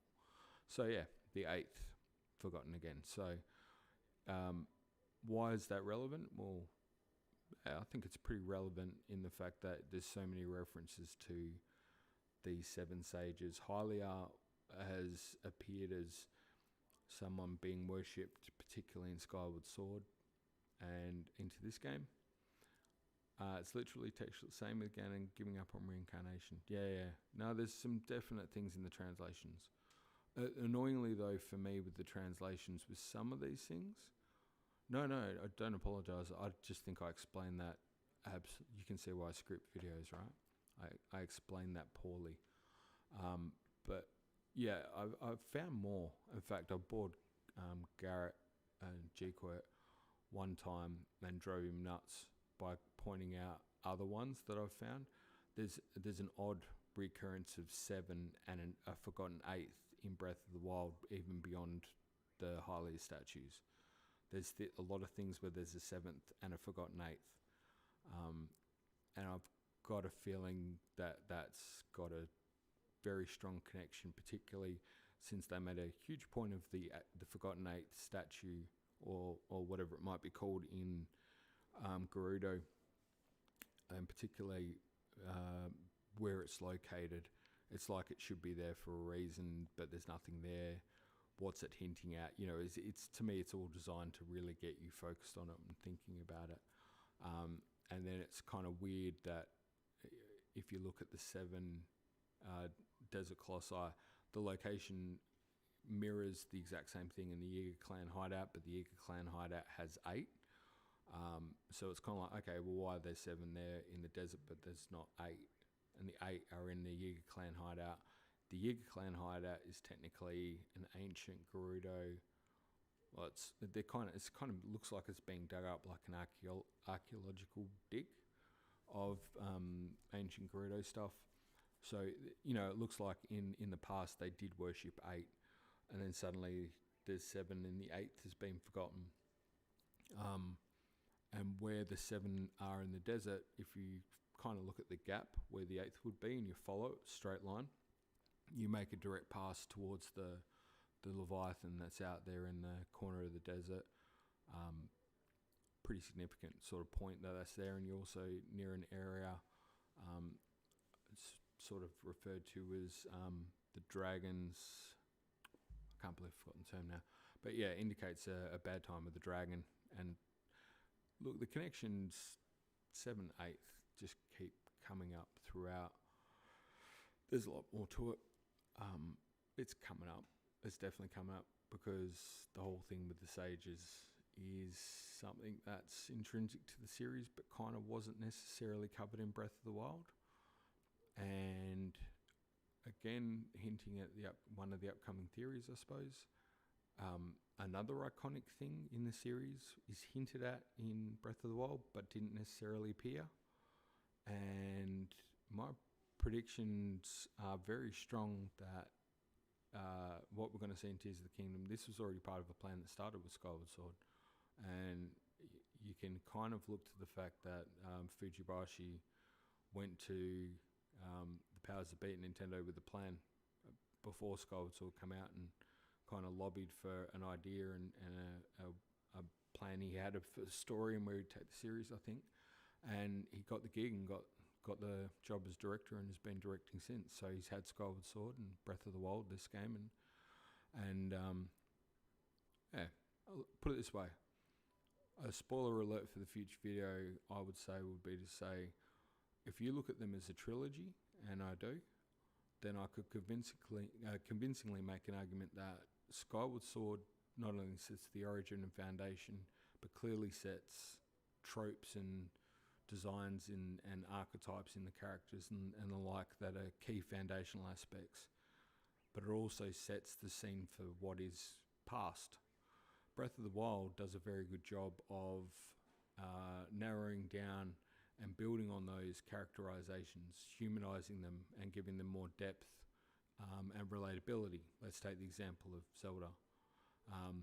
And very much grounds you, excuse me, as someone controlling Link who's lost his memory. You spend your journey becoming aware of what's happened to get to this situation, and it creates a very good sense of what is now the present, and links you to the past by learning the memories of the past. it doesn't necessarily mean you have to have played Skyward Sword, but if Skyward Sword very much is about the past and letting you know what the past is, Breath of the Wild kind of does that as well, but anchors you in the present. And so the question earlier was about time coming up in Tears of the Kingdom. Yeah, Tears of the Kingdom is going to feature time, and it's definitely going to have a focus, not necessarily of travelling into the future, I think, but it's going to have a focus about what the future is for me. And I think TOTK is also the 7th mainline Zelda. Completely agree with that, by the way. And yeah, is the 8th Inigo hideout also missing a sword? No, all 8 Inigo hideout are the same. But funnily enough, the 8th missing the sword is almost broken, similar to Link and his Master Sword and up in the top. Yeah, while you played Skyward Sword, definitely. Yeah, so Skyward Sword's past, Breath of the Wild's present, Tears of the Kingdom, theme-wise, is about the future, I think. And that's my call at this stage, without me going into a lot of detail. But why then does that relate to the 7 sages and the 8th? Well, you've always generally heard about the 7 sages. It's funnily enough, if you look into this more and more, you'll always find the symbols of the sages, but generally it's only ever, you don't find 7 symbols. It's just implied that Zelda is the 7th, and she is by all accounts. And even things were retconned to bring it in line. But the 8th, the question of the 8th becomes interesting. Why is there always a forgotten 8th? And you look at that large statue, and it's almost a mirror image. The sword being broken, sitting up on top of the mountain, could be reflecting the damaged Master Sword. Weird that you've got a prophetic statue. Fujibashi on another level. Yeah, completely respect. I literally, in the pieces I was pulling together on a theory this evening, sorry, we're going well tangent. Welcome to the rabbit hole.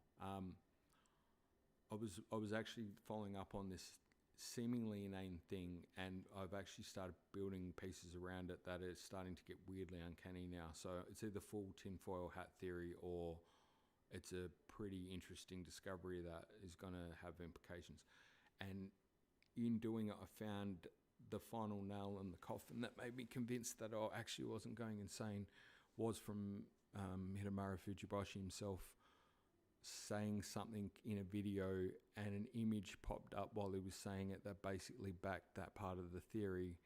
And holy cow, it just makes me realize exactly how much this guy is building a very well designed tapestry that is something special. And that's why I'm pretty confident we've got something big coming. There's so many aspects that interlace with each other and are coming into play, and potential of where they can then take it. It's beautiful. Everything up until now seemingly has been about a hero's dealing past mistakes. This one has Link literally forgetting the past and unable to worry about the future. Yeah, good comment. 100%. I mean, don't get me wrong, I'm not saying my theory's right. It's what I understand to be the best take on it at the moment. But yeah, I'm convinced there's a lot more to it. And the 8th, it's implied there's a common link to Link, if that makes sense. It's this broken sword part, and I wouldn't disagree with that aspect of it. It could be translated that way. And another way of looking at it with Link as well is to say, if you generally look at it, the 7 sages are involved in sealing Ganon, generally helping with Link, helping them as well. So that the association with the 8th could also be considered how the hero is the 8th in that particular fight against evil. And what would probably help cement that view a lot is when you look at the hero's shade, who is the embodiment of the forgotten hero, who literally is the hero of time. And when you meet him in Twilight Princess, kind of sad. All his endeavours and deeds for the kingdom just seem to matter for naught, but he's still clinging to the world to pass on his learnings and his teachings, because that's what's important. It's again, people underestimate the level of mature story in Zelda titles, but it's absolutely beautiful. Went on diatribe. Sorry if you're watching this stream for gameplay, because just got talking about theories, but I'm going to stop right now. Yeah, that poor old man. The one that's sitting up there, he's been hanging for a while. I'm going to let it play out, just because if anyone was watching, I should put a warning in, because they might want to see the video. We'll head up there now. Yeah, Fujibashi, 7 sages, 8th. Is it the hero? Who knows? Could be. Strong evidence for it. Could it be the villain? Ganondorf. There's some evidence for that too. I actually did jokingly make a reference that technically you could debate, based on the translation of that particular location, it could be Master Koga too, which would be absolutely... Wow, it would be hilariously funny, although a little bit of a gut punch, to be honest, because if something that significant was just a joke, it would be a bit sad. But I will tell you that I think it could be both Link and Ganondorf, and I'll just stop it there and we'll listen to the old band. I think it's both of them. Enjoy. Well done there, young one. Now then, the time has come to show you who I truly am. I was King Rome Bosphoramus Hyrule. I was the last leader of Hyrule, a kingdom which no longer exists. And foreshadowing the changes he will make in Age of Calamity. Just The Great Calamity basically on a catwalk, he would be lethal. devastated everything in its path, lo, a century ago. It was then that my life was taken away from me. And since that time, here I have remained in spirit form. I did not think it wise to overwhelm you while your memory was still fragile. So rather than that, I thought it best to assume a temporary form. Forgive me. I think you are now ready. Ready to hear what happened 100 years ago. Oh, he said it. It's the trailer moment. To know Calamity Ganon's true form, one must know the story of an age-long past. The Demon King was born into this kingdom, but his transformation into malice created the horror you see now. Stories of Ganon were passed from generation to generation in the form of legends and fairy tales. But there is also prophecy. The signs of a resurrection of Calamity Ganon are clear, and the power to oppose it lies dormant beneath the ground. We decided to heed the prophecy and began excavating large areas of land. It wasn't long before we discovered several ancient relics made by the hands of our distant ancestors. These relics, the divine beasts, were giant machines piloted by warriors. We also found the Guardians, an army of mechanical soldiers who fought autonomously. This coincided with ancient legends, oft repeated throughout our land.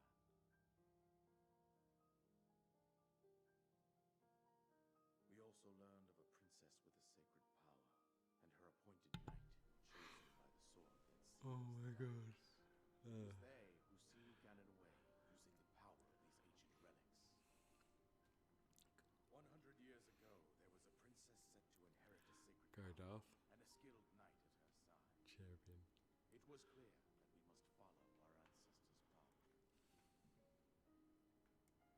We selected 4 skilled individuals from across Hyrule and tasked them Bosa. pilot Doom. the divine beasts.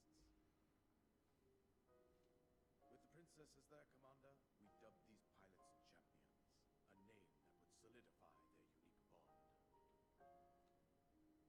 The princess, her appointed knight, and the rest of the champions were on the brink of sealing away Ganon. But nay. Ganon was cunning. Nay is just not used enough. I gotta start doing that. Nay. What do you say?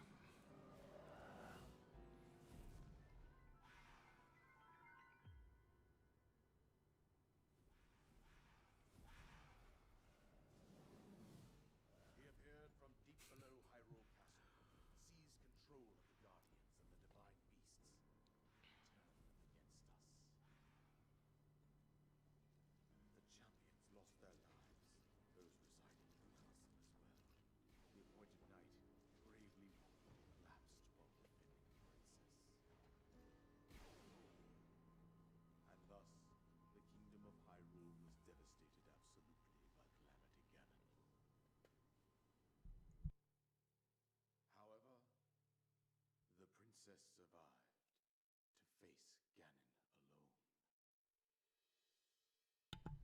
Link, Do you mean me? Because, yeah, sorry, I put myself on mute. the fate of Hyrule. Hopefully you can hear me. rests with you. That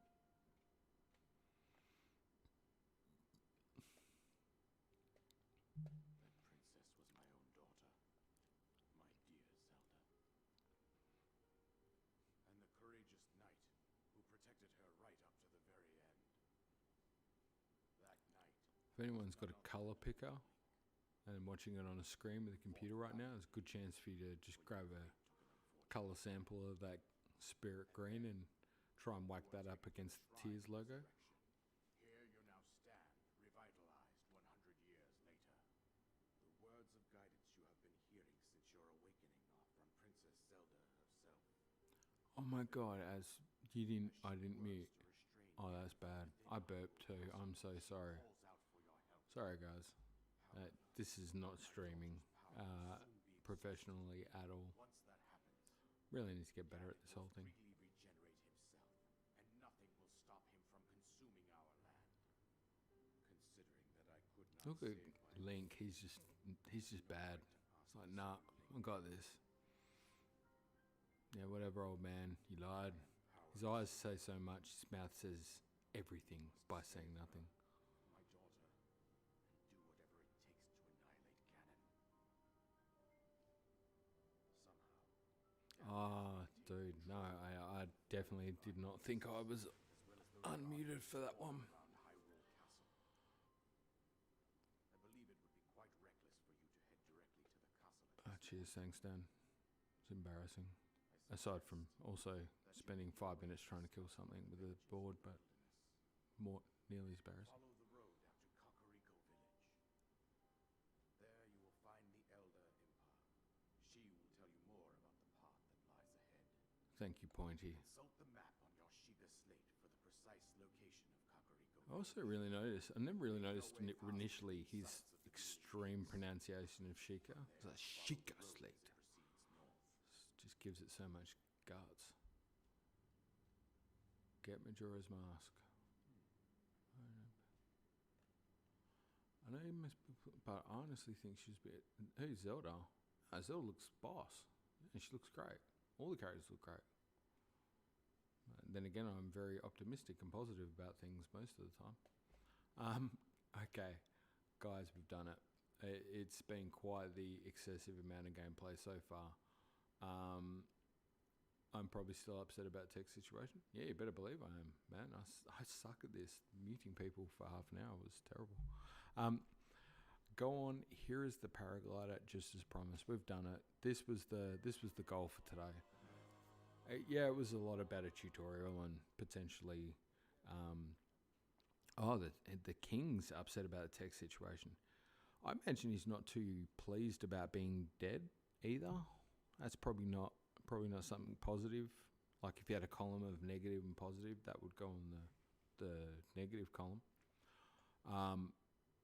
And you know, he's flaming. He's just spirit flaming. I do enjoy him just standing there, just smoking hot. Like I say, in AOC, I tend to like to play as King Rome. I don't know why. I identify with him. However, he is, as a father and as a person, by the way, who tries to be a good father, man alive. I have some stern discipline with my daughter sometimes, and maybe we've just caught the bad parts with him. But it's like, dude, be nicer to your daughter. This just sucks. Hey, yes, let's clap. I'm going to assume that was clapping for being a good dad, because if anyone is out here, if that's the message you got out of here today, that's a good message to take away. Yeah, people matter, and when you're a parent, that's something you choose to do. So, 100% you should do that. As much as you love Zelda, he's a total not a friendly word. Yeah, I mean, look, obviously, you know, whatever. She was 17 by the Calamity. There's got to be times in there where he's a good dad, and he genuinely cares for her. You know, unfortunately, now kind of passing a bit of that on to Link, but even in, I have to say this, right? It kind of annoys me a touch that even in Age of Calamity, and I like the fact that he survived, and it was kind of that moment, where he survived, because the champion survived, and you're like, wow, but we still lost the king. And I was kind of like, yeah, but he at least he stood up and he told Zelda to leave. And I was kind of like, you know what, that was a redemption arc for him. His diary entries hit hard. Yeah, I agree. Like, he loved her. And I get that. I don't know, it's hard because I get it, but then I see that thing where he's just completely smashing her in front of everybody, and she's just looking so, that just sucks ass. Anyway, sorry, getting distracted. You can tell I love this game. But yeah, I can't help but think that,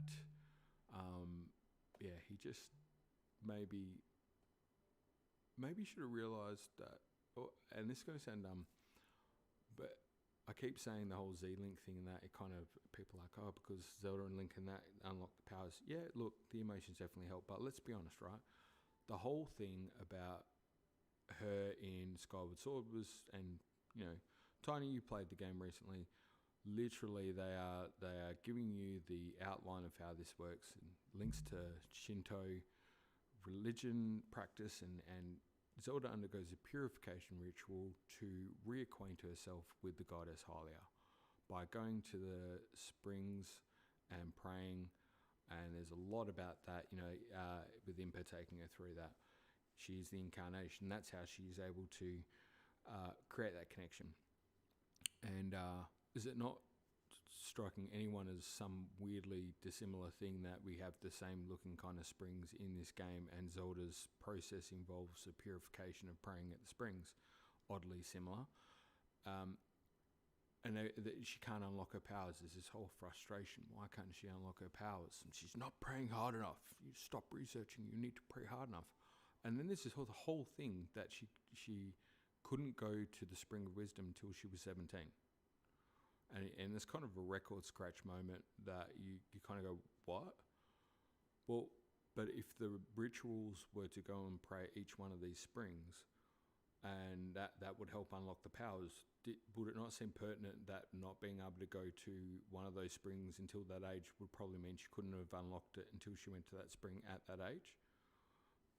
And so maybe not put the pressure on her until she was 17, because that would seem like it maybe is a critical part of her unlocking her powers. And I know her mum died when she was young, and you didn't know that as the king. And maybe there's no records because mysteriously a fire occurred that burnt anything that could explain that. But did your common sense not kick in, dude? That one of the 3 springs she needs to pray at, she can't go to until she's 17? Maybe that's important. Feel free, if anyone wants to jump in here and just point out where I'm missing something completely stark, raving obvious to me, but that just grinds my gears, that try unlocking divine powers. I agree, the springs, same. You possess castle with the reincarnation demon king, you in basement with the motion. Yeah, I know, right? And I mean, by the way, I'm not sure if anyone got that. And then, so when Zelda has that moment, she unlocks her powers, and it's like, oh, it was a love for Link. Yeah, maybe it was. It was also maybe, I don't know, the fact that she turned 17 that day, prayed at the Spring of Wisdom, was of age to unlock her powers. By the way, not unlike or uncoincidentally like Link had to be 17 to wield the Master Sword in Ocarina of Time, to the point that he literally was put to sleep by, when he went to grab the sword. So again, this reference to 17. It wasn't just her love of Link necessarily, it was her protection. It's almost if she's the incarnation of Hylia. Hylia has this matriarchal protective nature as well that she brought out in her, that no, that was enough, stop. And yeah, so Z-Link, the whole, I don't know, I think it's easy to get, and I do like a romantic story, and there is one there, don't get me wrong, but also looking at the facts, that's important to me, that seems to get glossed over, the whole 17th birthday thing, Spring of Wisdom. Ironically, the fact that Nehru as the dragon was infected by malice, was the only dragon infected by malice, and was at that spring. And the Calamity kicks off literally as she comes back from praying there. And I know she says she didn't feel anything, it didn't unlock anything. But she also wasn't in a situation when she came down from the mountain to... she said she didn't feel anything. She wasn't about to turn around and go, spirit powers, activate, and, you know, a beam of light shot out of her hands or anything like that. So, yeah, it just seems glossed over, but to me, really pertinent. Everything happened on that day. And by the way, just to round that out, does it not seem really, really pertinent that the Calamity itself fired off like a rocket, you know, shooting from the ground? It chose that exact moment to start on her 70th birthday, just after she finished praying at Spring of Wisdom, right then. Didn't pick any other day. Oh, and also decided to kick off that day from memory when Ganon wasn't necessarily in his complete form and was still trying to pull a body together, which again just seems like odd timing to choose if you wanted to succeed. Maybe you were doing it that day because you just realised, holy cow, I probably better do this before it becomes a bigger issue. You have to remember, Princess Zelda in Ocarina of Time had unlocked her powers on a basic level in the game and time with no springs. Yeah, she did, and I'd agree with that. What I would point out with that, though, is the concept of age. And when you say unlocked her powers, I disagree, though, because she didn't necessarily unlock her powers in her youth. She had a level of prophecy about her future, which was obviously not that good because she didn't predict the fact that Ganon completely overwrought her plans and then used both of them to get to the Triforce. The other thing, though, that's probably the big separator is the person at the helm of the particular story. And Ocarina is revered, no doubt about that, and it's key canon. But if I go with my past, present, future of the time and what these games represent, that's what I'm saying with Fujibayashi's plan. And by putting that process in of Hylia and praying with Hylia at the statues and disconnecting Breath of the Wild directly from the three timelines, but ensuring it always anchors back to Skyward Sword, if you follow me, he creates that ability to narratively, I suspect, lead the viewer to suspect that the same trope would apply. I don't think it's unreasonable. And I base that purely on the fact that if she was praying at those springs in Skyward Sword, why is she not doing it in this game? And why could she not go there until she was 17? It's specifically stated she could not ascend. She says it in one of the memories too. I cannot ascend the mountain until I'm 17. It's all very specific. I feel that the feelings for Link are what caused her to unlock powers as Ganon attacked right before Zelda was told of a hint on how to... yeah. Oh, no, I completely agree. Her feelings... No, I think her feelings are involved in the wider tapestry in terms of their connection. But I think Ganon attacked more so because he now was aware that she had... He was aware that she was at the spring and he was trying to get rid of her at that point. He was running out of time to attack. And he tried to get them at a point where they were at their weakest and they were all away from their divine beast and that as well. So yeah, there's a lot more about that I haven't even touched on, but yeah, just I wanted to say, I suppose, that the significance with Zelda and her father. I mean, missed the point here. If you're a dad, try to be a good dad. You don't always get it right every day, but you know, maybe don't try to make your daughter look like bad things in front of other people. That's probably not a good idea. OGO, got tons of ideas, theories, and talk about series. Happy to share. Here's something big. Era of the Wild, Hyrule neglects the Golden Three. Dragons are spirits, but no one can see, but only pure heart. But the only symbolism was the temples in front of the Temple of Time. All hail King Link. And even those, the temples of power ding for left utterly in ruin.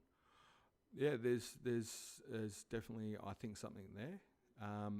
I've got some things to do with some of this, which I'll probably stop because I won't go too far in. But OG, as I said, check out his channel as well. He's got some theories going down on there. I don't think he's in the stream, but Kamea as well. He's part of the Discord. He's doing some theory stuff as well. Pretty interesting. I'd highly recommend check him out. And anyone in the community got ideas, share them. That sounds great to me. I'm not saying again and to be clear, and just I suppose with any of my theory stuff, it's a theory. Anyone's theories are their ideas. Doesn't mean they're right. Take it or leave it. It's kind of up to you. I suppose as best as you can, you're trying to put supporting evidence around something to make sure for you it makes sense as to how that could be. And I think logically for me, with any of the theory stuff that I do, and it's what I'm wanting to explain in the ones I'm working on currently. One of them actually, I'm trying to include more information about how I've come to the conclusion with the theory by talking you through a little bit of the stages of how it went from an interesting thing I sort of noticed and thought about to a rabbit hole that consumed nearly 100 hours of my life so far. And oh my God, the story I hope will be entertaining because it's gone down so many places I didn't expect it to go that ultimately probably aren't all that relevant in the end, but are relevant because the stories behind people in this community are also relevant. Anyway, it's kind of important for me to understand why things are the way that they are, because that's why I love this game. I mean, I totally got into it for the environmental storytelling. I had started doing a lot of these series because I wanted to answer what was going on with some of the things I saw, and I couldn't necessarily get the answer in game or directly, so I looked into it further. And yeah, I think you summed it up there, Rome. Or blasphemous. I can find a random location item phrase in Breath of the Wild. I'm being consumed for days and try and solve a riddle for reference. Yeah, I don't know how many times I've actually spent a lot of time looking stuff up, making notes, and got a whole heap through something, and then found something that utterly contradicted it and slammed it. And it's something that I think is still interesting. Zelda and Pokemon, continue Pokemon. I'm glad I haven't gone down that rabbit hole too much. But as much as I could spend so long, and then I find something that maybe just makes me doubt it slightly, and then I can't do it as a theory that I discuss too much with anyone, because then I go, nah. If I've got doubt about it, and don't get me wrong, you always got doubt about a theory, but if you can see it's a bit flawed, you kind of lose. You can't really, I guess, say it in a way that makes sense to you, then maybe you won't proceed with it. But was that GS go in front of the Temple of Time and go out and one of the small ones check the floor? Yeah, that's it's a good bow. You should get it. Did I not get the bow? Big J, you might have just saved my life right now. Holy cow. You know what? There's a lesson in life right there. You get too busy talking about theories. And you know what? Too busy talking about theories and not even concentrating to get a bow that's the best bow you could have got for this point in the game. There's the best tip for this from Big J. Stop talking, get doing. You say you're going to stream a gameplay and you're talking about theories. Get the bow, Big J. I owe you one, fella. From one Big J to another, best advice I've got all day. We've got that bow now, and let's look at the description. The soldier's bow designed for armed conflict, inflicts more damage than a civilian bow, but it will stun if attacked from a distance. No, that's not the right one. It will stun, still burn, if touched fire. Nothing but stun at all. It will still burn if touched fire. It's just letting you know that it's wooden and it will burn. Handy point to note there is it probably won't catch or attract lightning. You see the symbols of each goddess and the respective temples. Top, yeah, that's right. The try climbing a top temple. Agree. Can we do it with the whistle run? I'm not sure, but worth trying. Oh, can he run out of stamina? Now this just got interesting. He made it. Yeah, you're right. You do have the symbols out the front of the temples, which did make this interesting as being reflective more of not just the Temple of Time, but also Castle Town and Ocarina of Time. Yeah. What? We jumped. Not deliberately. Possibly deliberately, if you want to believe that, but sort of accidentally. And there's the temples we're talking about happening as I'm sailing past them. Oh, all the way to top. Okay. Oh, yeah. Oh, Korok. Big J. All right. This is a bonus round for anybody who's stuck around for 5.5 hours and just thinks they want to see more, or possibly have an insane ability to see things completed properly. Big J. Yeah, sorry about that, fella. You're right. There was a Korok up there, isn't there? I was too busy, again, talking and not concentrating on falling. It might be a better shot of what Oaf's talking about as well with the symbols. Or he's going to die. We should get enough of the ledge there. That's a handy tip, by the way, as well, for playing the game. Find a surface good enough to stand on. You'll live. Talks are a big reason why I rather listen than watch you get your bows. Thanks, Az. That's kind of cool. That's nice. Do you know what is helpful though with the gameplay? Is at least getting to the point to prompt the conversation, I'm thinking. And plus, you know what, ultimately, can I be honest, 100%, and thank you, Tiny, if there was any possible chance I could present my theories and just have the game in the background like this playing it and just talk through them, I would do that any day of the week, because, I mean, I like doing the cool video edits and stuff. Like, it's good to have a nice thing in the end that looks good and is short, but wow, holy cow. Oh, man. Usually on some of those weeks, there's not a lot of sleep in there. By the time you work and do stuff and then edit, and then you're just like, if I do a little bit more, I get there. Far out. My respect for, if you do the whole live streamy theory, I don't know. Content creation can be a very hard taskmaster, I find. I enjoy it, but editing itself as a task, man, it's hard work. That's so much time goes in that. I've been needing to do more projects before I open commissions, etc. Need an end screen, BRB, screen, intro, I got you. Yeah, do you know what, the shorter bit stuff, it's not so bad. It's the, here I've just taken hours and hours of footage and pictures and clips, and I'm tying them together, and I need to edit them in and out points and transitions. The Korok, by the way, before I head off from this spot, beautiful. Well, that's a beautiful picture there. Look at that. Just getting distracted. Sorry, I just remembered, and I stuttered at the same time. I remembered that part of the reason of me playing this was to enjoy it, and it's a good call to get up the top here again, because that is something you should stop and take in. Yeah, doing everything solo, hard yakka. Send me what you want to add. No, I'm talking like seriously ridiculous. Got this due to hyperfixation thing. ADHD. Me too, Tiny. Me too, buddy. It's mine's what is it? ADHD, overly introvert, with a acute case of obsessive compulsive. I think so. Yeah, that's a wonderful combination of someone who contradicts themselves. I always like to say I'm not very critical of other people,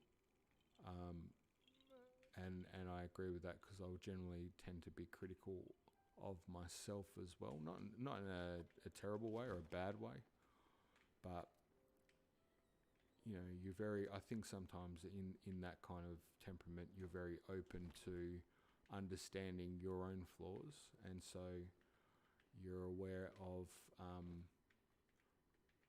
maybe not always the best thing for people to jump to conclusions on judgment. So there's a little philosophical statement in there as well. It relates to Zelda through some sort of theory means that we won't cover right now because it probably doesn't. For the sake of the game, we've got finally got the glider. It's now just absolutely digressed completely away from any semblance of form or meaning. And if you're wondering what I'm doing right now, I am just casually making my way downtown, watching it pass. Faces past. Anyway, I was almost trying to do a song there, but it's not a korok, and that's a hammer. Heading in the general direction of the next objective being Kakariko, but that's certainly going to be the aim for the next part of the stream. When that will be, you may ask, because you're probably fixated on getting more of the series that you can't get enough of. Watching me to try and survive is kind of like the Game of Thrones of the Legend of Zelda series, where there is only one character, and it's me. And will I actually live? Who knows? But the good news is we're getting closer. And off in the general direction of somewhere that way, in between the dueling peaks, is Kakariko Village. Will we get there and will we survive? Only time will tell. It's probably also a good situation just before we wrap things up here to point out to anyone who possibly be watching this for gameplay reasons, because for some stupid reason I thought that might actually be the case, that you can remember to press the right analog stick to go where I wanted to go there and highlight things on the map. So I know for me this is probably a bit of a key thing. That was well off, but I'll generally try to early game stick a bit of a marker somewhere around those big towers. Always helps. Right now I wish I was Big J with his motion control significant honing capabilities because I am terrible. I think I've just about used all the colours. Yeah, we're out. Lost all the pins. Here's something that you probably don't hear discussed a lot, and I can almost guarantee it. Who's out there, people are doing questions and with Zelda and what kind of person, this means you're this kind of person. I'll get you one. What pin color is the most important to you to have back on your rotation? That's a question that should be asked of Zelda fans that play Breath of the Wild, because it's very important. Because me personally, I'm a little partial to that purple. I don't know why. It's not saying that it represents anything. People go, purple means this. No, it doesn't. Purple is just a cool color. And so is that blue. In fact, I quite like the green as well. But if I'm putting anything back on the rotation, go on my purple. Do like the green though if I'm going Korok area. Yep, purple the same. I'm gonna suggest that there may be a trend in here, but allow me to blow your mind for a second. One of the colours is blue, another one's green, another one's red, and then we've got yellow. So courage, wisdom, power, Triforce, and purple. Doesn't mean anything. There's no theory there, but it would be funny if you could actually align those colours and then figure out what the purple is. If you were to suggest Malice, maybe. But anyway, I just thought that was funny. The different colours there that we have on the pins is an important thing. We've highlighted where we're heading next, Kakariko. Wait, you're still playing? Yeah, mystery. I just can't shut up. Spirit. Ooh, boom. Good call, Tiny. Good call. Maybe Spirit. Is courage and life Spirit though? But I wondered this. In paganism at least. Oh yeah, okay. Yeah, good call. Yeah. Very good call. There is a bit of a suggestion that purple, because the Malice as well tends to have like a purplish hue, especially back in Skyward Sword. And then it's becoming redder. I think it is anyway. It's becoming far more viscous red. But it's a suggestion that could the more purple in the Guardians be reflecting the fact that the red malice is mixing with the ancient energy, makes it more of a purple. That's an interesting view of the colour hue changing, and I can tell you based on some of the stuff I've been looking at in the last 2 weeks that colour and RGB combinations are absolutely diabolical after staring at them for too long. Green, courage. Red, power. Blue, wisdom. Yellow, either light or spirit. Purple could be malice, sins, or maybe shadows and evil. Spirit ghosts. Could be wrong. Yeah. I don't have an answer necessarily for the purple. I just saw it in there. I didn't actually think there's a theory. I think that's a prime example of me saying there's so many things you look at and you kind of go, oh, there could be a theory there. Link goddamn abs. Oh, yeah, you better believe it. And he's just rocking it too. I generally, screenshots, I could do this for days. Just get Link like somewhere like that and spin it around. Fantastic. But yeah, I think my point here though is, number one, I think it's highly interesting to me anyway, as a person in this community, to know which colour pin people prefer to put back on their dog, than how them answering a bunch of questions about something. A character tells them which character they like and would, or whatever. That, I don't know. It's just the way I'm wired. That's interesting to me. I don't. That's really stupid. But I think I should warn you on that about any future streams. That's the level of stupidity you're in for. Is somebody will wonder about stuff like that and is doing Zelda theories, and in turn could look at that and go, is there an association with those pin colours and this series? And potentially there is, but I will tell you also, as a person who looks into this stuff way too much, I'm kind of looking at that going, nah, not really. I mean, not with the purple. There's going to be way too much time there for that to be anything, and that's the thing, is how much of it is actually related to something that might be a theory and something hard to tell. I've got one, literally, one of the ones that I've been talking about today is almost like this, in the fact that I realised it and then kind of went, nah, it's not really that important, it shouldn't be, it can't be, and almost started making a connection with it jokingly for one particular reason.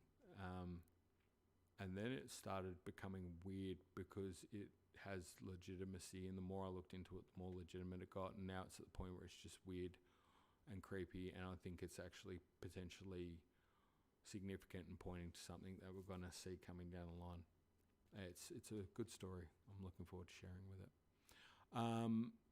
And yep, we've all got some stuff going on. Thanks, Soph. Thanks for sharing. Mystery, appreciate the link, goddamn abs. Good to hear you joking. Hope you've been having a good day. Tiny, absolute brilliant stuff. Loving the commentary there. Thanks, Dan, as also for joining.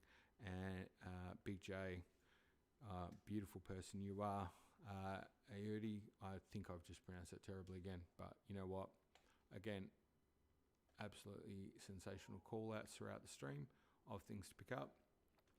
Wow, if anyone watches this down the track, hopefully by that point I will have got to an edited. Thanks, a good time. You're most welcome. If this level of unprofessional video and audio or whatever it is okay, then expect more of that, because as I said, I'm doing this because it gives me an excuse to play the game and not feel bad about doing it, and I'm down for that because I just want to keep playing Breath of the Wild. So with any luck, even, who knows, even today I might do a follow-up of a little bit of time just cruising around, just to clean some stuff up. And thanks, Aid. You're awesome. But thanks, guys, for hanging out. That's cool. I'm so glad you guys came to hang out. And I do love the chat stuff, like talking about the theory. I've got to get better at playing while I'm doing that. But yeah, that was kind of the idea, I think, was just to be able to enjoy the game, hang out with mates. I think that's what Az said. It was a good call. And talk about Zelda theory stuff and hear what you guys think and we'd find some stuff together. And I think we did come up with some cool stuff. I think as we move forward, we're going to find some even more interesting stuff along the way. So we'll leave it there. I'm going to leave links sitting here right on the verge of coming off the big top. And I think in respect of Big J, let's give Link one final big death. Because that's what happens when you don't put the thing out. I think that's number 7 or 8 now for the count. I had to do it. Had to drop him. Big J. It was bound to happen. He didn't get there all for no good reason. But that's a lesson. Don't go off the edge of there without doing your paraglider. On a very, very quick last note, a stupid thing I did learn is don't also try to do that and do the paraglider at last second. That also doesn't work out well. Anyway, we're going to save game from there. Thanks so much for joining the stream. I'm going to check out when will the next stream be. At the very latest, it would be next weekend. The idea, or weekend for me anyway, but I expect it within the next week. If I get a chance, there may be one earlier. I'll try to keep to a reasonable schedule to make it something that you can attend if you want, but realistically, I just do my best, I think, try and keep it moving forward. And the plan is to go through to the end, so there's going to be a lot of time. And based on the progression rate here, man, it's going to be some hours. But yeah, thanks heaps, guys. Have a great day. Any questions in the meantime, hit me up. Link at GameSmiths.net is email, or Discord. You can join the Forge or chatter, or if you don't want to do the Discord thing, totally get it. Hit me up with a comment on YouTube or whatever. More than happy to help. Thanks, guys. I will catch you soon. I'm almost done, and on day 5. Good on you. All right, guys. I'm out. Have a good one. I've got to run because if I don't go to Lou, I will have a Link accident. What a way to end a stream. What a shame. All right. We'll say goodbye for now. Thanks. And, yeah, keep being amazing.